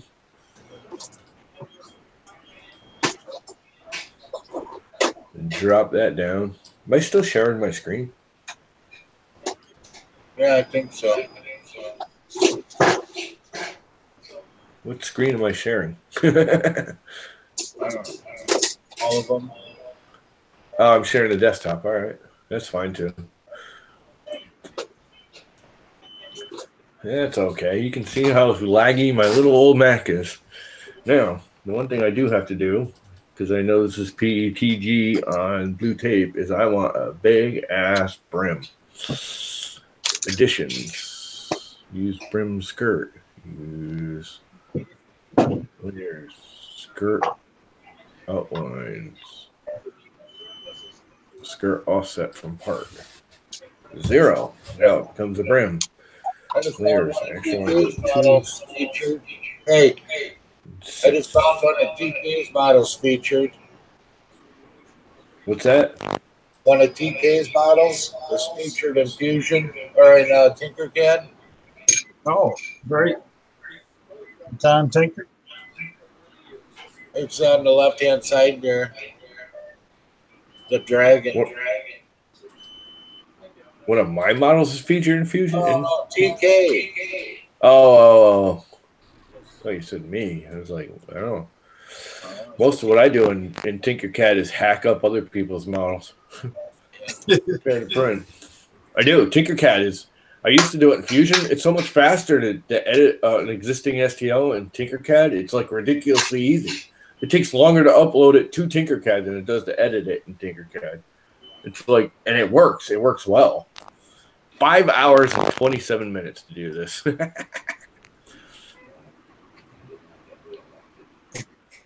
That's a long time to print that, but you know what? I don't care. What are your new model, the Dragon? Yeah, I'll show you. Back up here. I'll share screen here. Move it over to here.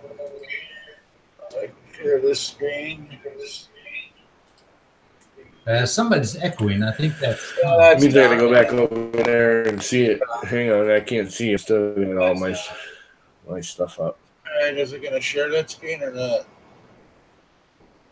Oh, that's not the right one. Google Hangouts. Yeah, that's the right one. Right? Is it showing me here or not? Yeah. Okay, this one right here, TK. Yep. Yeah, see right there's your little picture. Yeah, there Let's heat up my heater. Let's heat up my heat bed. I'm on heater active. 240. Right on the left-hand side. I mean, they change them all the time, but it's 10 degrees there on the left-hand side. That's going to take a while. Decode files. Let's get rid of this one. Delete me. See if I it's down here. There. upload a file. I can decode. 28 downloads. I have to clean that. I have not cleaned this nice new blue tape yet.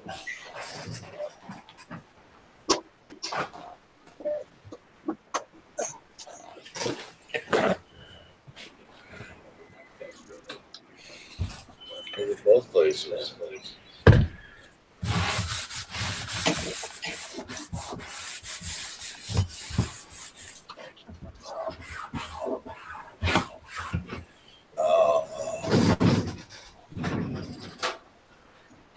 You know, I wanted to take the time right now and put that glass plate over, and I tried printing the PPG on glass. I probably should, but that means I got to adjust everything, and I'm just not in the mood right now. But I should. But I'm not gonna. But I should.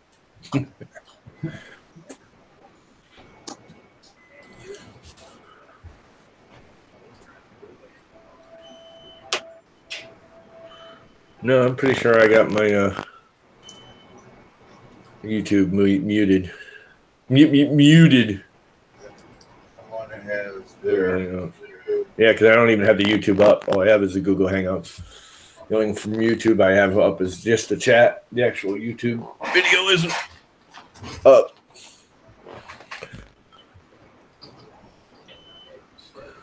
But I turned off my screen sharing. No, now you do. Llama. Yeah, the llama always echoes. Echo. Yeah.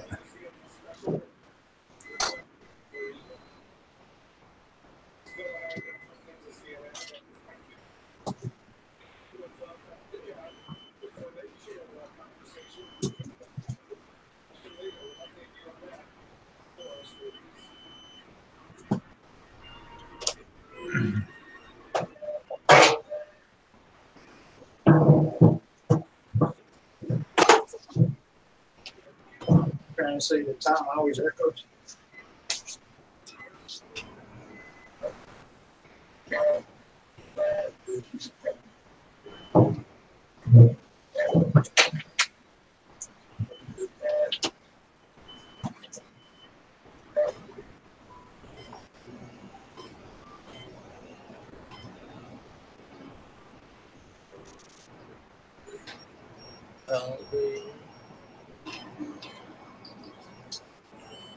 Well, it shouldn't be echoing now. It sounds better. Yeah.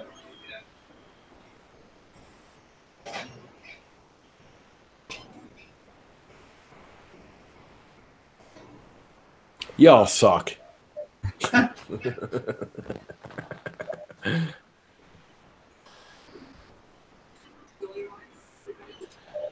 Oh, it's going to take this thing forever to heat up that build plate.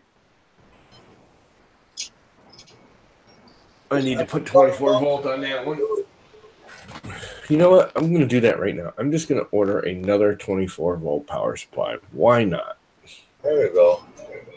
Why don't you just get a thing to convert it into 100 or 120 volt? Because I really don't know how, and all that wiring just makes my head spin. Where 24 volt, I have everything. I know how to do it. The bed already, it can be either or. I have hot ends for it, and the fans are already 5 volt. Because it's the duet, so I have everything hooked up 5 volt. So I literally, the only thing I have to change is unsolder one wire on the bed and solder it on the other tab on the bed, and switch out the hot end. And it's not even a hot end, just the heater core,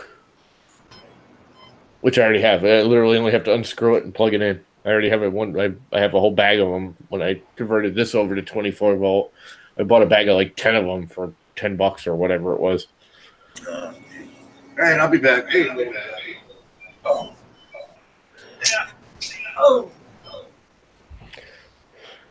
And they say the motors run better at 24 volt anyway, so.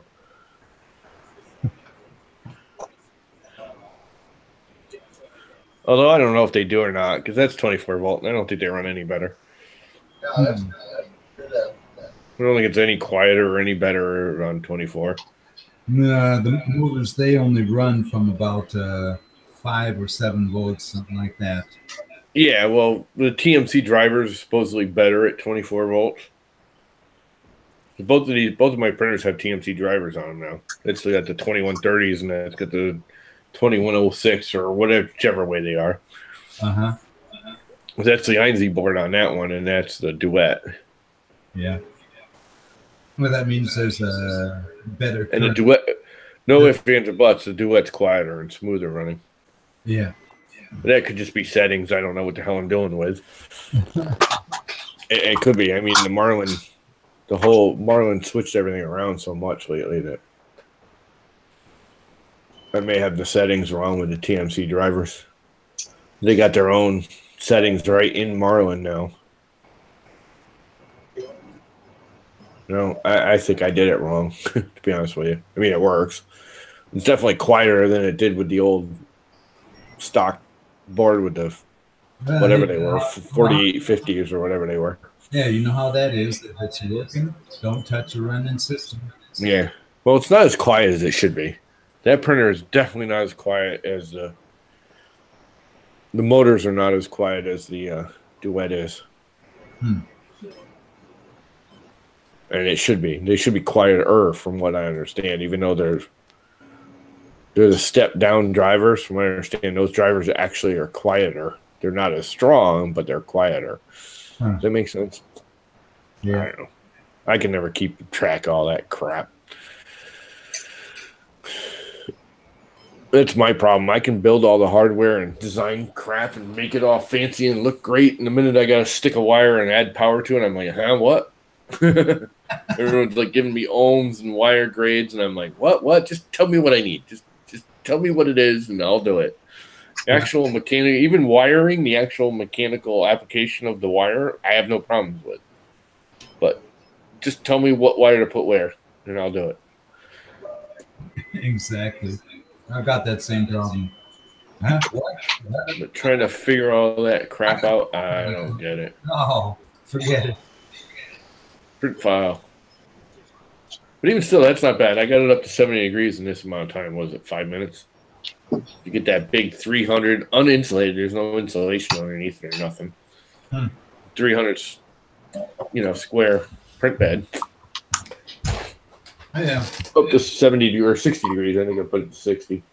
I don't know if you happen to notice, but instead of that black pullover, I got a white polo shirt on now. I had to turn the heating down in the living room because of this heat, because of the 55 degrees that's coming from the one house. It was getting hot in my corner. Yeah, my heat barely runs in here. If I'm running the printers, my heat doesn't really kick on. Okay. I almost want to get a couple of heat beds and put them in my kitchen floor. I'm not kidding. I was thinking about doing it. Put them right underneath the frickin'. I got a little kitchen table we sit at and watch TV and whatever. Mm-hmm. Your feet are always cold from the basement. You want to put like a couple, 3 heat beds right there. Just plug them in.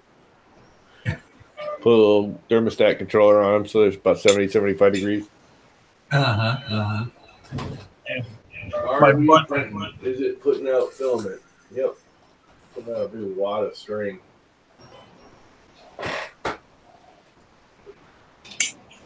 And there's a circle. And there's another circle.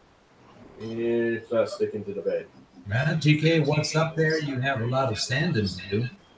Is that on your parts for the moon?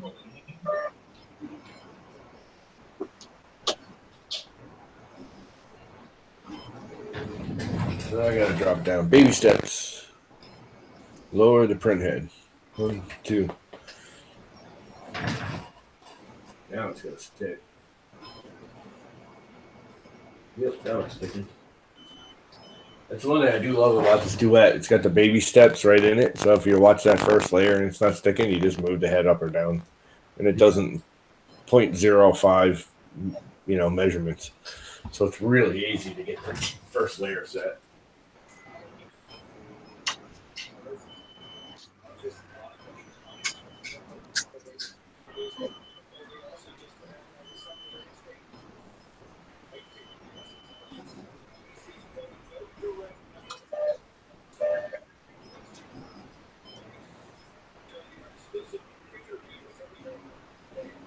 Just need to smooth the sides of them so they Real white. Yeah. I knew it.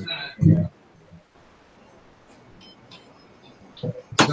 That's something I had to do with Battlestar Galactica when I started gluing parts together.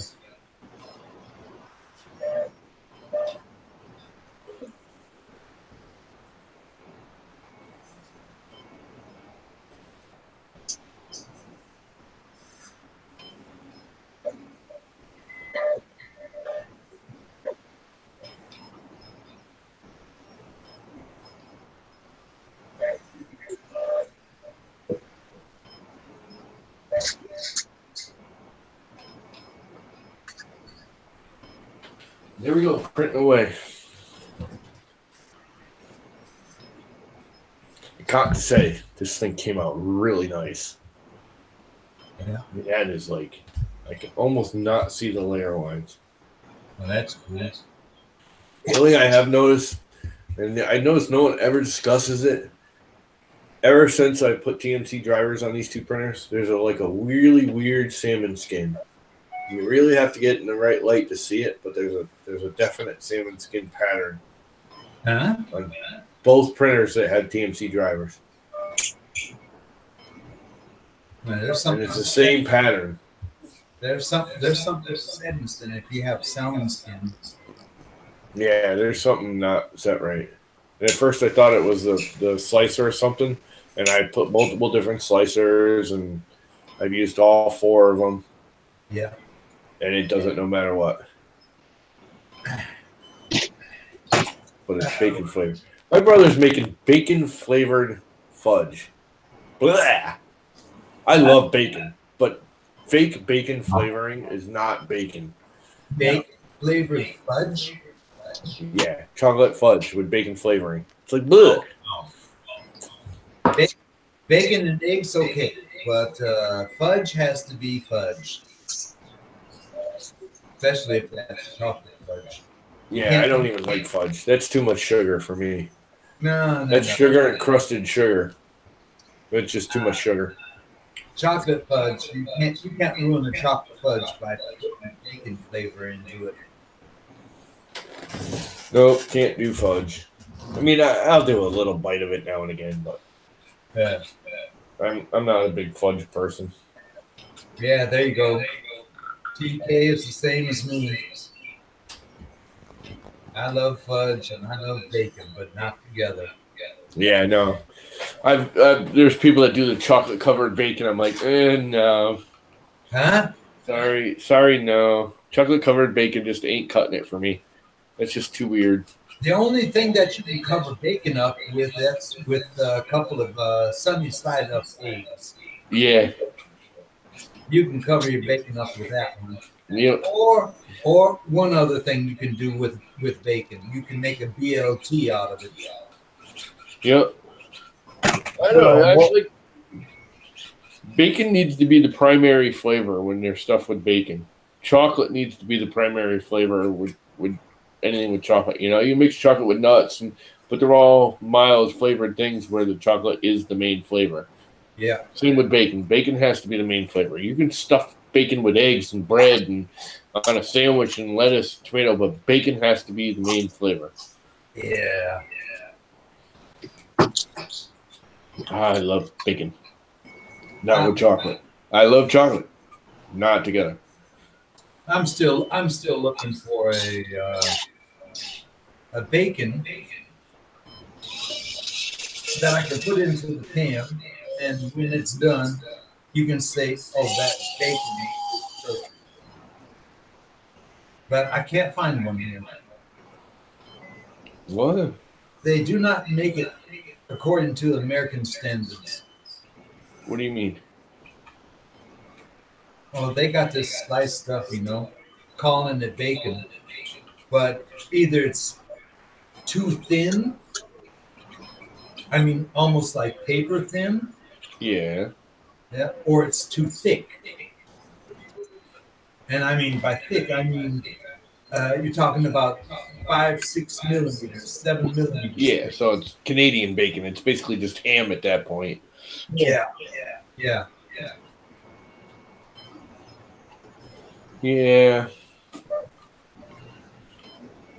Bacon is yummy. Bacon. Must love bacon. Oh, yeah.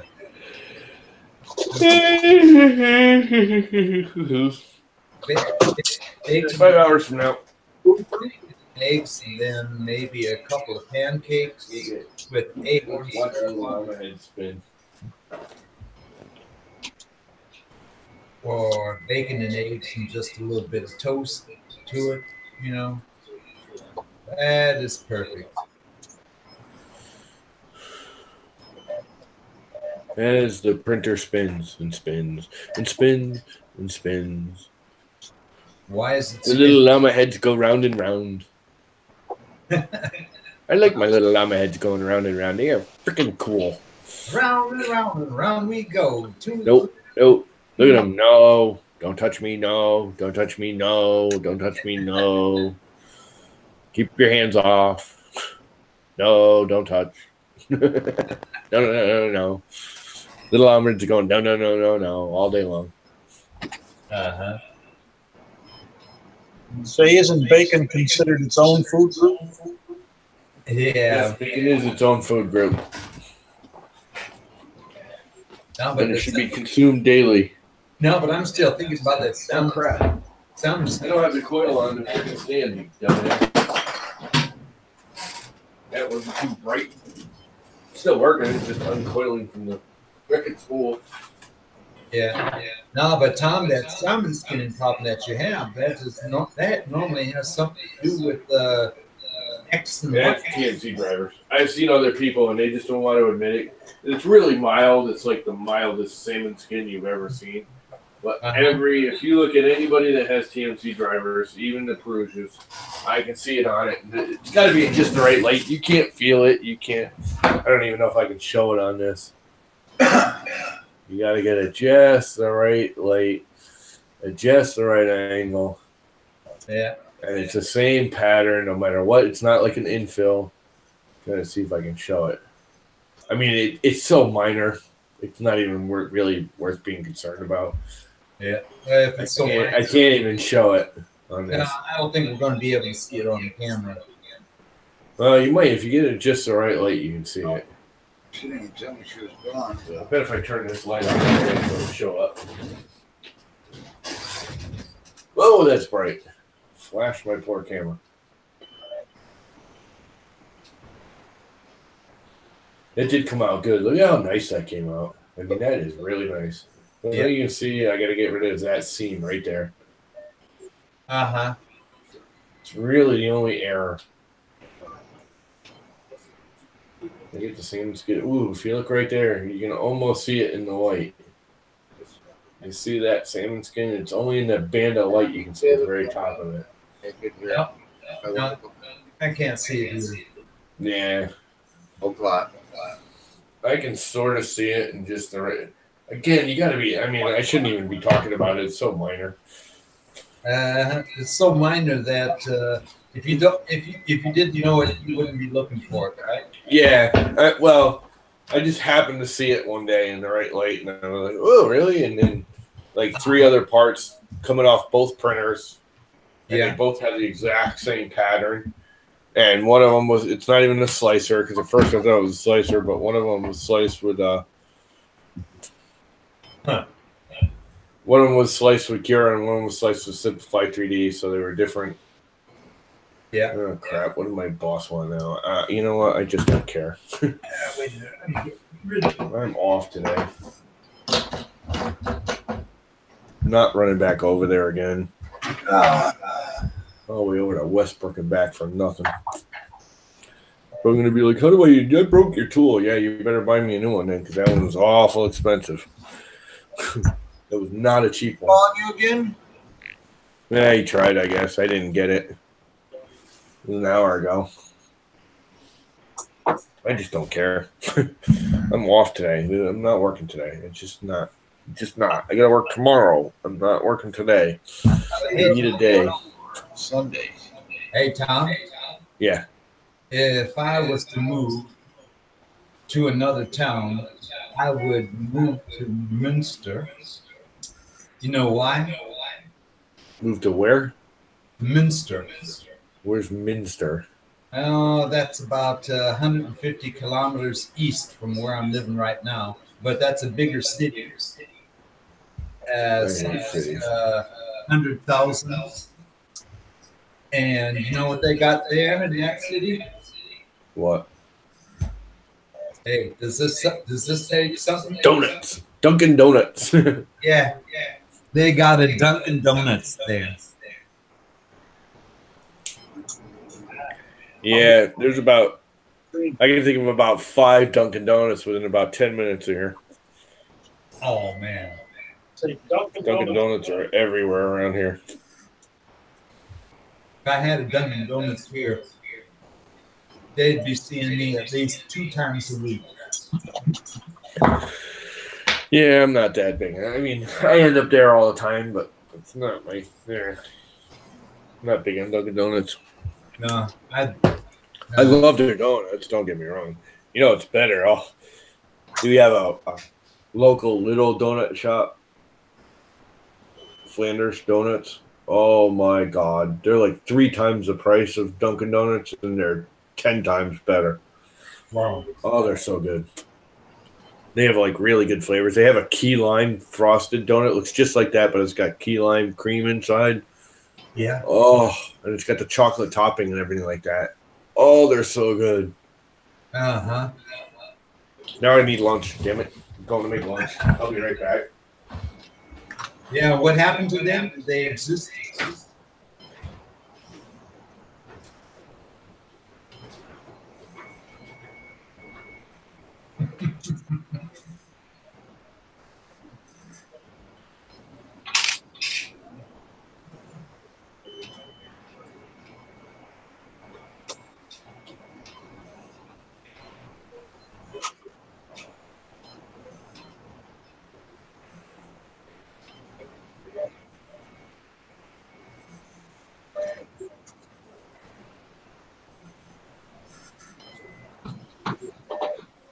I'll feel better tomorrow.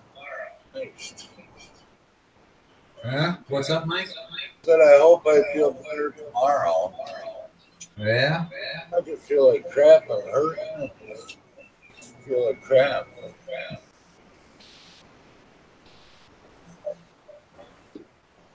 What the hell is this?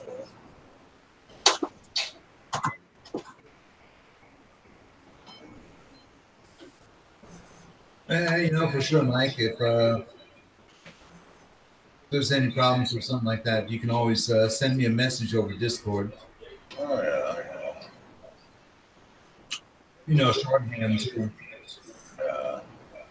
I only need about 10 minutes to set up a hangout. I'm sick of feeling like shit, Yeah.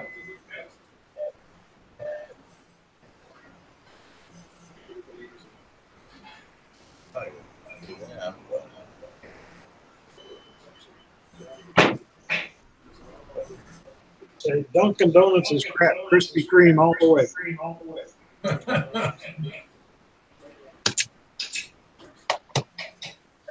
Yeah, I know what you mean there, Mr. D, but if you don't have much of a choice.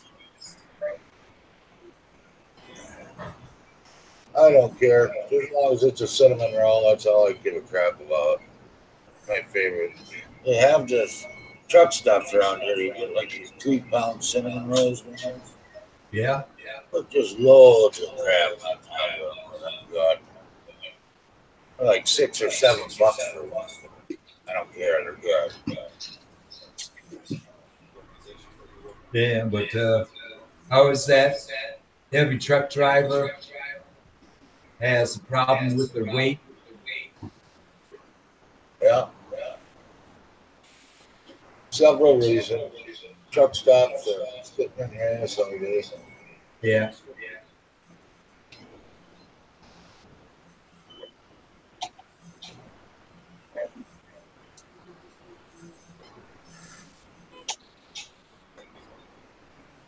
Oh man.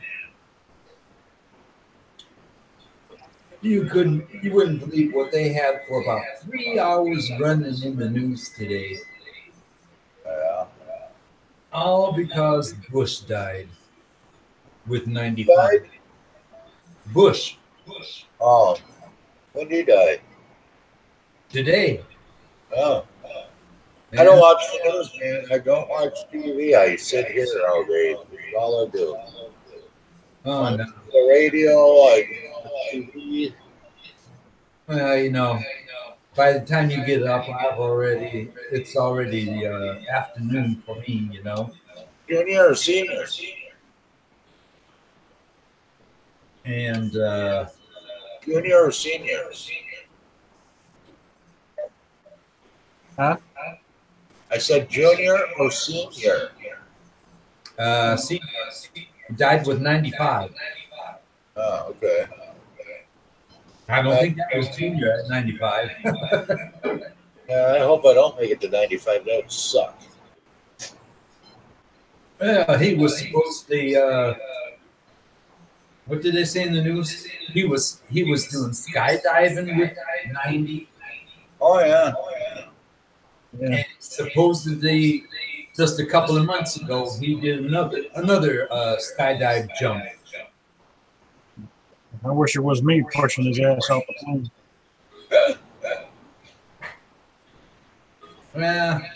Without the parachute. From what those guys were saying, he was a healthy person. Ain't that healthy? Yeah. But you know how that is. You do not die healthy.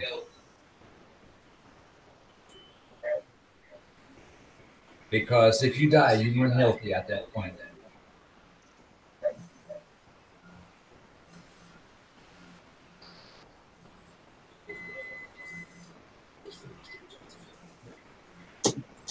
Oh, yeah. Well, no, I don't get my pick. No.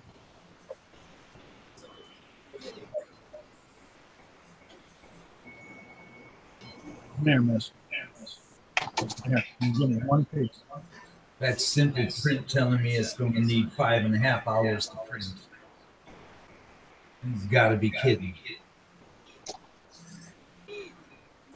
And I just jacked it up to 115%, Well, if it's telling you 5.5, that means 8.5.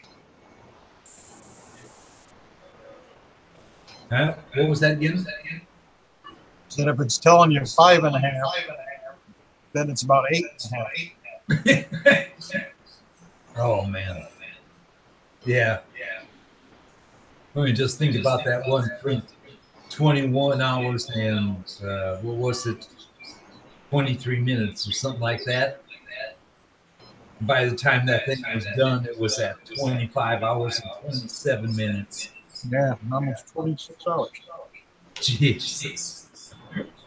S3D was really off the wall this time.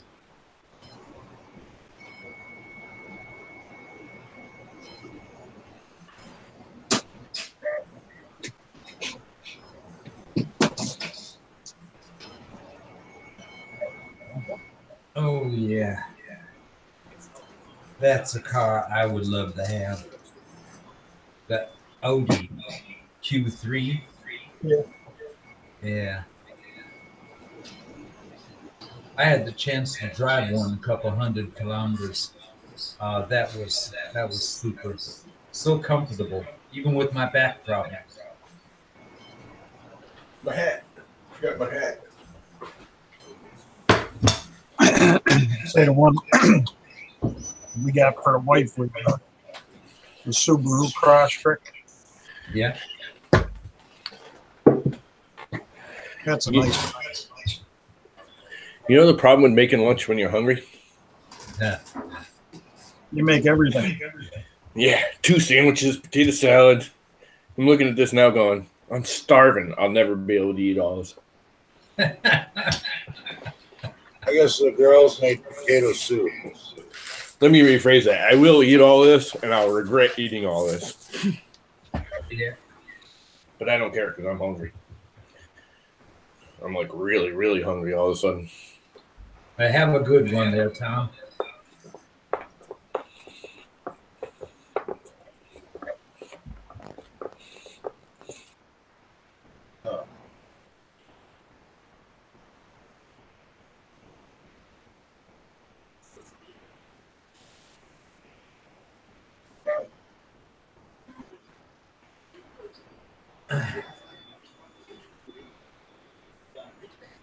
Oh yeah.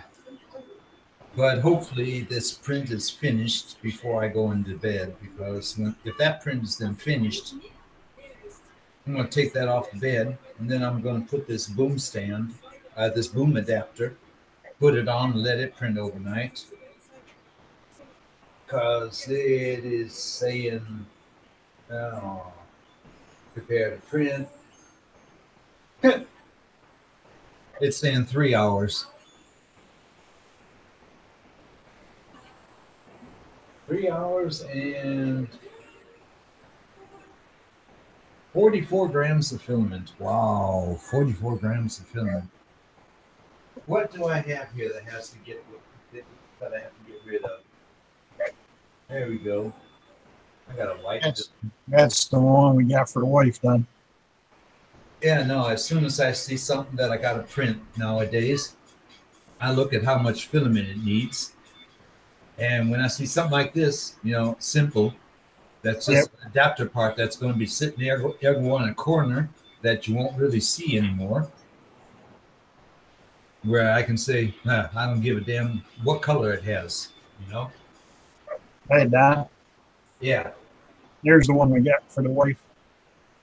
Oh, that's a nice one. Wait a minute. Let me lock you on here. What is that? That's the Subaru. The Subaru. Yeah. Yep. Crosstrek. Uh-huh. Yeah, that's a 4-door. That's a great little vehicle. Yeah, I believe you there.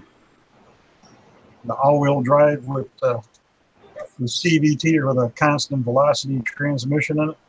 Uh-huh. Is that so that the all-wheel drive can be turned on and turned off? No, it's all-wheel all the time. Oh shit, that's the one thing I don't like, because a permanent all-wheel, that means even during the summertime when you don't really need it, you've got a waste of benzene. Oh, this side has a clean man. Everything. Subarus are all 80-20 anyways. Yep. Yeah. They're 80 rear wheel, 20% to the front wheels. The front wheels only drive when they need to.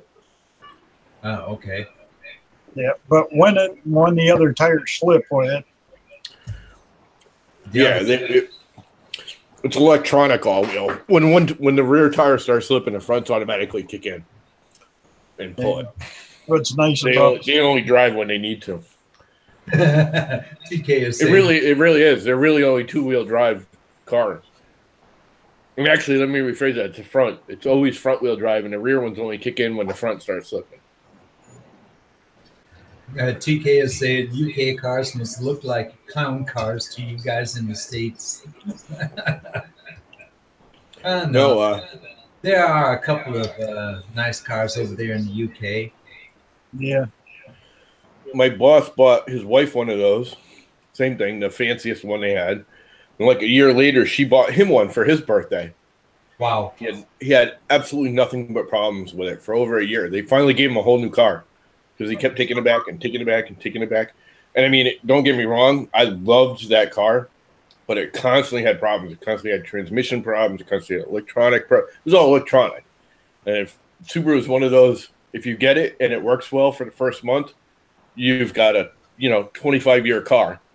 If it has a single problem in the first month, just take it back and get another one. It's like the old Saabs. You either get a really good car or you get a real piece of crap. Wow. Oh, God. He had nothing but problems with that car. Hey, take a look. I got to say. In the chat. What's that? Hey, Matt, how's it going? How's it going, Matt? Well, Subarus are probably the nicest riding cars you get on the highway when one of those. Yeah. Next thing you know, the only problem I had with them is I almost got tickets so many times because you're just cruising along. Next thing you know, you're doing like 85 miles an hour and you don't even realize it. Yeah. They just ride so nice. Yeah. Yeah, you needed cruise control on that one.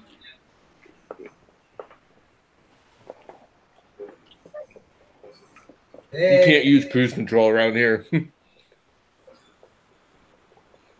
No, I'd like to get the Q3 from Audi because I've not only driven one, but because you can get that as a 2-door shorter version. I mean, that'd be more than enough for me. They got the new one, the Allure, the new Subi Allure, that full size Wow.7-passenger. I test drove one. That's phenomenal. But you know what I would get if I was living around in your area there, Mr. D? I'd get a Jeep. Well, I'll tell you one thing about the Jeeps. They're a maintenance nightmare. Mm-hmm. Yeah? Yep. Jeeps are some of the shittiest vehicles for. Nah. I mean, I'd get Chrysler in general. Nah, I'd get an original Jeep. Oh, blow your butt. I do not like Chrysler vehicles. Brother. There's the new one. I'm Dodge all the way. Nah, I'd get a Jeep. One that Jeeps have gone. I wouldn't even buy a new Jeep. If I were going to buy a Jeep, I'd buy like an old 60s Willys Jeep. Yeah. If I was to buy a Jeep, I'd get a used one from the U.S. Army. Yeah, an original Willys. Yeah. I learned how to drive on a 52 Willys. Yeah. 3-speed on the column. 143 cubic inch engine. Is that the Subaru school bus? That one? That's the Accent. Yeah. They call it a school bus. The thing's like the size of a bus. It's huge. That thing drives so nice. Oh, they do, but it's the size of a bus. Oh, it's a big vehicle. Yeah. It's a full size. Yeah. You need to find a parking place for that one. No, I learned how to drive on a motorcycle. First vehicle that I drove that was in the Army, and that was a Wheeler Jeep. And I didn't have any problems with that clutch at all. I mean, as if I was born to be behind the steering wheel, That's what the tester told me. He asked me, "You never drove before?" He asked me, "You never drove before?" And I said, "Yeah, I was riding motorcycles for the last 5 years." And you never drove a car? And I said, "Nope." He couldn't believe that. But one thing's for sure. When they put me behind the steering wheel of a 5-ton truck, that was the day everybody got off the road. That was that driving lesson that was done after 15 minutes. He had to go change his pants, huh? But Say, actually, it would be nice to have. oh yeah, There we go. exactly. From that truck right there, the 5-ton. I mean, I only had something like 10 hours driving on the Jeep, 2 hours on the pickup truck, and then they wanted to Robin Reliant. no, and then 2 days later they wanted to put me on one of those trucks, you know. Yeah, there you go. There's the 5-ton. Or no, that's a 7-ton. No, but I had one like that.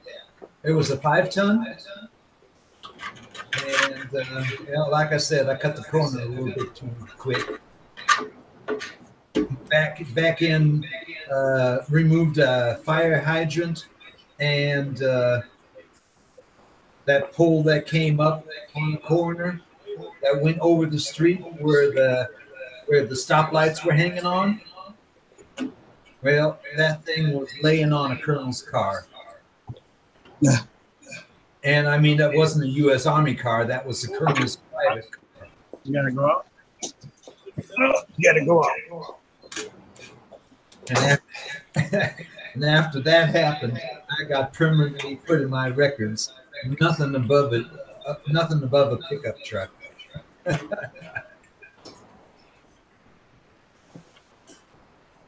I mean, that wasn't funny back then, but nowadays, well, now I can laugh over it. I'll be back. The dog's gotta go out. Okie dokie.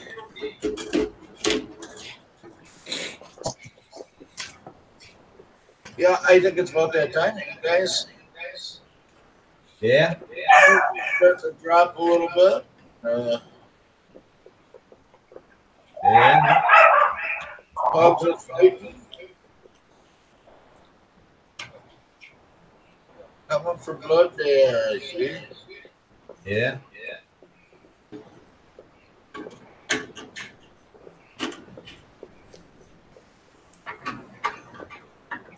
Oh.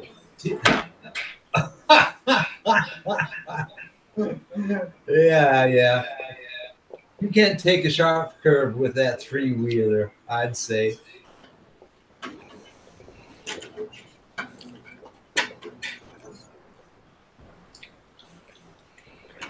I used to watch Top Gear all the time. Yeah. The best 2 episodes of The Reliant. One where Jeremy does his road trip and he's going like 10 miles.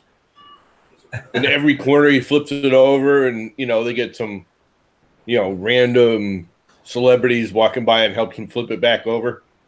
Yeah. And the one where the 2 of them put it on a rocket ship and tried to make it into a space shuttle. That was awesome. Yeah. Freaking thing blew up in the air. Yeah. Hey, that's a top tier video that TK posted. Yeah. That guy comes out of a back street and wants to make a left-hand turn, and all of a sudden the car rolls over. Yeah, it's the one with Jeremy, right? Yeah. And see there, tries to take the next curve. Yeah, every corner he wipes out, and some celebrity walks out and helps him. I like the Grand Tour too. They were definitely better as Top Gear though when the 3 of them were Top Gear.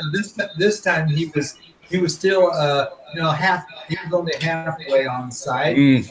All he had to do is just open up the driver's door. It straightens him up. Yeah, that's what it's about.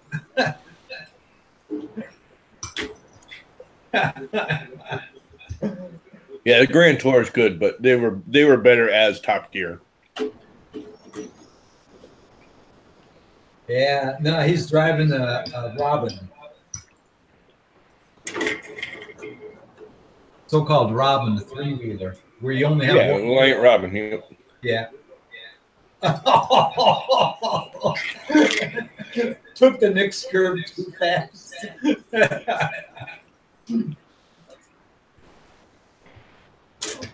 That guy doesn't know how to drive a car. Oh man, okay, flipped it over. No, that's Top Gear. You never seen Top Gear before? Yeah, Top Gear always comes from German TV, but this is one that they haven't shown. Yeah, it's just a Top Gear episode. I've seen it here in the States. Oh, Like I said, the better one is when James and the other guy there try to make a space shuttle out of it. That is hilarious. Yeah. They actually got it to fly and everything, and then it blew up. There's the guy gets out of a Porsche, walks over, Duke. Yeah, celebrities. They're all either some politician in Europe or celebrities or. Oh, this time he flipped it over and the windshield popped out.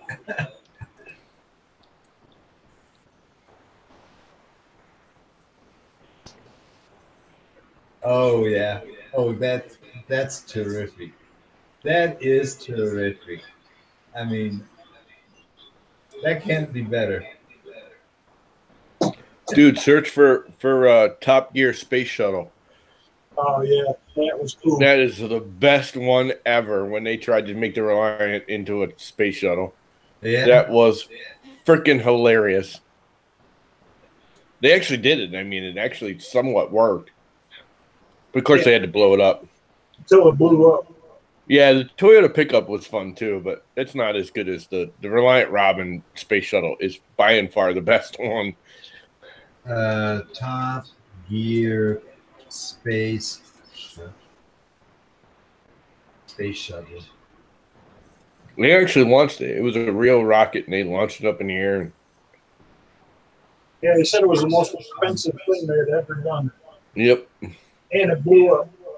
And it blew up. Well, I mean, it's Top Gear. Everything blows up. Yeah. I think I'm pretty sure they blow it up on purpose because, Yeah, that one that's what they do. Is that where they use the Robin? Yeah, they use a Reliant Robin and put wings on it and make it into a space shuttle. Uh-huh.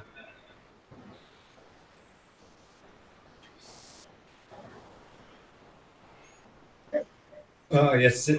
Now they're sitting in the conference room talking about how you're going to get that car back down. Just fast forward to the end where they actually launch it. It's funny because they make a full-out space shuttle and they do the whole thing. They freaking launch that thing on a couple, 1,000 feet in the air or whatever.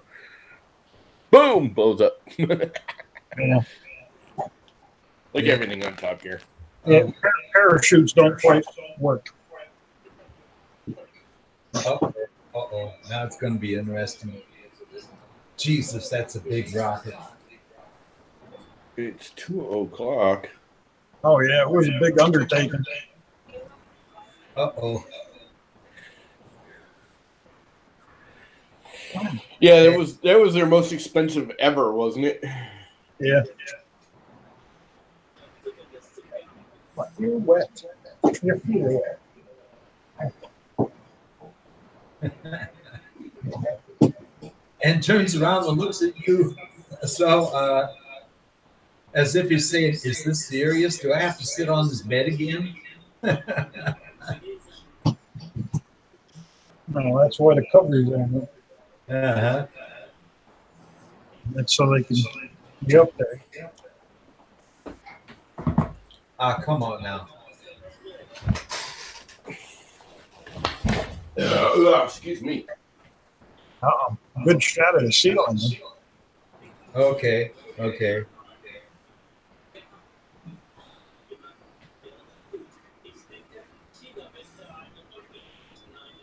Two, one, launch. Oh, Jesus. They're using a real model rocket, but that is one hell of a rocket. And that thing is climbing up.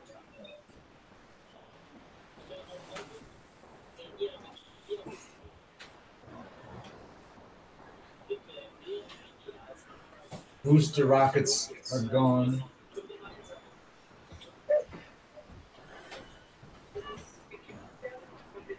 The eject system is not working. Or is it? Wait a minute. Rocket's coming down now. Okay. Hey, Mr. Butcher, what's going on, man? Uh-oh, uh-oh, uh-oh. Uh-oh. Uh-oh. And now? Everything, missed absolutely everything, Mr. Butcher. You just missed it. You should have been here for a long time.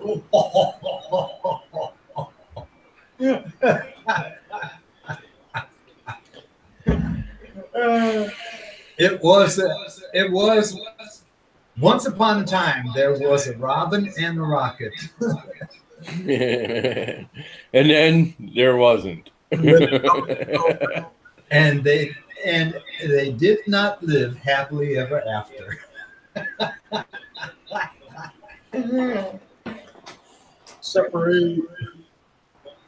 I need a recap of everything I missed since 9 a.m. Oh, you got to be kidding. Mr. Butchum, a complete recap, that's going to be impossible. You're going to have the abridged version is a bunch of old retards hanging out on YouTube talking about stuff. Everything. There's your recap. Yeah. Bunch of old geezers yakking on YouTube about stuff. 9 a.m. Bacon was a major subject. That was we talked about bacon for a while. No, that was the last half hour. You're gonna have to go and watch the video. Bacon. Say classified cleaners. own food group.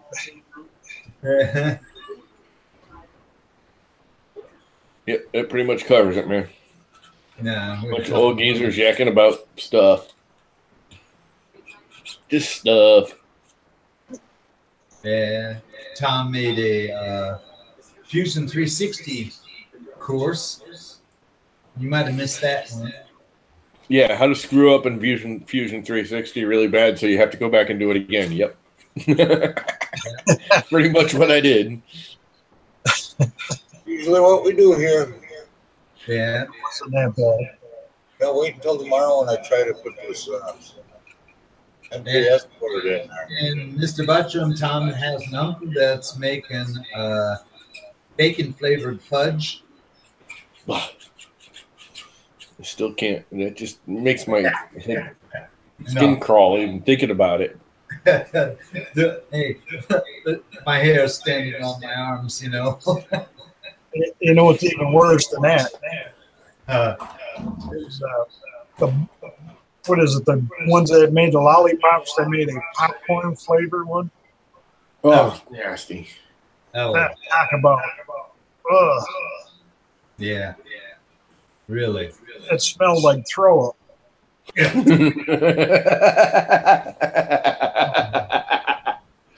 Oh, crap. Oh, no. That can't be true. There's some of the nastiest things you know. Oh, Mr. Butchum, he can teach that course. He's certified in screwing up in Fusion 360. Certifiable in it.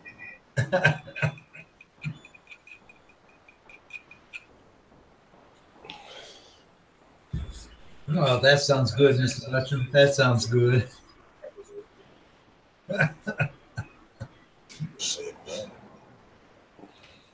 I mean, bacon is okay. And fudge is okay. I'm not both of them together. You ever had bacon covered or chocolate covered bacon? Oh, that's good. No. Oh my God. Salty chocolate is the best. If you want to chocolate cover something, then I can only say you can chocolate cover peanut butter. That's good too, but I'm telling you, there ain't nothing better than bacon. And it's called Reese's. That's the only thing that you Oh no, this is kicks Reese's ass, man. That's the only thing you can do with chocolate.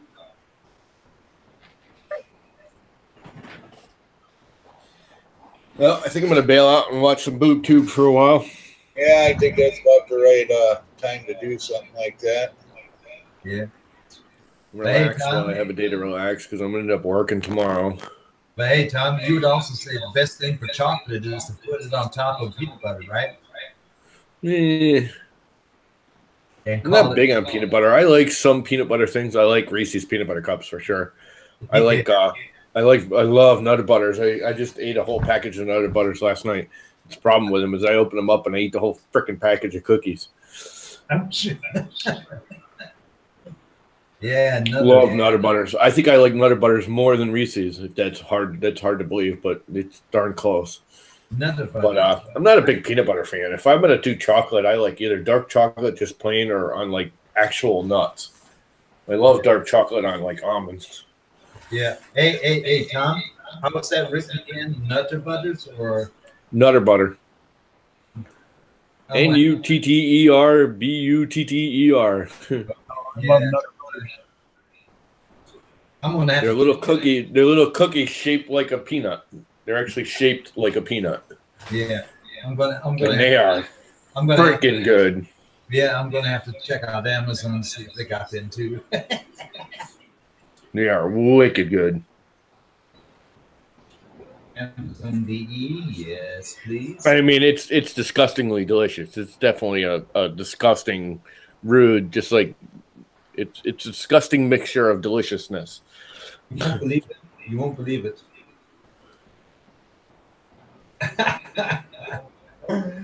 Oh man. Add to wish list. Yeah. What? Oh, you got the Nutter Butters? I found them. They're there. They're good, man. Shove that to Sweets for Don. Yeah. So they're another one kind of like the Reese's. The Reese's keeps doing weird things with them, and like you get the Reese's Easter eggs, and they're not the same. There's something about the ratio of peanut butter to chocolate in a Reese's peanut butter cup that's just right. Yeah. And the same with Nutter Butter cookies. They have like the mini ones, and it's just not right. It's not the right combination. Well, I found another. Yeah, see, I don't like the Reese's pieces inside either. That's just no. Reese's peanut butter cup needs to be a Reese's peanut butter cup. You start adding crap to it. Why destroy perfection? Hey, Tom, you know what I found in Amazon too? Pop-Tarts from Kellogg's. Pop-Tarts? I love Pop-Tarts. Brown sugar cinnamon Pop-Tarts are my favorite. Oh, no. Not roasted, doesn't matter. I like the brown sugar and cinnamon. Nah. Or brown sugar, I think it is. Just plain brown sugar, actually. Nah, cherry is my favorite. Yeah, it's too. I mean, I'll eat them. Don't get me wrong. I'll eat almost any Pop-Tart. Oh, they got some weird flavors now. No, the cherry ones, that was my favorite as a kid. Yep. Cherry's good. Yeah. And I can do them frosted or not frosted. Reese's. I'm not big on the Reese's Pieces. I'd rather just have a regular M&M. Yeah. No, Reese's Twinkies and Ding Dongs. You're a ding dong. I haven't had a ding dong in years. Yeah. Nah, I found all four or five of them right now. Yeah, see, some more Pop-Tarts are not. Ugh. They have a red velvet cake one now too. That's disgusting. Yeah. I mean, I literally threw them out. I couldn't eat them, and a Pop-Tart's just sugar and crusted sugar, anyways. Yeah. And I couldn't eat them. They were gross. I ended up throwing them out.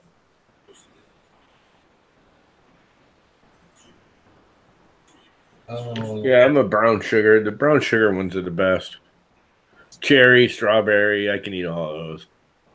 I need the basic ones. I don't like all them weird flavors they started coming out with.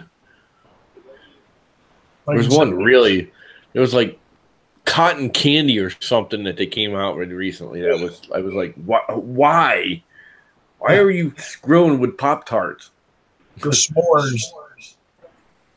The s'mores Pop-Tart. That's just sugar on top of sugar on top of sugar. Yeah, it's sugar encrusted sugar.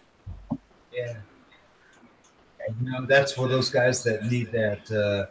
It's really good. Is you get the non-frosted ones, and you half toast it in your toaster.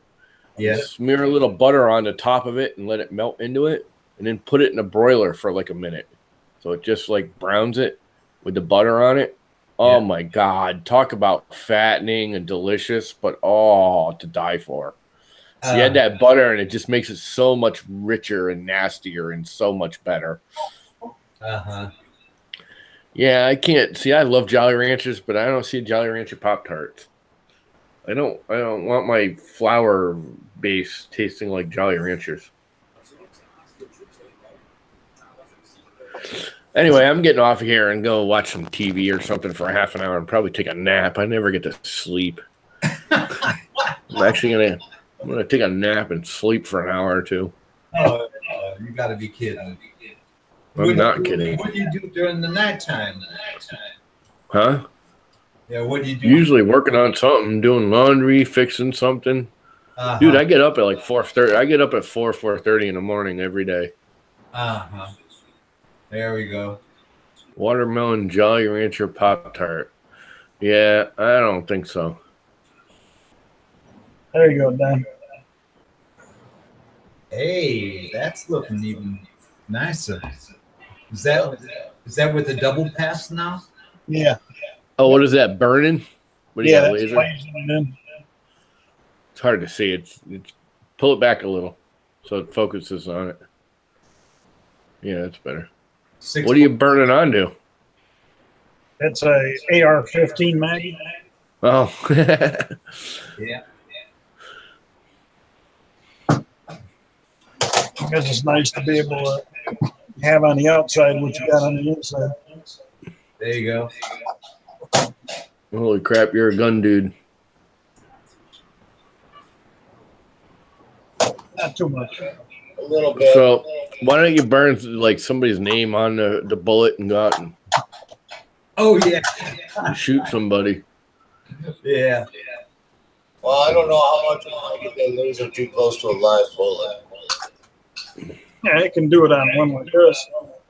There you go. Patang. Boom!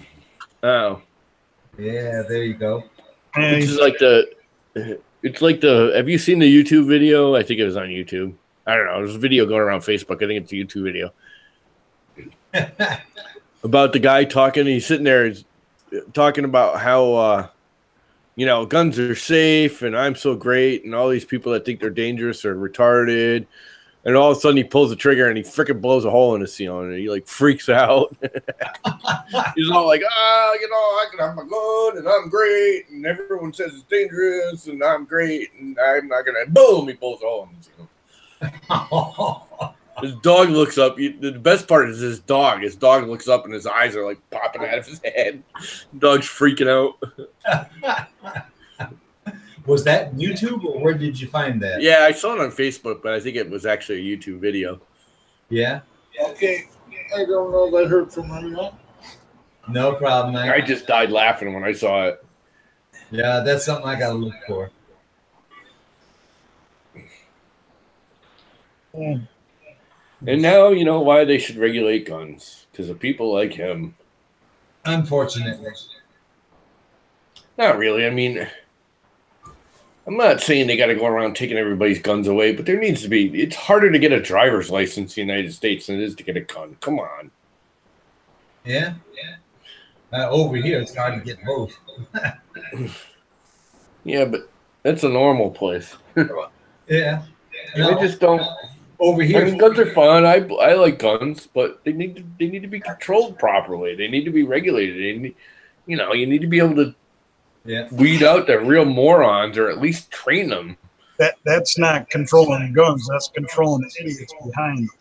Yeah. Right, but that's the same reason why you have a license for a car, is to weed out the idiots that shouldn't be driving. Not necessarily weed them out, but train them. That's my thing. Is I don't think they should take them away. I think to get a gun, you should have to take a legal safety course, and not just, hey, you know, keep your gun clean and, you know, take care of it. I mean, they should have to take a safety course and learn how to shoot and learn, you know, there's a driver. Take a 6-week course and actually use them and learn safety and yeah. What are those? Are those gun licenses or just licenses? That's I can't see it. And that's a concealed weapons permit. Take care, Mike. Yeah. Well, you have to take a course for concealed weapons, right? Yeah. Yeah. But it's only like a week for an hour. I spent 6.5 years in the service. Yeah, well, see, that's another thing. Someone like you, that's a different story. Yeah, but I've been handling guns since I've been 5 years old. I got friends that are into guns, but I still think we need to have some control over them. There needs to be some regulation on who can and who can't. Not even who can and who can't. I think everyone has a right to them. It's just they need to be trained on them. Yeah. You know, how to care for them, how to store it, how to use it, what to do with it. I mean, you know. And that's just like buying. We have laws in effect. Hey, there are a lot of people that can't have them, not to have them. Yeah, but even those don't really apply right. There's people that absolutely should be allowed to have a gun that can't because of some of those laws. And there's people that absolutely should not, that they don't even check for. Yeah. I mean, my attitude is they should just be like a driver's license. You should have to renew it every now and again. You should have to actually take a course, an actual real course where you learn how to operate, you learn how to clean it, you learn how to care for it, you learn how to, you know, store it safely, you know, what to do with them. You know, don't leave your freaking box of bullets sitting on top of the heater. There's some guy that left his bullets in a room and he put them on top of his heater. Of course they blew up. They should also have a license for people that have kids. Yeah. Because you have morons that have kids that have no. Honestly, they should. You know, to have a kid, that should be part of the thing, you know, with child care and stuff, and with all the baby classes now. Parents should just be mandatory. You have to go in for a baby class for a couple of months while you're pregnant, you know. Go in an hour or two a week and learn how to care and learn, you know, don't leave your kid in a freaking running car in the middle of the summer. The windows closed. You don't leave your kid in the house unattended. Yeah. While you don't leave the front door open in a city and just let your kid run out into the street. I can't tell you with the Mohegan, because we have both the casinos right up the road from me here. They're like 10 minutes away. Cannot tell you how many times a day, not times a week or times a month, times a day, the frickin' casino cops bust people for kids or dogs in a car left out in the parking lot. I mean, like multiple times a day. Yeah. It doesn't even get on the news anymore because it's so frequent. It's not even like a new thing. Huh. Every day, people are getting arrested for leaving dogs or kids in the car at the casinos. No, and that's because they don't hold people accountable anymore. That just ain't, I mean. Personal responsibility is not a thing anymore. Yeah. Oh, no, there's something wrong with you. We got to put you in, you know, some kind of special class because there's something wrong with you. Yeah, there's something wrong with you. You're an idiot. Just like they're fighting the 3D printed guns. Well, you know as well as I do, if they release those, 90% of the people that are going to print one are just going to blow themselves up. Yeah. That's all they're going to do. So let them print them all they want. We'll eliminate the idiots that much quicker. Tell me what 3D printer you need out there to print a gun that'll actually stand up to a cartridge. That's my point. Let them do it. Anyone that's stupid enough to do it, it's just going to hurt themselves. I went through, because I had people talking about that and saying how bad it is. I printed a simple little 22 revolver that they had out there.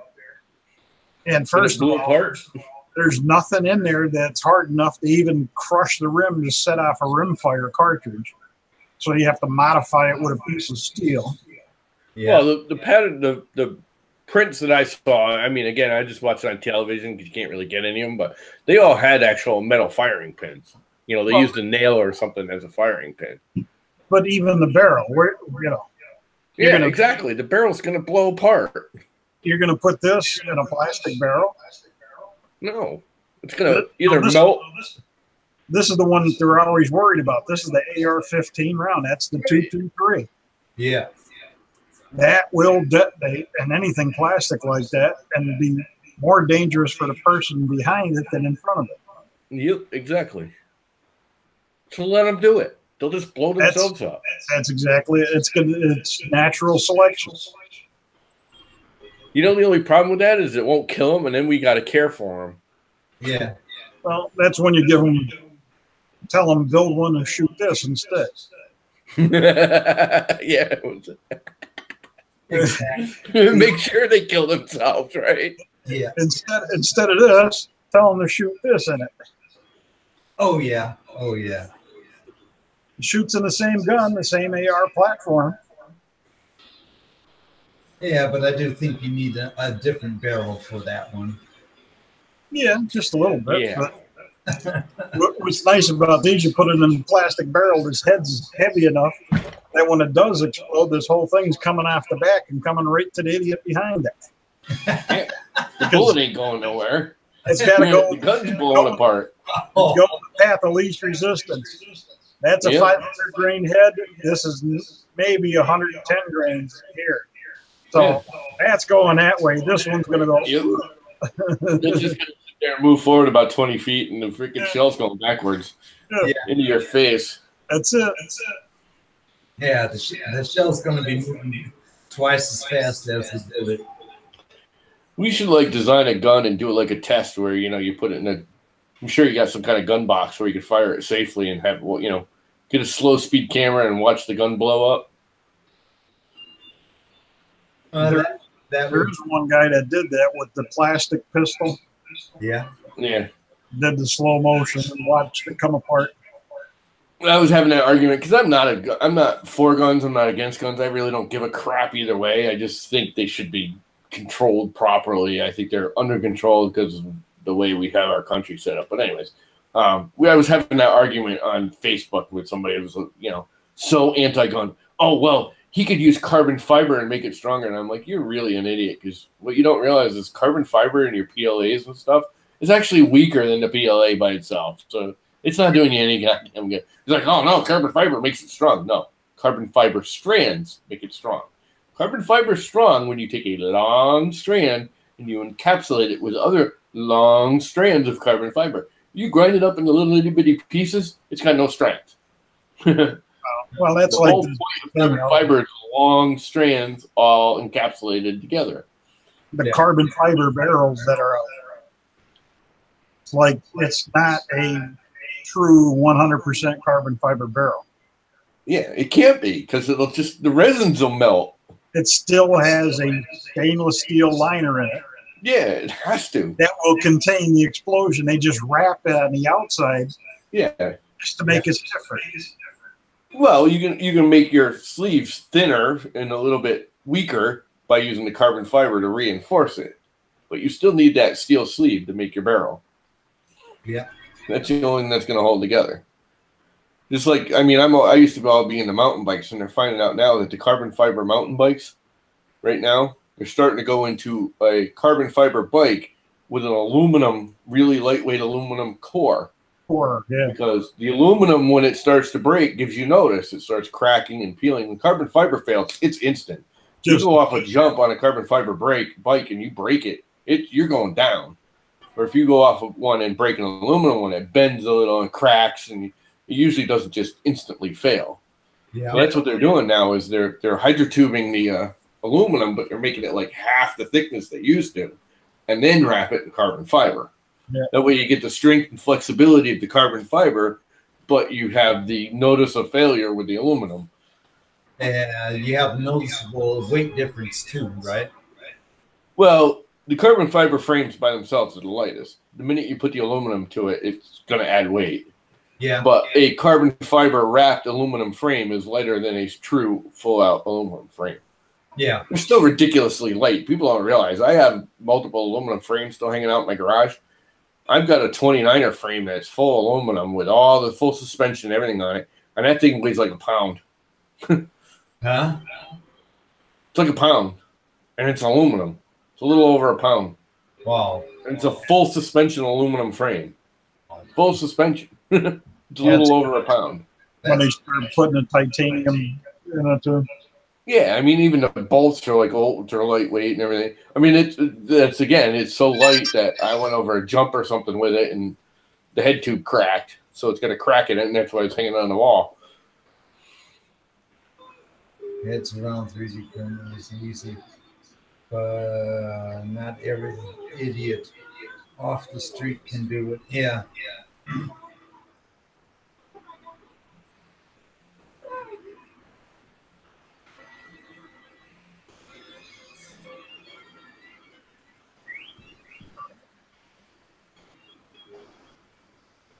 But that's a good thing that at least, I mean, if you want to 3D print a gun, the only thing that you can find without any problems is the props. Yeah, which who cares about those?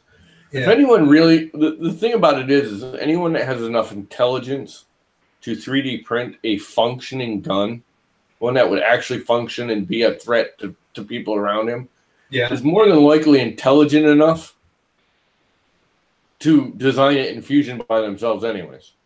And the stupidest thing is you can go out and get a piece of seamless pipe Yeah. and then, you know, put a 12-gauge shotgun shell in it And 3D print a handle for it, basically. and have a. Any moron can do that anyways. They But I don't, mean, they don't that's need so a much pattern more or a investment. print to do it. They That's do so that much- at the freaking 2x4s now. I've seen, hell, I did it as a kid. Yeah. I used to take Estes rocket engines and put them in a tube and take a piece of wood and strap it onto a barrel and make an Estes rocket gun.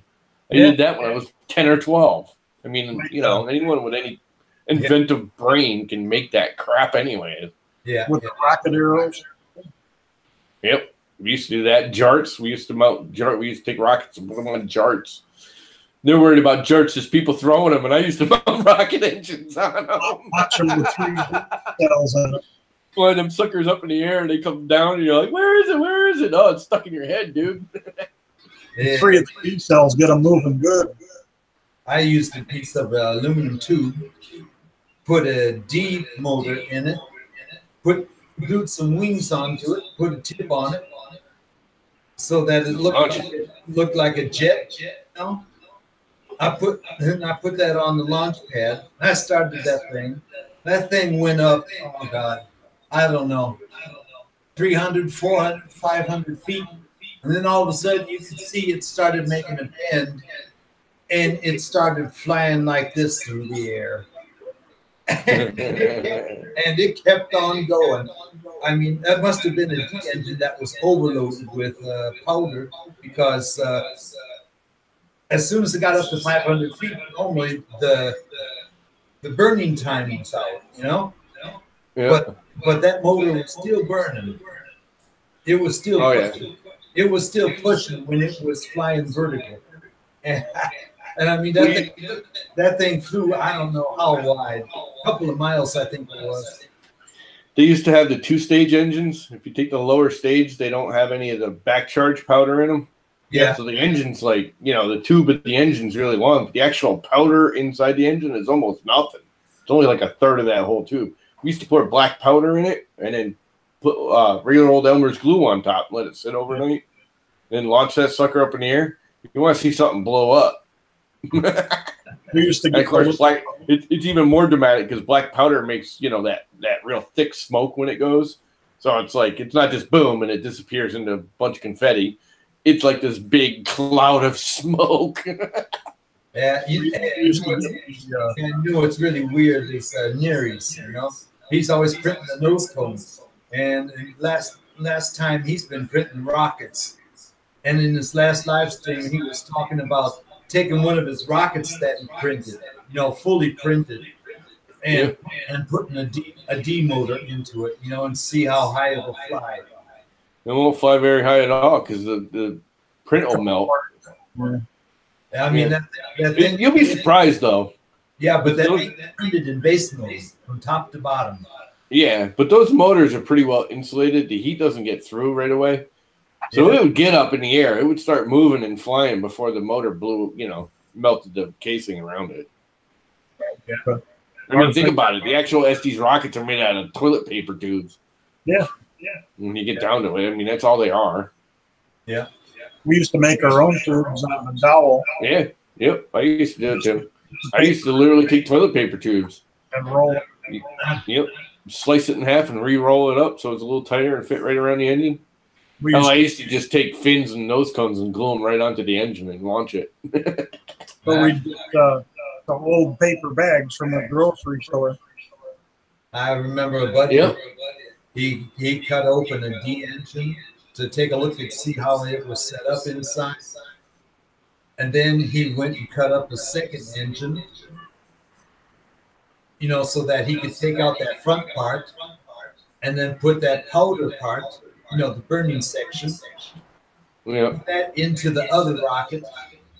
And then he'd take that thing back up, you know, had a cap on the end of it. And he said, so this one might fly for a little bit longer.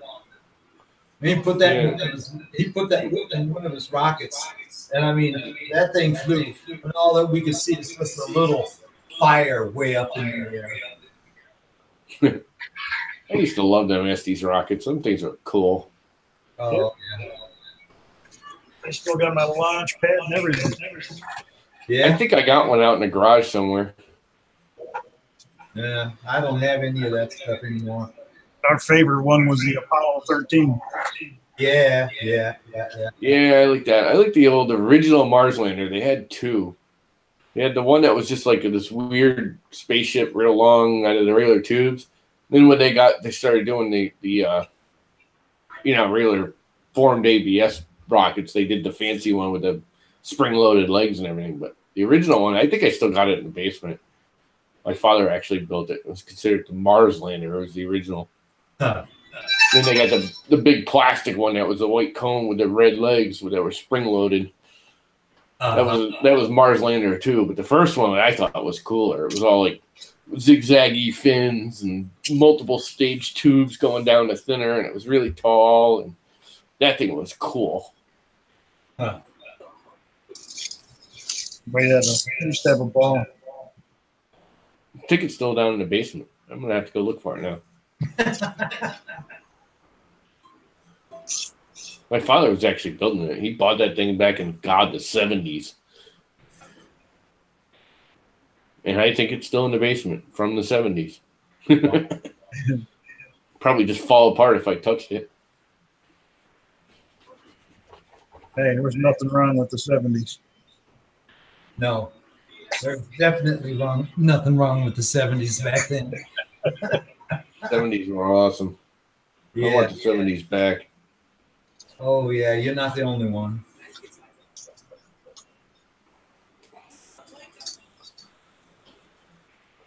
Yeah, life has changed. Way. Yep. The hell is that? That's part of the other side of the front laser, the upgraded pieces. Yeah. What printer is that going to? That's for the laser etcher. Oh. I'm going to have to build me one of them. How much is the laser head to get one that's halfway decent? A 4-watt, you can pick them up for $55. Yeah. Actually, I could use. You can use an old regular 3D printer board for that, right? Yeah. I mean, you basically make a 3D printer, and instead of putting an extruder on, you put the laser head. Yeah. So I basically have one sitting here because I got all the stuff. I got a board. I got an old power supply. I got everything I need. All I need is the laser head. Yeah, you can get a 4-watt laser on there, or the head with the focusing, all the optics, little TTL driver board for $55. It's not bad. That might be fun this winter. Burn the house down. I even did the other one. Like, here's a.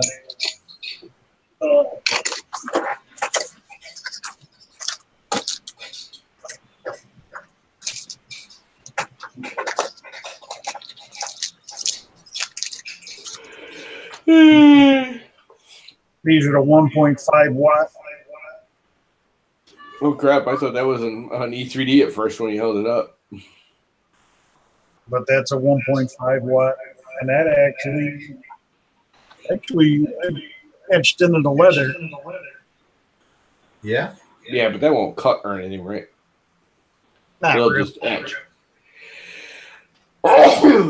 Flesh. I'd like to do some laser cutting if I got into it. Nah, if you want to cut something, you're going to need at least a 10 watt. Yeah.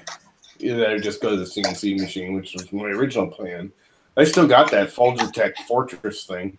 Still haven't gotten it running. What a nightmare that thing was. That was a waste of money. What's that? The Folgertech makes the Fortis or Fortrius CNC machine that they're selling. Oh, yeah. And it's, for one, mechanically, it's not very well designed. It's got like some stuff. The base frame is really over beefed. The motor's really nice. But the way the motion system, the way they have everything tied together is just really cheesy, chintzy. They have all these big parts, and then they're held together with a little itty bitty M3 screw and nut. That's a trap nut. It's not even a base thing, and it's on stand. And then the electronics is just, there's absolutely no manual for it. And of course, that's my weak spot is the electronics. And I have no idea what it's doing. And there's like 6 MOSFETs and controllers and all this wiring. There's like this little itty bitty, like black and white hand-drawn cartoon freaking thing to wire it with. I'm like, what? None of this even makes sense. None of the control panels even match the coloring they have. It's just really bad. I still haven't gotten it together. I've had it, I bought it right after Earth. We bought it like 2 weeks after Earth. And it's been built. I built the hardware. The hardware is all built at the shop. I just can't wire it up. I don't know what the hell I'm doing. If you want, you can throw it in a UPS flat rate box, the electronics. I can get everything wired up, get it working for you.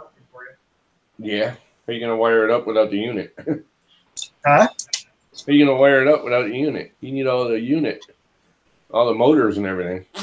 I can just hook up the regular NEMA 17s I have here to make sure it operates everything. Yeah. That thing's all NEMA 23s, too. I mean, hardware-wise, it seems like the right thing. It's just motor. It's a really nice spindle motor. I just have no idea how to wire it. It sounds like you have to send and it. It's huge, too. I mean, it's a big for CNC for, what, $500 or $600?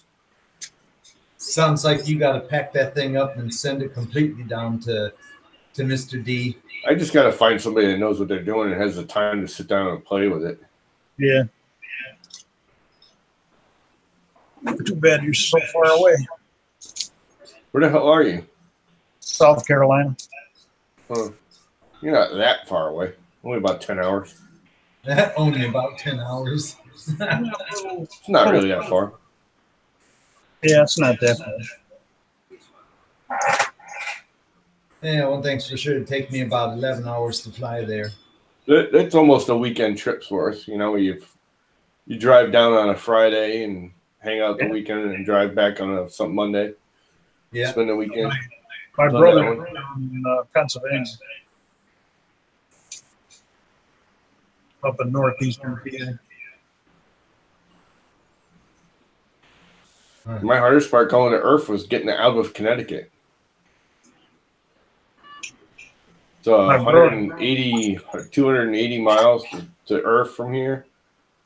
Yeah. It's like I don't remember. It's like an 8-hour trip. and Connecticut is the smallest part of it, and it was the longest part of the trip. It took me almost 6 hours just to get out of Connecticut. And it's only 55 miles. Our brother used to live in Danbury. Oh, God, that's where the nightmares all are. Basically, from New Haven to New York City on 95 is just not even worth driving. You're almost better off going up north and going through upper state Massachusetts and coming back down. Even though you're literally 50, 60 miles out of your way, it's almost faster. Yeah, it's quicker. Because all you do on 95 in Connecticut and the beginning of New York is sit in your car going at 2 miles an hour. Inch 10 feet forward, put your brake on. Inch 10 feet forward, put your brake on.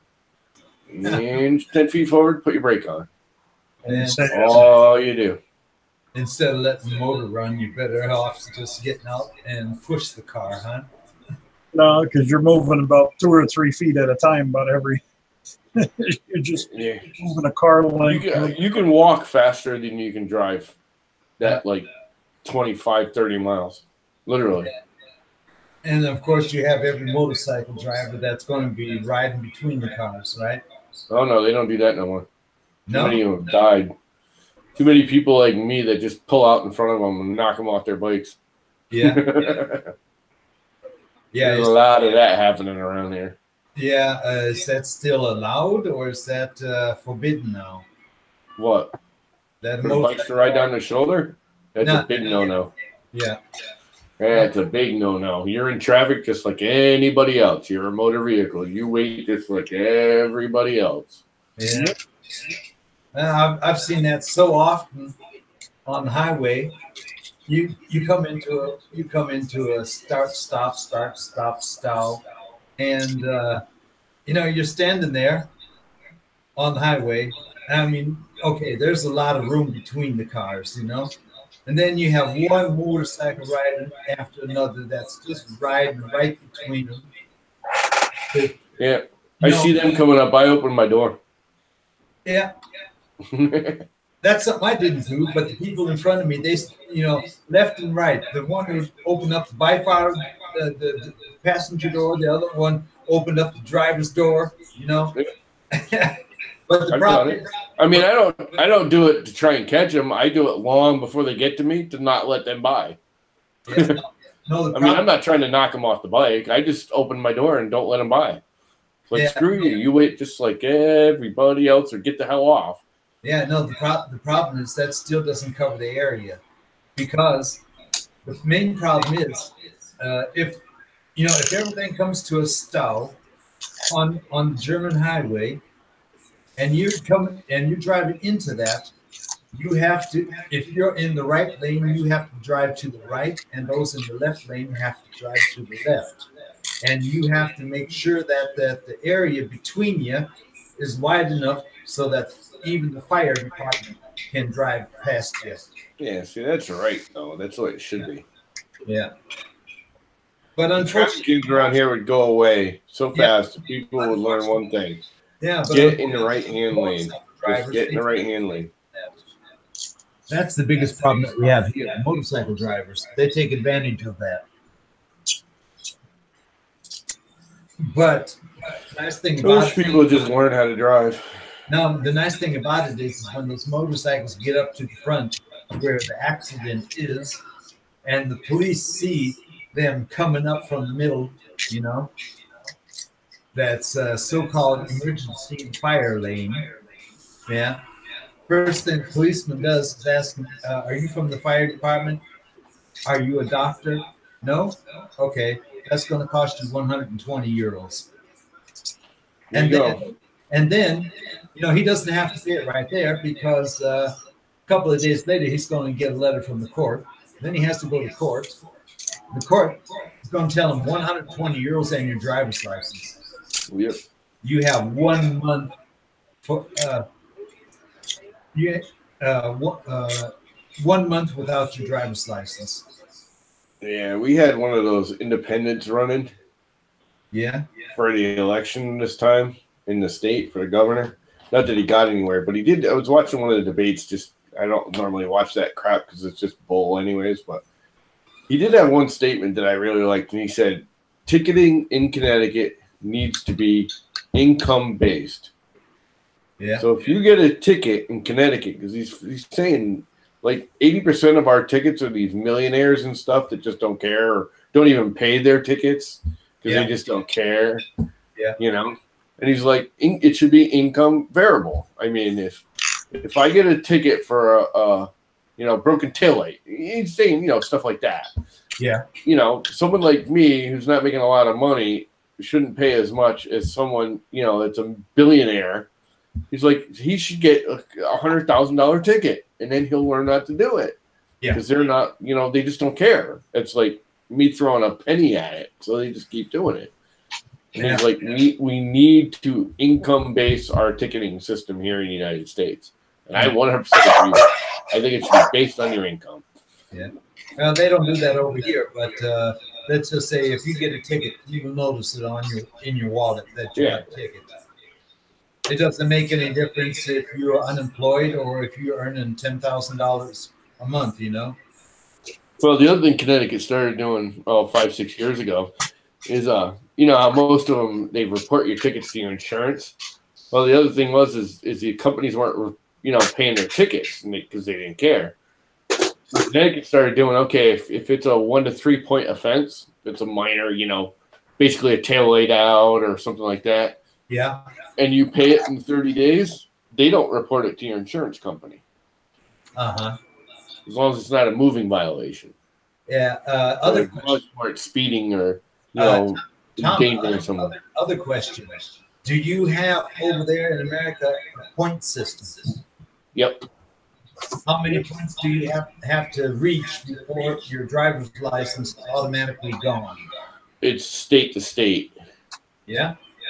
You can in Connecticut you can have 10 points in 10 years, and you lose your license for 6 months, I think.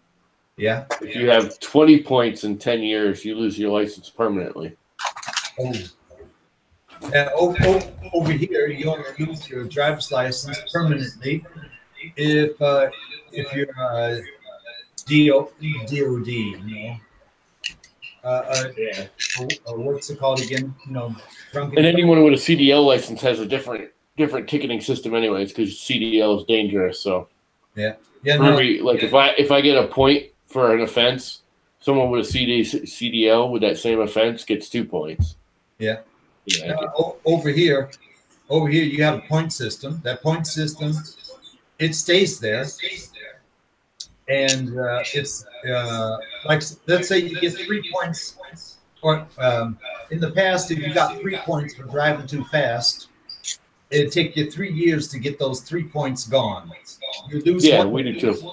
You lose a point each year, Yeah, no, ours here, it just stays there for 3 years.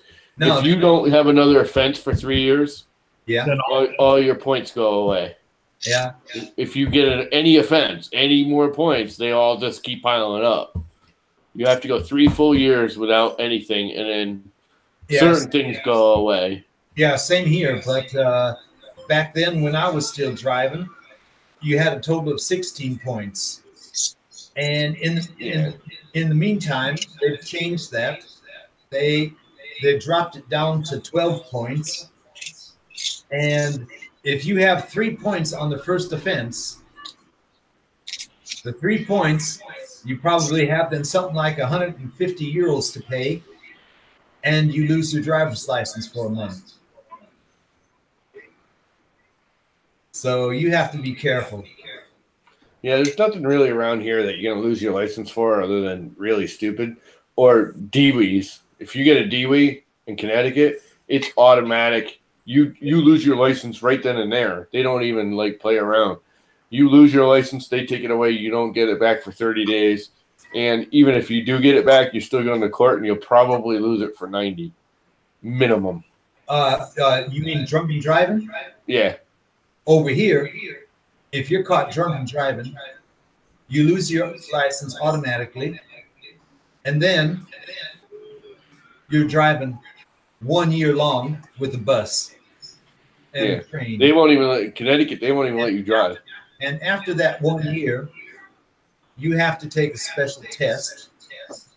You have to talk to a psychiatrist. Yeah, we got all that. After that, you have to take another driver's training. Yeah, we got driver's training now. You get a DWI if you're point something. If you're so drunk, you have to go take it. If you just like had a buzz on, they don't make you do it. But you still lose your license for the 30 days. No. You lose your license. If you fail the breathalyzer, you lose your license for 30 days automatically. Now over here it's for 1 year, and after that 1 year, I mean, it doesn't make any difference if you were in an accident or not. If you were in an accident, well, it's much worse. You might not be able to get your driver's license at any time again. But if you were just caught drunken driving, that's 12 months, and then you have to take those tests. And after everything is done, you've spent about €2,500. Wasn't I going to go watch TV? I'm out of here. I got to go watch TV. I'm falling asleep. I'm going to take a nap is what I'm going to do. Yes. All right, later, guys. Okay, take care. Have a good one, Tom. Yeah. What's up? Oh, Get an apple turnover. Apple turnover, huh? Yeah. There you go. My blood sugar was down to 63. Well, I think my blood sugar was down a little bit too, because after I ate that donut after I had my dinner, first then I noticed that my blood sugar was going back up. I mean, I know I'm not I'm not a diabetic or anything like that, you know, but I can definitely notice it when my blood sugar has gone down. As soon as I eat something sweet, it gets back up. Hey, I'm full awake, you know, and everything's going good. Oh, yeah. Hey, Mr. D, I'm almost at that point now where it's going to be flat, and then it's just going to be printing the wall. Yep. Going up, you know. Oh, but 1 second here. Do I still have it? Yeah, I still have it here. 1 second, Mr. D. Okay, I'm in the right chat. Monitor.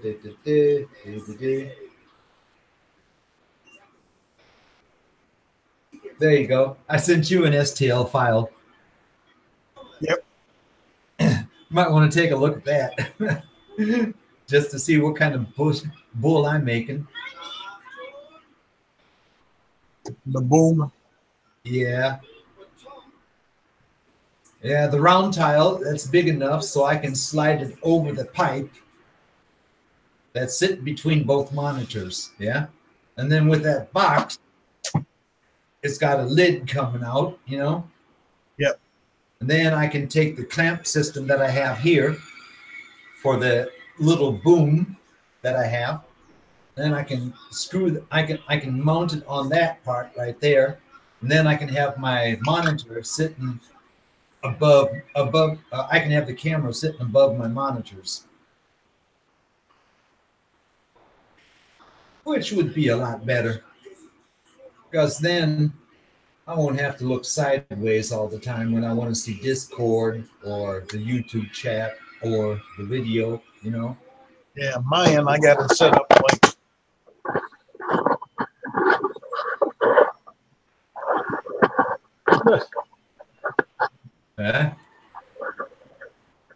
I got the monitor in front of me, then I got the monitor there.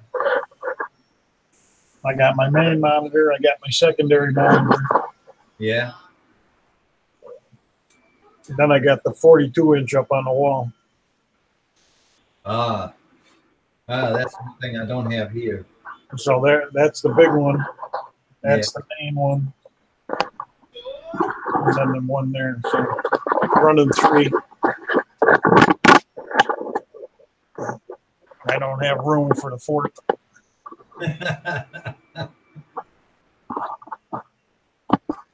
Yeah, but one thing's for sure with that 40-inch monitor there, I mean, if you're watching a video, you don't have any problem watching that video, huh? Nope. You don't need any glasses for that. Well, Hey, Derek, how you doing? Yeah, we're still here. that's like when Tom was messing around with the Fusion 360. I just threw it up on the big monitor. Yeah. Yeah, I can imagine that makes a little bit more fun on the big monitor. I mean, okay, I have two 22-inch monitors here, you know. Back when I got those, I would rather have gotten 24-inch monitors, you know, a little bit bigger. But one used 24-inch monitor would cost me more back last year than what I paid for both of these 22-inch. And I mean, I got these used too. And they have 0 pixel failure. You know, they're perfect, you know.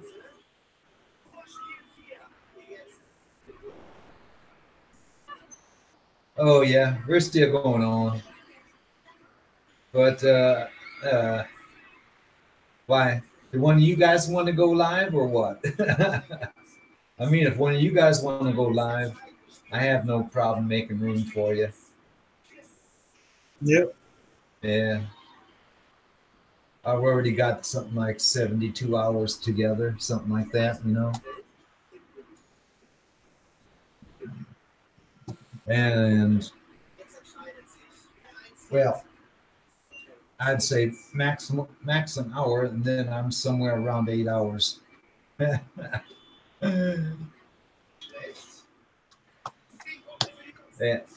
Yeah, how's it going over there, Ben? Everything okay? I don't see any new videos from you there.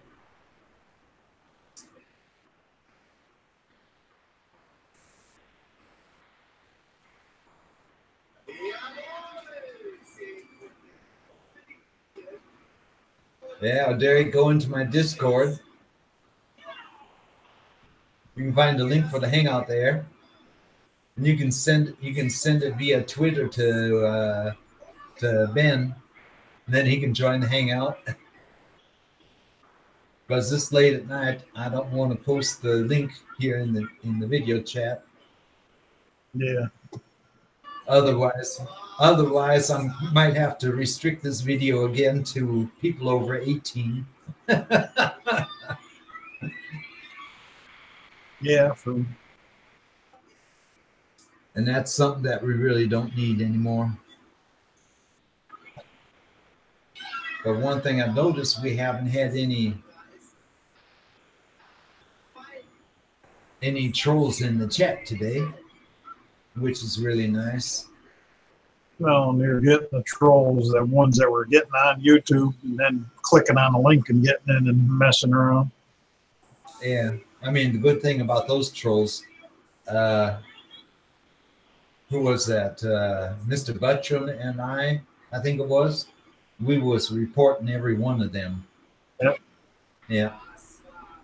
I mean, it could be that they're not in YouTube anymore. Because if only one person reports them, YouTube might take a look. Well, that one last time, that person came under, he had four accounts active going in at the same time. Yeah. Yeah, no, but you know, if one person reports them, YouTube will take a look to see, yeah. But if 2 or more people report the same person, yep, YouTube will take a serious look and see, oh, okay, well, this guy doesn't need to be on in here, and they'll throw him out. But yeah, I mean, there would have been some kind of a reporting system where you could, as a YouTuber, just click a link and then you could send YouTube a message. Yeah. Well, I still have the text file with all of those names of people that were jumping into the live stream a couple of weeks ago. You know, I could send them all those names and they could check that out. Just make sure that none of them are in YouTube.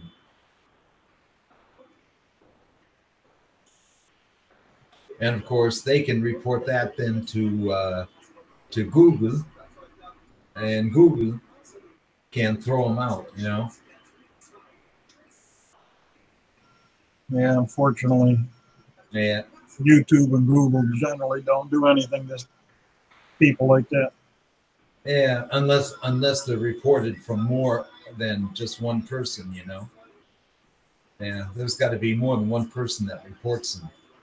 But I mean, with the names that they had back then, you know, when they see those names, they can automatically see that's somebody that doesn't have to be here. Yeah, well, I sent them a copy of the video too. Yeah, The clips out of what they were posting. Yeah, with all the racial stuff. Yeah, and then the porno stuff that they were doing, you know.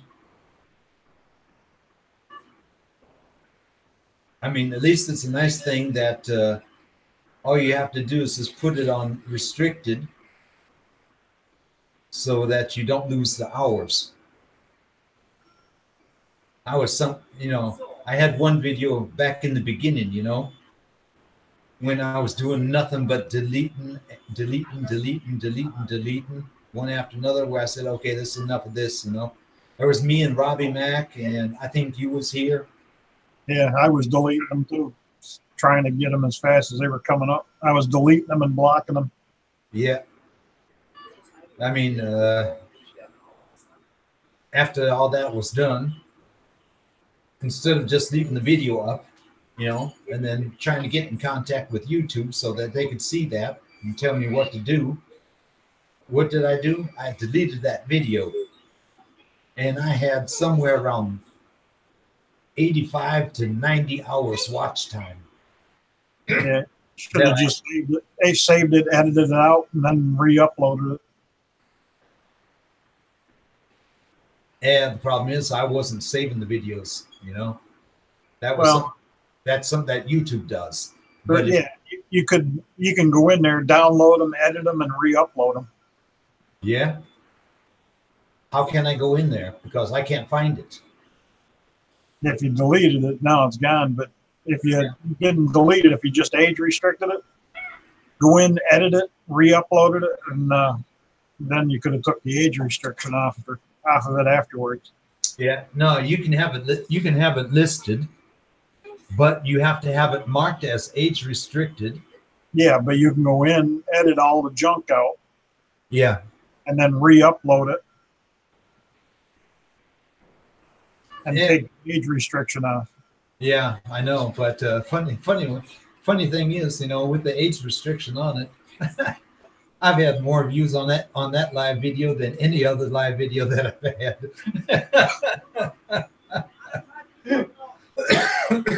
That's the funny thing about it, you know. Especially, you know, when was that? Last week when I was saying, well, all you have to do is just go and watch the last 15 minutes of it, you know. I think it jumped from somewhere around 90, jumped to well over 100 views. I was looking, Dell still has that deal on the 32-inch monitor for $149. From Dell? I don't know. My 32-inch monitor for $149. 32-inch. Wow. Huh. Yeah, that'd be a nice one for me. But you know what I'd do then? After I get moved. Oh, Mr. D, are you still there? Yeah, I'm still here. I'm trying to hold on. Okay. Oh, hold on. Yeah. Yeah, this is never mind. Yeah, it's from black to gray now. I was trying to show there. There you are. Yeah, no, if I could get a cheap 32-inch, you know, I'd probably save it until I finally move and have an area where I can make a nice makerspace, you know. Then I'd mount that on the wall like you did with the 40-inch there. And then put my 222 inches underneath it, you know.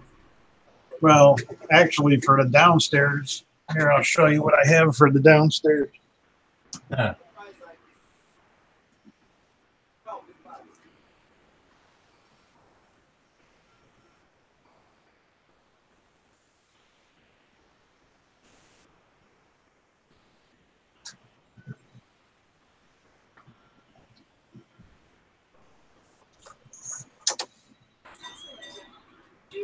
Epson. Oh, that's a projector. Uh-huh. Yep. Yeah. Okay. Okay. That means all you need is a nice flat white wall. Yeah, I've got one big, huge wall downstairs. Yeah. That's all white. That should work. Yeah, the wall is, it's actually, what was it? It's 18 foot wide and 8 foot tall. Oh. So And is it really flat, and no cracks in it or something like that? yeah, it's perfect. Yep. Cool. That means you can use that as a screen. Yeah.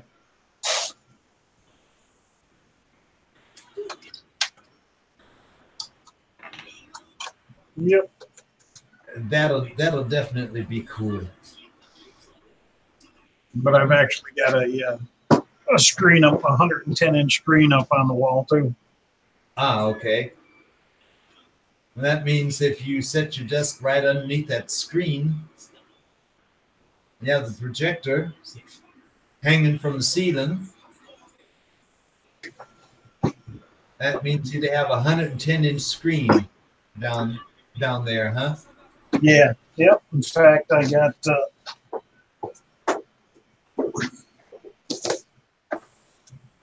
Yeah, but the lifetime from the DLPs. Ceiling mount. There you go. Yeah, this one has the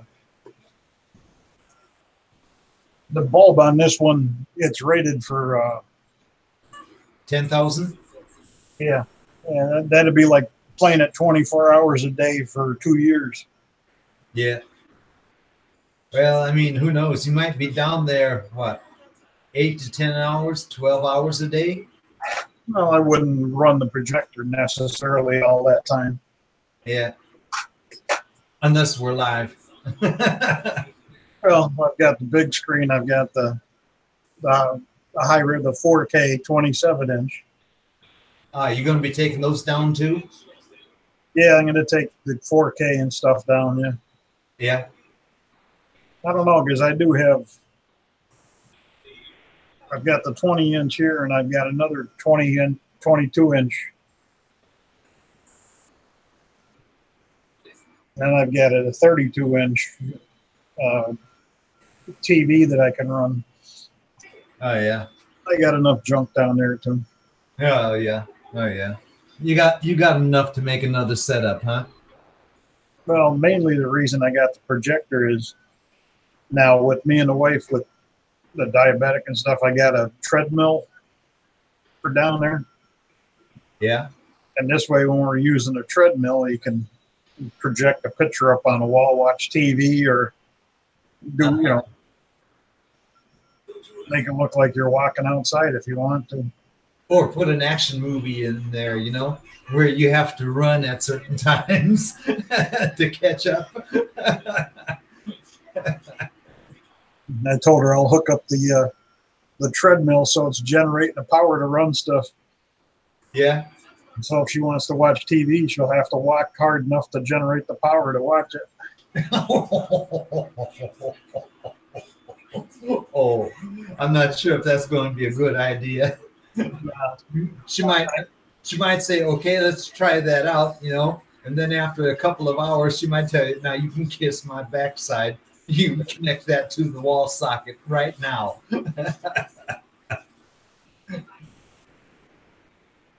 Yeah, well, unfortunately, I have a hard time just walking myself. So yeah, that's what's nice about the treadmill, is being able to hold on to the handles on either side.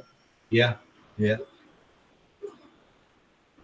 But yeah. You know, Like I said, I would never wish a back problem even on my worst enemy, man. yeah.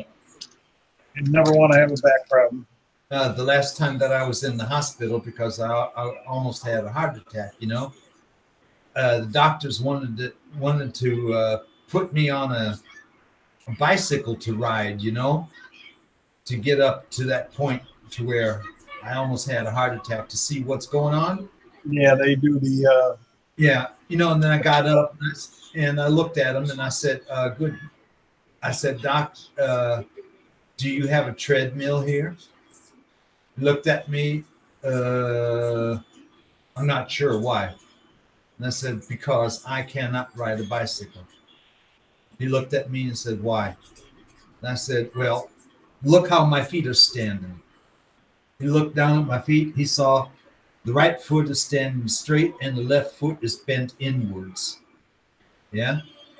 He said, "Yeah, what happened?" And I told him I had, you know, that I had an accident and everything, and that backbone didn't grow back together correctly. The left hip joint didn't grow back correctly. You know, it's a little bit bent out of size. And he looked at me and said, "Yeah. Why did, you know," he's wondering why did that grow back together bent, you know, as if they didn't put some type of restriction around me or something like that, you know? Yeah. And I told him, no, they didn't do anything. The only thing I had to do was just lay flat for about 6 weeks. He put his hand on his head and he said, "Oh man, that can't be true." He asked me, "Where did that happen?" And I told him, "Down south." Yeah. I mean, the doctors up here in the north,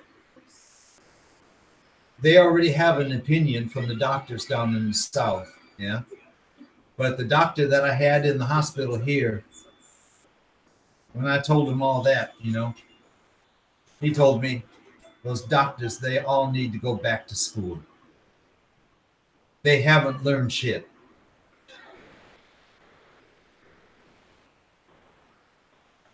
When I told him, yeah, I was in the hospital and they did normal x-rays and they couldn't see anything.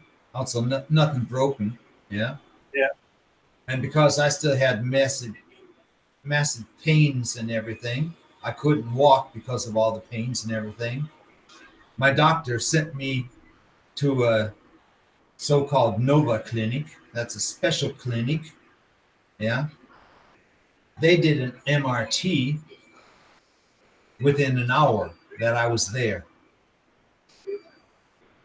Within that hour, the doctor already saw that I had a hair fracture in my butt bone. I had a hair fracture in the left hip bone. You know, that comes from the spinal column down to the hip. Yeah. Yeah. I had a hair fracture in that one too. Yeah. He made a report back to the hospital telling them next time they should maybe do an MRT instead of just making an X-ray. Yeah. But yeah. I mean, I was going through a lot of bullshit back then. And every time, because I was living in the same building as the company where I worked at, you know, I mean, it was one big house with a separate section. And then in the back, there was another apartment area. I was living there. So I only had to go around the corner to work, you know. But during that time, I was laying flat all the time. And once a week, my boss and friend, he had to bring me over to the Nova Clinic. They had, you know, do their checks and give me some injections, you know. Yeah. Yeah.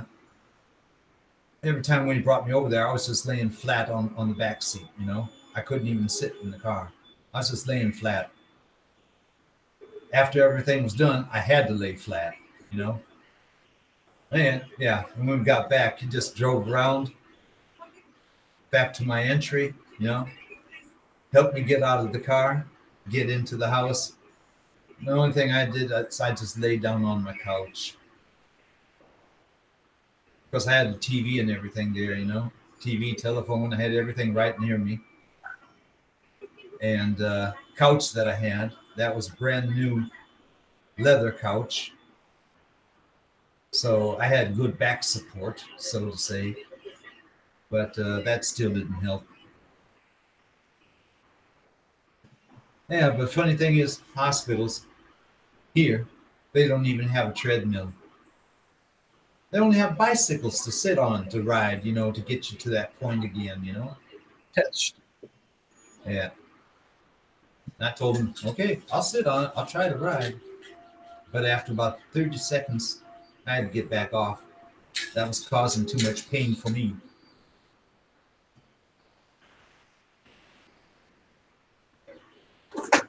Yeah. When this print is done, I have to change that fang blower that's on there. Yep. Yeah. Every time I can hear when it scratches over a print. Oh, it's too low. It is. And I can't raise it any higher. Huh. I don't know what to do with that one, but yeah, that guy in Facebook in the D9 group, the one that he designed, you know, it's got like a tunnel system coming down the front. It'll split apart with two thin channels coming down to the left and to the right. Yep. Down to the nozzle, and then you know, open up for the air to come out down there. And on the top, you just put a normal radio fan on top of that. Yeah. And simple mounting, because you have to use the two screws for that are used for holding the NEMA 17 motor. Yeah. And the two screws that are up on top that are used for holding the circuit board. Yeah. You just have to change those screws out and use longer screws. But I have enough here.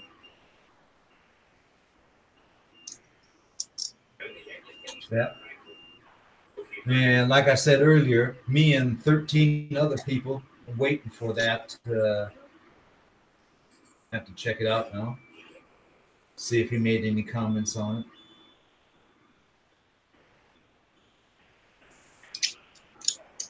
Yeah. Me and 14 people.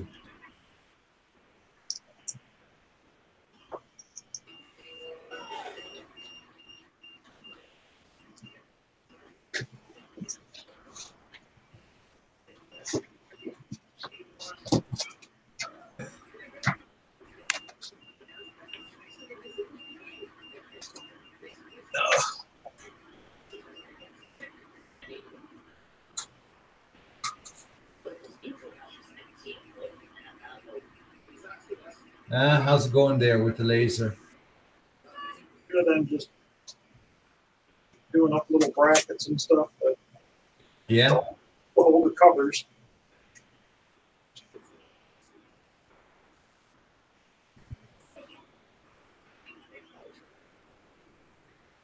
Yes.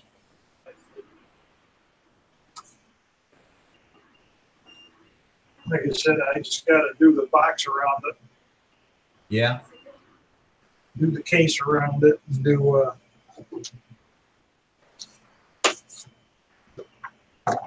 yeah. You're going to be moving that down below, right? Yeah. Yep. I got to do a fume hood on it. Yeah. Yeah. But when you put a box around it, you're going to have it so that you have to open it up from the top, right? Yeah. I have a lid on top. Yeah. And that means you're going to have to be standing up all the time, huh? When you do something there. No, you just lift the lid on it and put your project in there and let it go. Uh-huh. Really no different than now. Yeah. How is it? How do you have that set up right now? Is that so that you only have to put your your files onto a SD card and stick the SD card in the control board, or? I've got it running off of my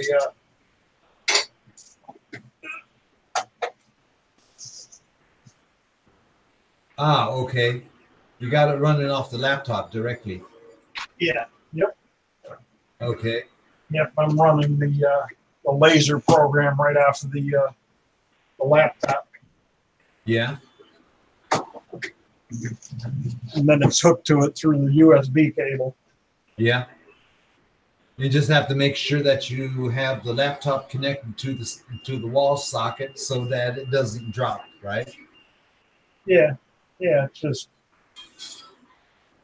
but I figure when I get it down there, I've got a long enough USB cable I can run it from the main, from the computer over to it anyway. Uh-huh.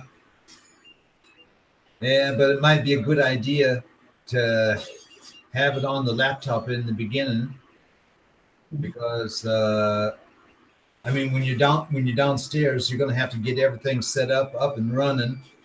And, Yeah. And if you're running YouTube and everything from down below with the live stream, you might have to check it out just to make sure that you have enough backup resources on the PC. Yeah, well, I've got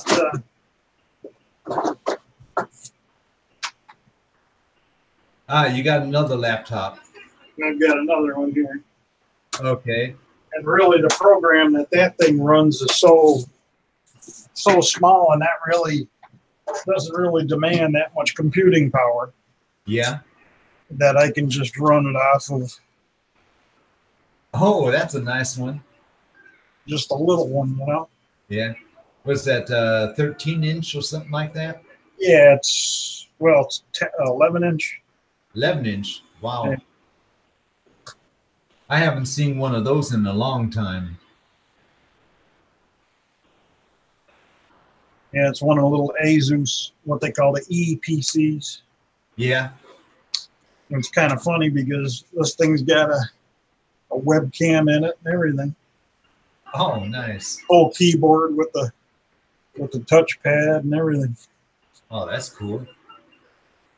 And I just I have it run off of just a Chrome operating system, Yeah, yeah, off a USB stick. yeah. So it's easy because all I do is just pop the USB stick in and run it off that. You got Windows on that already, or? I'm running off of Chrome, the Chrome OS, Uh-huh. Google Chrome Yeah. operating system. And that program will work there too? Yeah. Cool. Yep. And actually, I can run it off of the Windows 7. Oh, that's even better.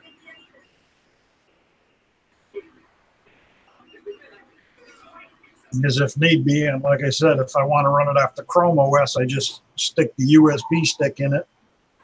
Yeah. If I want to run it off the Windows 7, I just let it run off the internal drive. Yeah. So I can run it off of either operating system. Yeah, and you got enough RAM in there to run that program? Oh, yeah. Yeah. Oh, that's okay. Yeah, this has, what is it here? Probably 2 or 4 gigabytes, huh? Well, I think there's still like a 80 gigabyte free on this thing. Yeah. So there's plenty. Yeah. There you go. Plus, You got enough room for saving the files, and do you know well, how much, do you not know only how much RAM is in there? I've got what they call share mouse.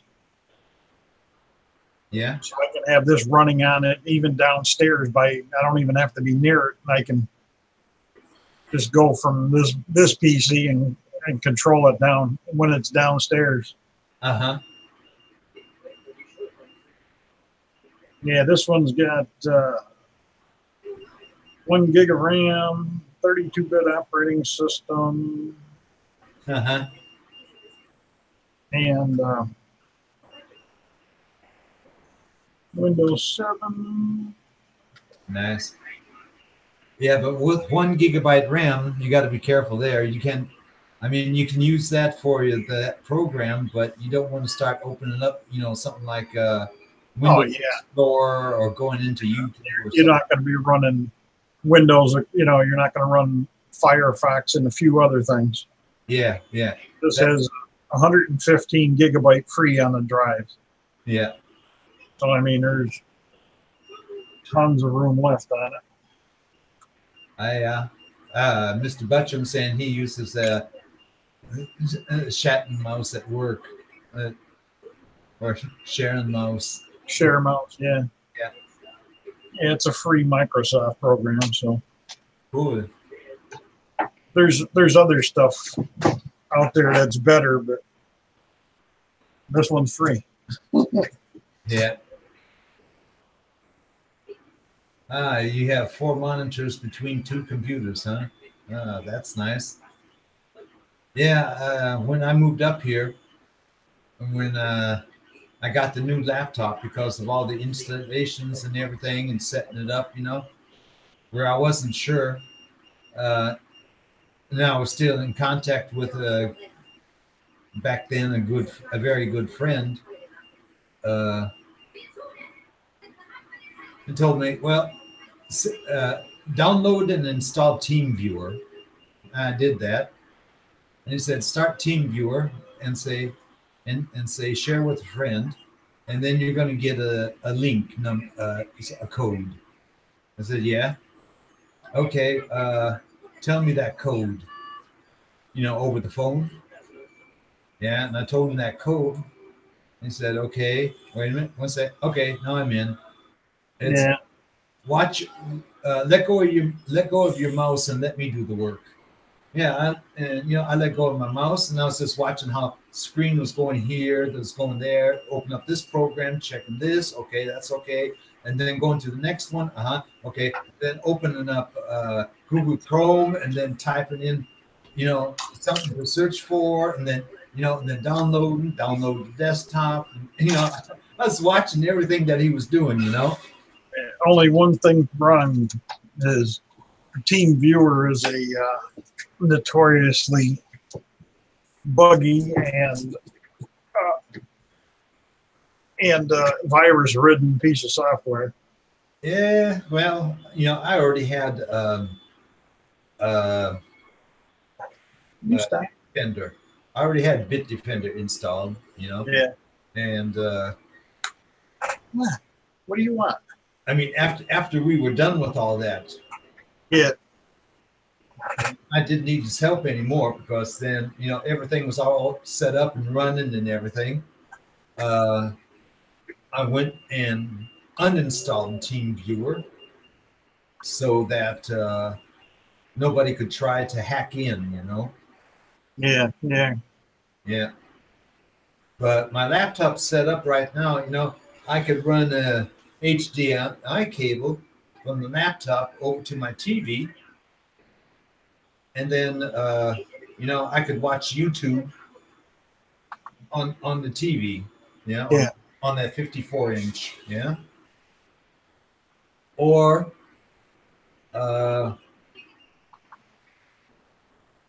if I have Netflix on the laptop, I can send that over to the TV and watch it on the TV instead of on the laptop.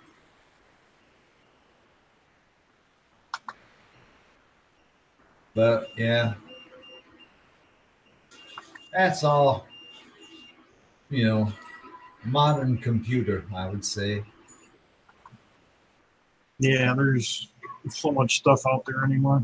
Yeah, I mean, I've got a 10-meter HDMI cable that's long enough to run around the corners and everything, but it's just like the network cable. I got to run a LAN cable from my box over to the TV too for internet on the TV. Yep. Yeah, but I'm not going to do any of that until I finally get a new apartment. I think I've got something like 100-meter and different cables, you know, that need to be run through the apartment, connected up and everything, and then I'm halfway there. Then all I have to do is just get something like that from Apple or from Amazon, you know, one of those where I can say, Alice, turn the lights off. Alice, turn the TV on.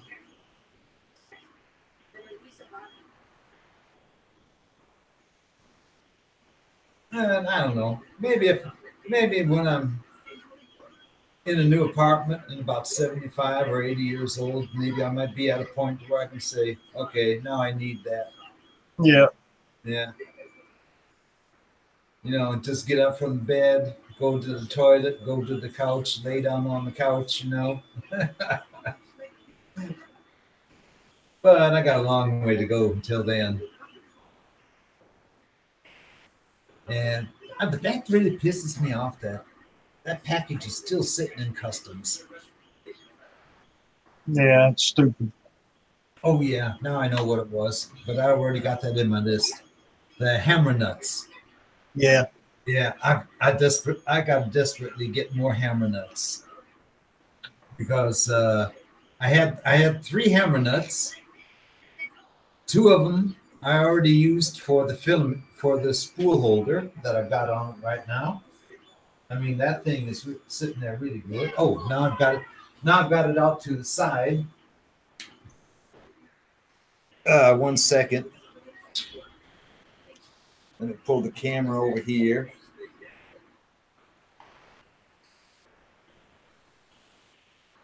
There you go. Yep. Now you can see it, right? That's with three bearings in it. Yep. This is a roll. Yeah, it's one of the wide rolls. Yeah. That's one of the wide rolls, and it's fitting exactly in there. That's perfect. Yeah. Because here we go. There's one. I mean, when you look here, this is a 750 gram roll. I mean, that thing sits on there, and there's a finger wide room there, right? That's a 750 gram roll. And here's the 1 kilo roll. And that 1 kilo roll fits exactly on there. Yep. I mean, it can come off. Yeah, it gives you a little more room. You can turn it around or whatever. And no, wait a minute. Yeah, that's the problem. I might have to file a couple of millimeters off of this rim right here. Yeah. Because either that or I'm going to have to put a flathead screw in here. Yeah. Yep. That'll give me the couple of millimeters that I'm missing right now because that screw is holding it back. Oh, so, just enough. Yeah. Yeah, just enough so that it can't fall in.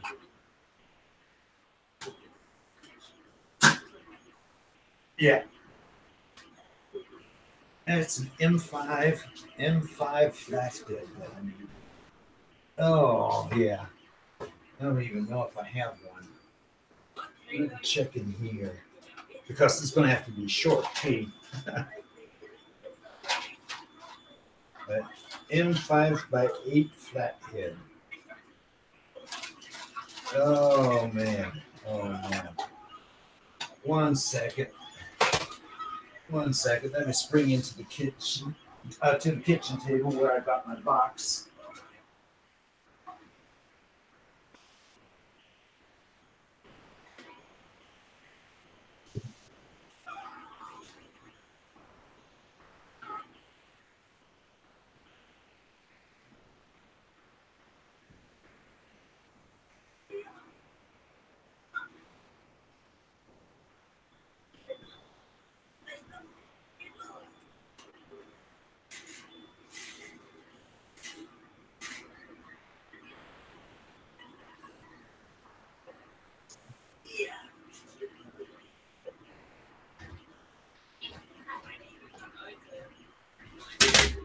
Okay.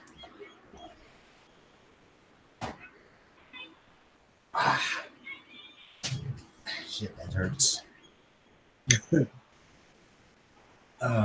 Yeah. Nah. I had to pull out these two drawers here. Yep. Yeah, it's a little bit mixed up in there, but well, that is a flathead, but if that one is flat enough, wait a minute. I mean, that looks like an M6 too. If I can find that other hammer nut that's in here, then I could try it out and see if it'll fit. Ah, there it is. There it is. That single hammer nut that I've got in this bag of screws here. Found it. Yeah, those are all M5 by 8. That means when I start putting a frame together again, I've got the right length and screws that I need for the corner brackets. Yep. No, that ain't gonna fit. That must be an M6.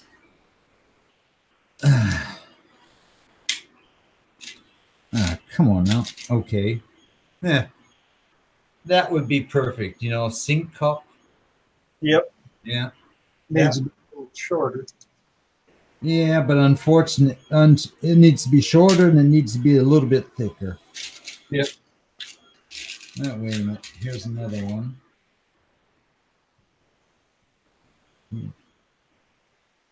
Ah, shit. That's an M4 too. Oh, man. Come on. Give me just one M5, please. Hey, hey, hey, hey, hey, hey. Hey, Mr. D, take a look here. Oh, perfect.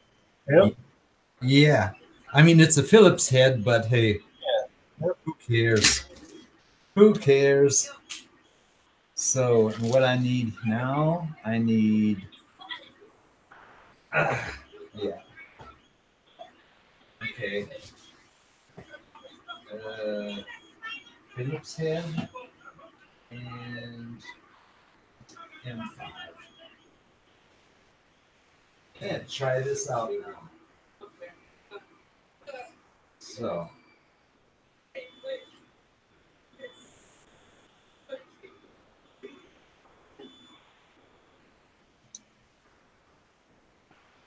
Okay, got the old one out.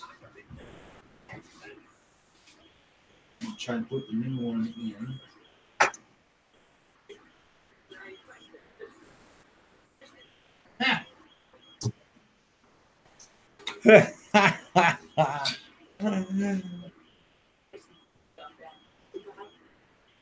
That thing is more than perfect. So let me get that 1 kilo spool again.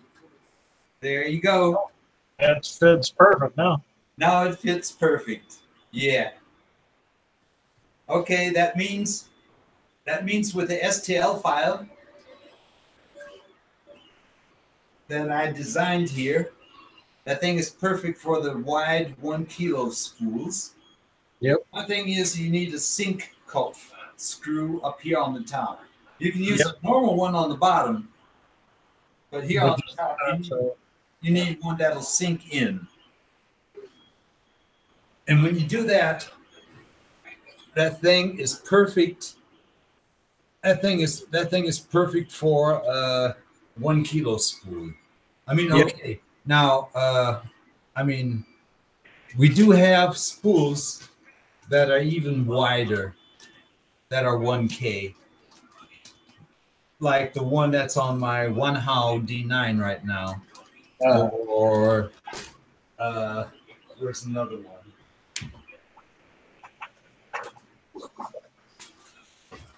one? Here's another one. Yeah. Yeah, this one's from China. I mean, okay, if I have a roll like this, well, I know for sure I have to put it on my one how D9, you know. But of course, you know, I can always pay attention then to what roll I'm buying. then I won't have to worry about if it's going to fit on the Hypercube or not.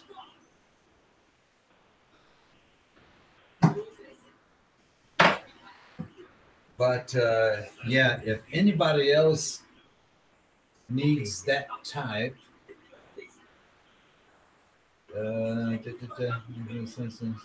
Star Wars, no. Hunter, no, wait a minute.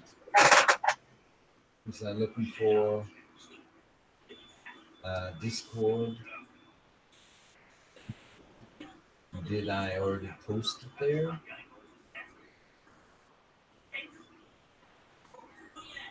No, I didn't post it there. 2020. There it is. Doo-doo-doo.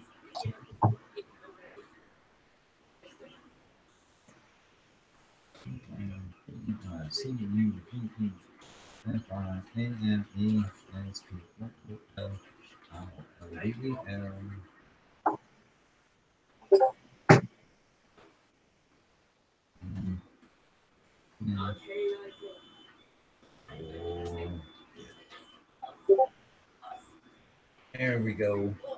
If anybody else needs it or wants that type of a spool holder for their Hypercube, I posted both of the files that you need in Discord. One is the spool holder itself, and the other is the pin, where you need to print 3 of them to put through the 608 bearing to stick it down into the slot. And that spool holder, like it is right now, you can't find it in Thingiverse, because I had to take 2 different STL files, import them into Tinkercad, and then cut the spool holder part off of the one so that I only had the frame mount, and then cut the old frame mount that was only for a top mount, cut that off of the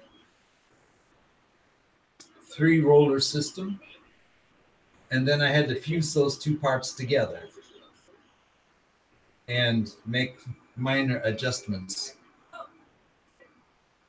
The top part, I had to add some more meat onto it and then move the hole and make a new hole for it, you know. But yeah, as we can see, I mean, from the optic here, it looks nice. And it is stable. I mean, you can't bend it. So that means that's a good spool holder. And do I have it on the right side? Yes. The only thing is, maybe I might have to move the spool holder to the front of the frame instead of there on the back, because when I put it on the desk, I'm not sure if I have enough room towards the wall, you know. But I don't know, I can leave it there. Now, the desk is already standing about 12 centimeters from the wall. So that means when I remove that back shelf, put the printer on it, then there's going to be more than enough room.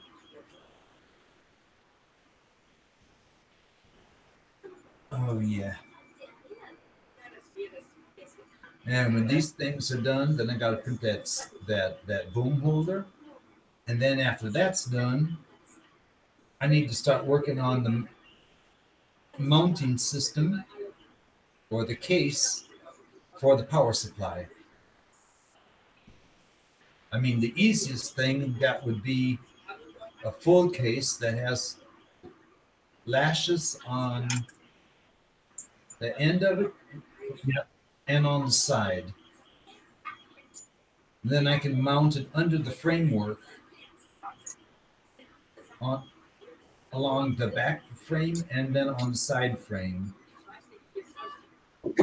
Where the end of it should be where the connections are, and where the socket and the switch is. That's what I got. That's what I got to do next. Then after that, you know, I can print out the mounting box that I've already downloaded for Thingiverse for that large X board. Yeah. And the display case. I've already got that too. So that's two things that I can download and print out. And then I can look and see how I'm going to mount them, you know. But I think it's going to be somewhere around 20 to 30 hammer nuts that I need. And the stupidest thing is I can only find a pack with 100. Yeah. Yeah, but you know. You'll always need them. Yeah, especially if I do start a project next year with a 300 by 600, you know. Because if I start that project, I'm going to need a lot. I'm going to need another package with 100 hammer nuts in it. And then with what I have left over from this time, that'll be more than enough for a new one. Or if my buddy says, hey, Don, can you make that same Hypercube for me? Then I could say, yeah, that's no problem. Just do that. Build yourself a bigger one. Yeah. I could say, okay, I'll sell you this one. You give me 400 euros. Yeah. And then just build a bigger one. Yeah. Yeah. You know, when he was here the last time, I had to go off for a little bit. Yeah. He was asking me about this, you know, he was saying, hey, that's cool. How much would it cost me to build one? And I looked at him and I said, if I was to build it exactly like I'm building this one, it'd cost you about, I'd say 400 to 450 euros. He looked at me and I told him, but I'll tell you one thing, wait until it's finished. Yep. Yeah. Until you get all the. Yeah. I mean, it doesn't bring anything, you know, if you say, okay, here's 350 euros and start building me one, you know, and let's say I find some kind of improvement for the design or improvement for the board or whatever, you know. Or let's say I find out, okay, we don't really need large board. We can use a cheaper board for it, you know. Well, that's like the MKS boards. That'll run those cubes just fine, and they're set up for dual extruders and everything. The MKS board. Yeah. Yeah, but do they have the software already installed in them, or is that something that you have to upload to the board? Just upload whatever you need, but it's all there. People have already got the all the standard Marlin stuff for the Hypercubes. Yeah. Yeah, because I'm just wondering, you know, when I get that large board and everything, if the software is already on there. Yeah, the ledge board, you're still going to have to upload everything to it. Yeah. Because the ledges don't come already ready to roll. Okay. The ledge is still going to have to. Yeah, that's probably why Shane told me then to contact him when I have the large board here. Yep. So that he'll probably be asking me some questions, you know, like what kind of a lead screw do you have on there? Yep. How big is the print area? Yep.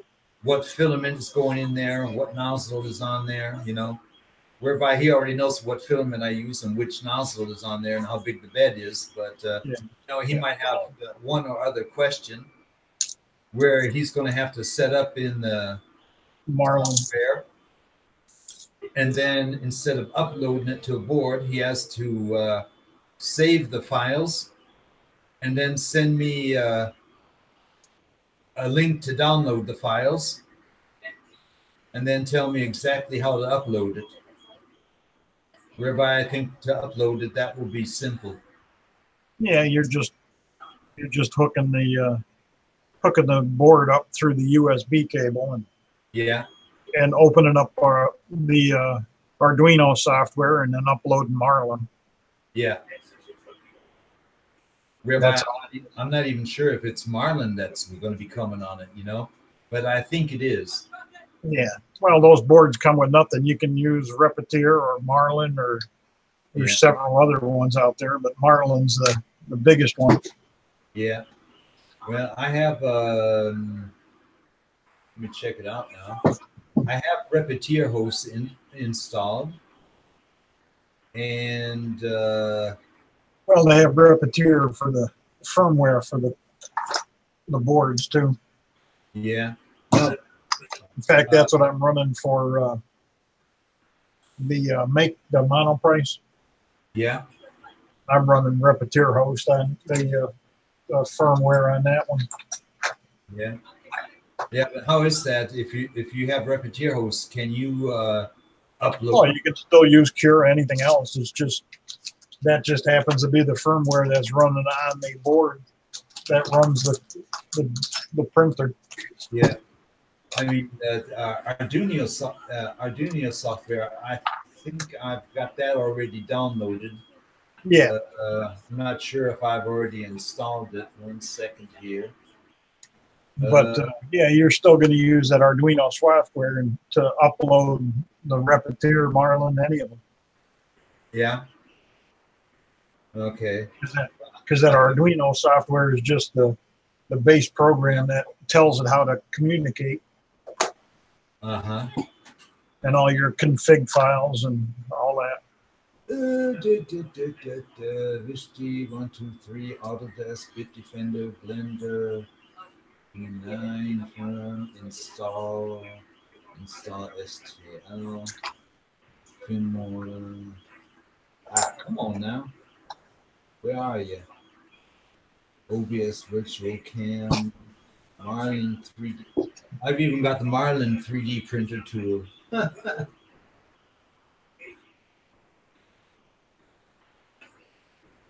Or do I have it here on the desktop again? What's in here? Oh yeah.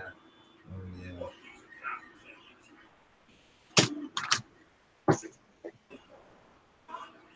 D1 T50S version 12 T50. Oh man. Config bin. No. I have to download that again. I don't see it here. But yeah, that's no problem. Arduino software, that's no problem to download that. Yeah. No. Download and install that so that that's ready, you know. I thought I already had it installed, but I don't see it in the program list here. Unless it's oh, come on now. Is that still there? And action. Is the action that's needs to be answered for productive in organization. No? Okay. No. Cross camera.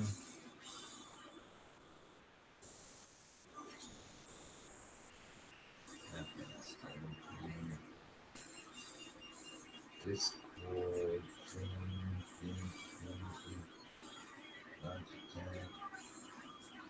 mail, OBS. And Fix Logic, what is that? Oh, that's sculptures, okay.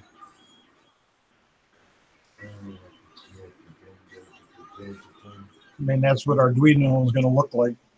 The Arduino software. Yeah. Okay. And then all you do is just Now, like on mine, this will be, where is it?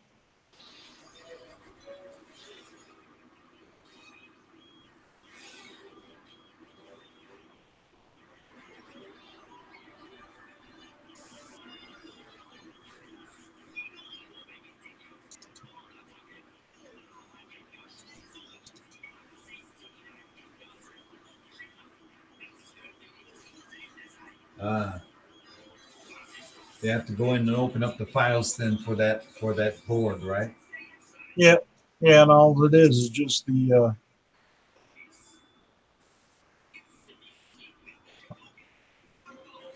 where it's in there somewhere, but it's just the Marlin files. Yeah. And that's all it is, just loading up the Marlin files. Yeah. Then all you have to do is just make sure it's connected to the board. Yeah, you'd go in and you do tools, and you make sure the correct one here, like most all of them are going to be the Arduino Mega 2560, what processor's in it, what COM ports it hooked up to. Yeah. And then all you do is go up here, and then it tells you you're going to upload. It'll compile the program and then upload it to the board, and you're done. Uh-huh. I see that's going to be a long telephone call with Shane in the UK, you know, in the voice reply. Yeah. That's going to be a long telephone call. It's, yeah, like I said, it's not that bad. Yeah. I'm not even sure if that's Marlin, you know, it might be something that's complete different, you know? Yeah, most of the time, if it's going to be a Hypercube, I guarantee it's going to be a Marlin firmware. Yeah. Well, that'd be cool. Hey, Michael. You getting in here to the end, huh? Just got off work, or what's going on there?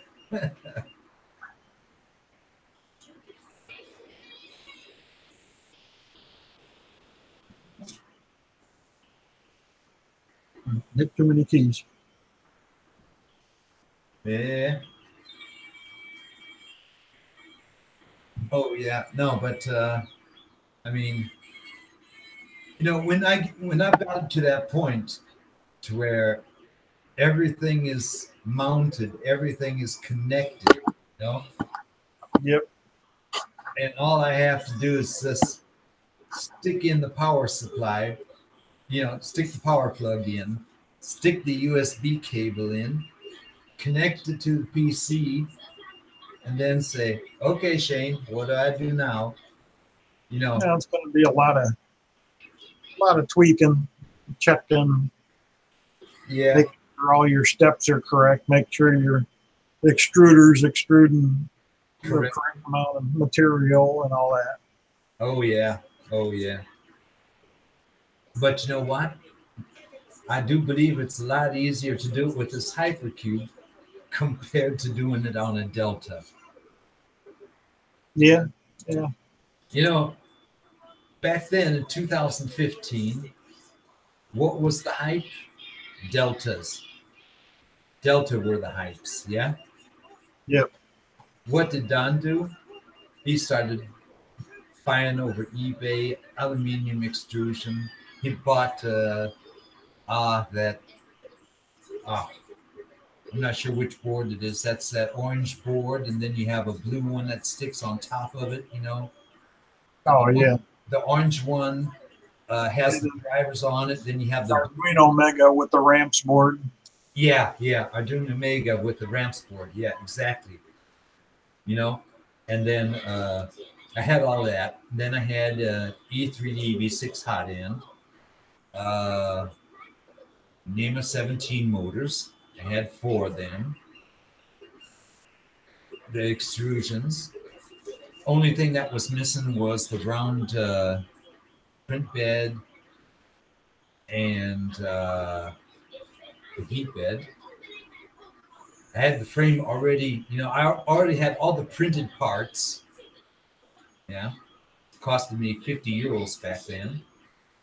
You know, friend down south, he printed all the parts for me and sent them per mail to me.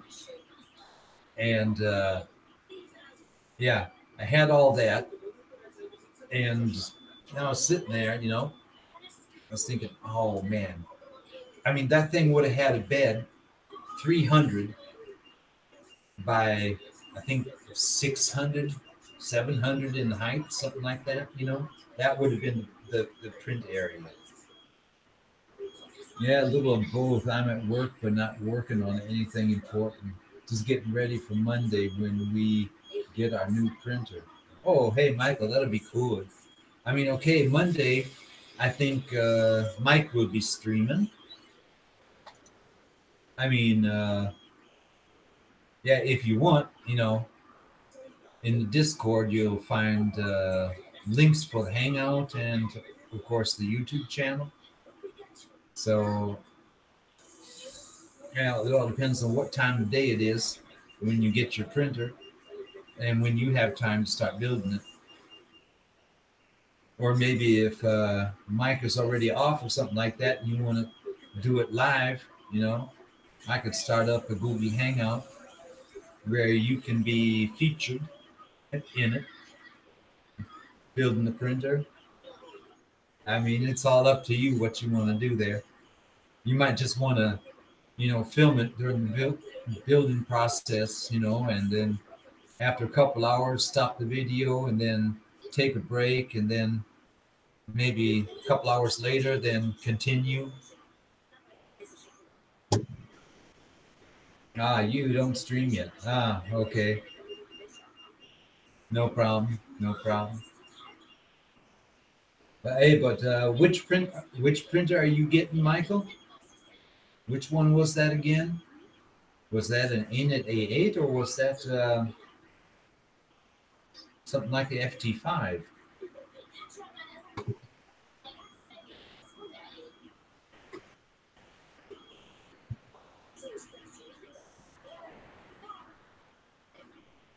Yeah, but back then, you know, then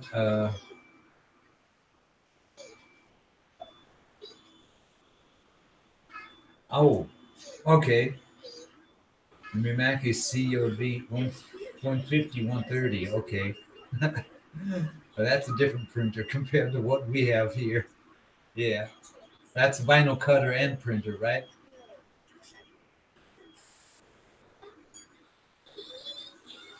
Is that only a vinyl printer, or does it also have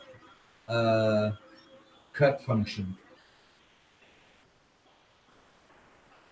But I think the Mimakis have also a cut function where you can make stickers. Hey, cool. Yeah, no, but then back then, you know, I was sitting there, started building the frame together. I mean, the frame was 1 meter tall, you know. And when I had that three corner together, and then, you know, the corner pieces together with the double 2020 on the bottom.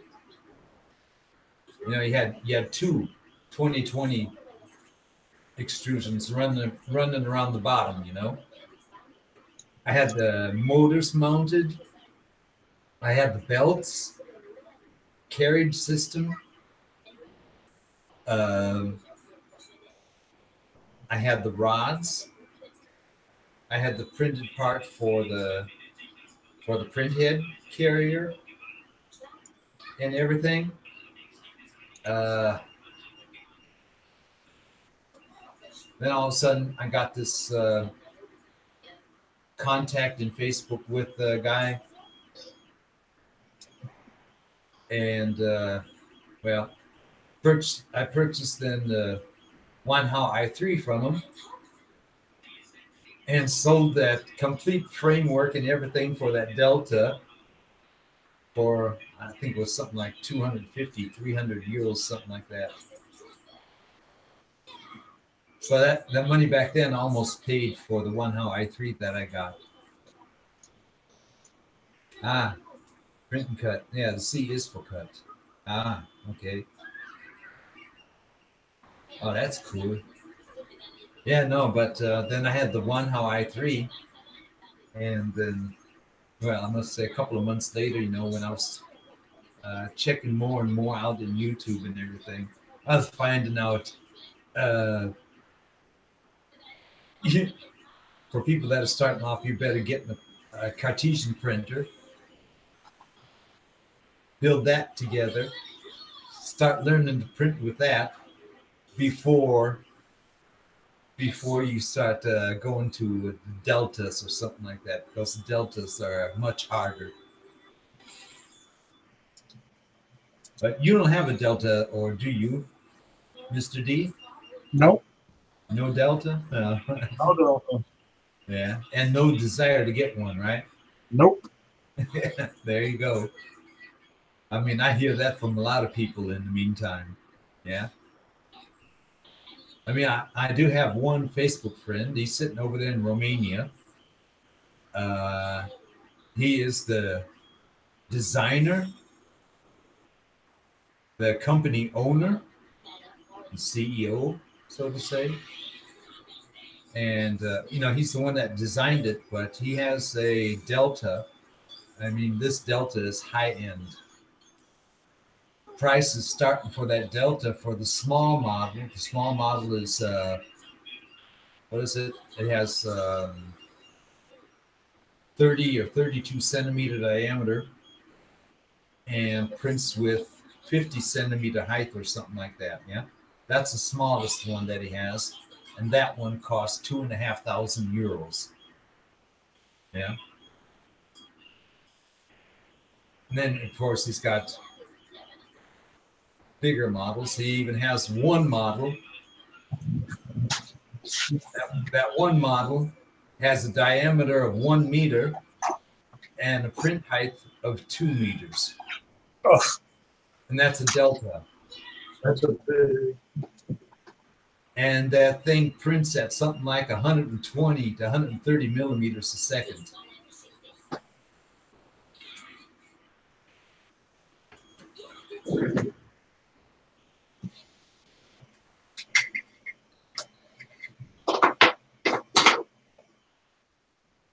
Yeah. Hey, I posted the name in YouTube chat. What? I posted the name in YouTube chat. Simi 3D. Yep. Yeah. That's something you got to check out on YouTube.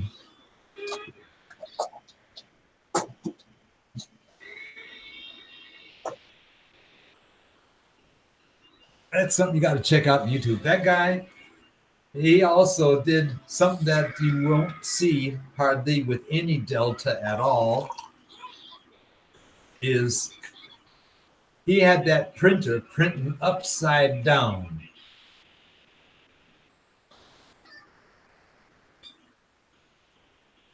Mr. D? Yeah. He had that printer printing upside down. And then in another video, you could see how that thing was laying on the side on a table. Yeah. And still printing. Wow. Yeah. And in the meantime, he has a couple of those printers. They are specially made, and they are in medical labors where they're using those printers and this very special material to print out parts and stuff like that for implants. Yep. Yeah.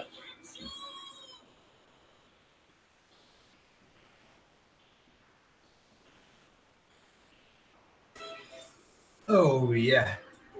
Setting up the beautiful last cut on my mag. Uh-huh.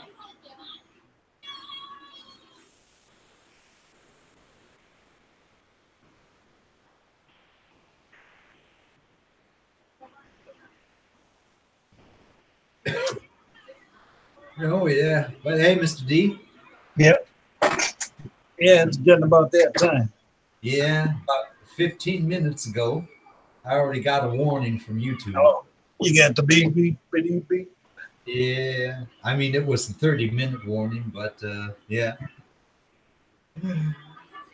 I don't know how it is on your side, but I think it's about time we all say goodnight, huh? Yep. Yeah. Yep. Well, anyway, all of you, I would like to say thank you for stopping by. I do wish y'all a nice evening, nice day, if it's still daytime. And for all, happy printing. And tomorrow, Mike will be streaming. I'll be there. I think Mr. D will be there too. Yep. So if there's anything you need to know, you can also contact me then. Or if you happen to be in Discord, you can catch me over in Discord. But yeah, I say until tomorrow, everybody take care. Everybody have a good evening. Yeah. Have a great one. Yeah, take care.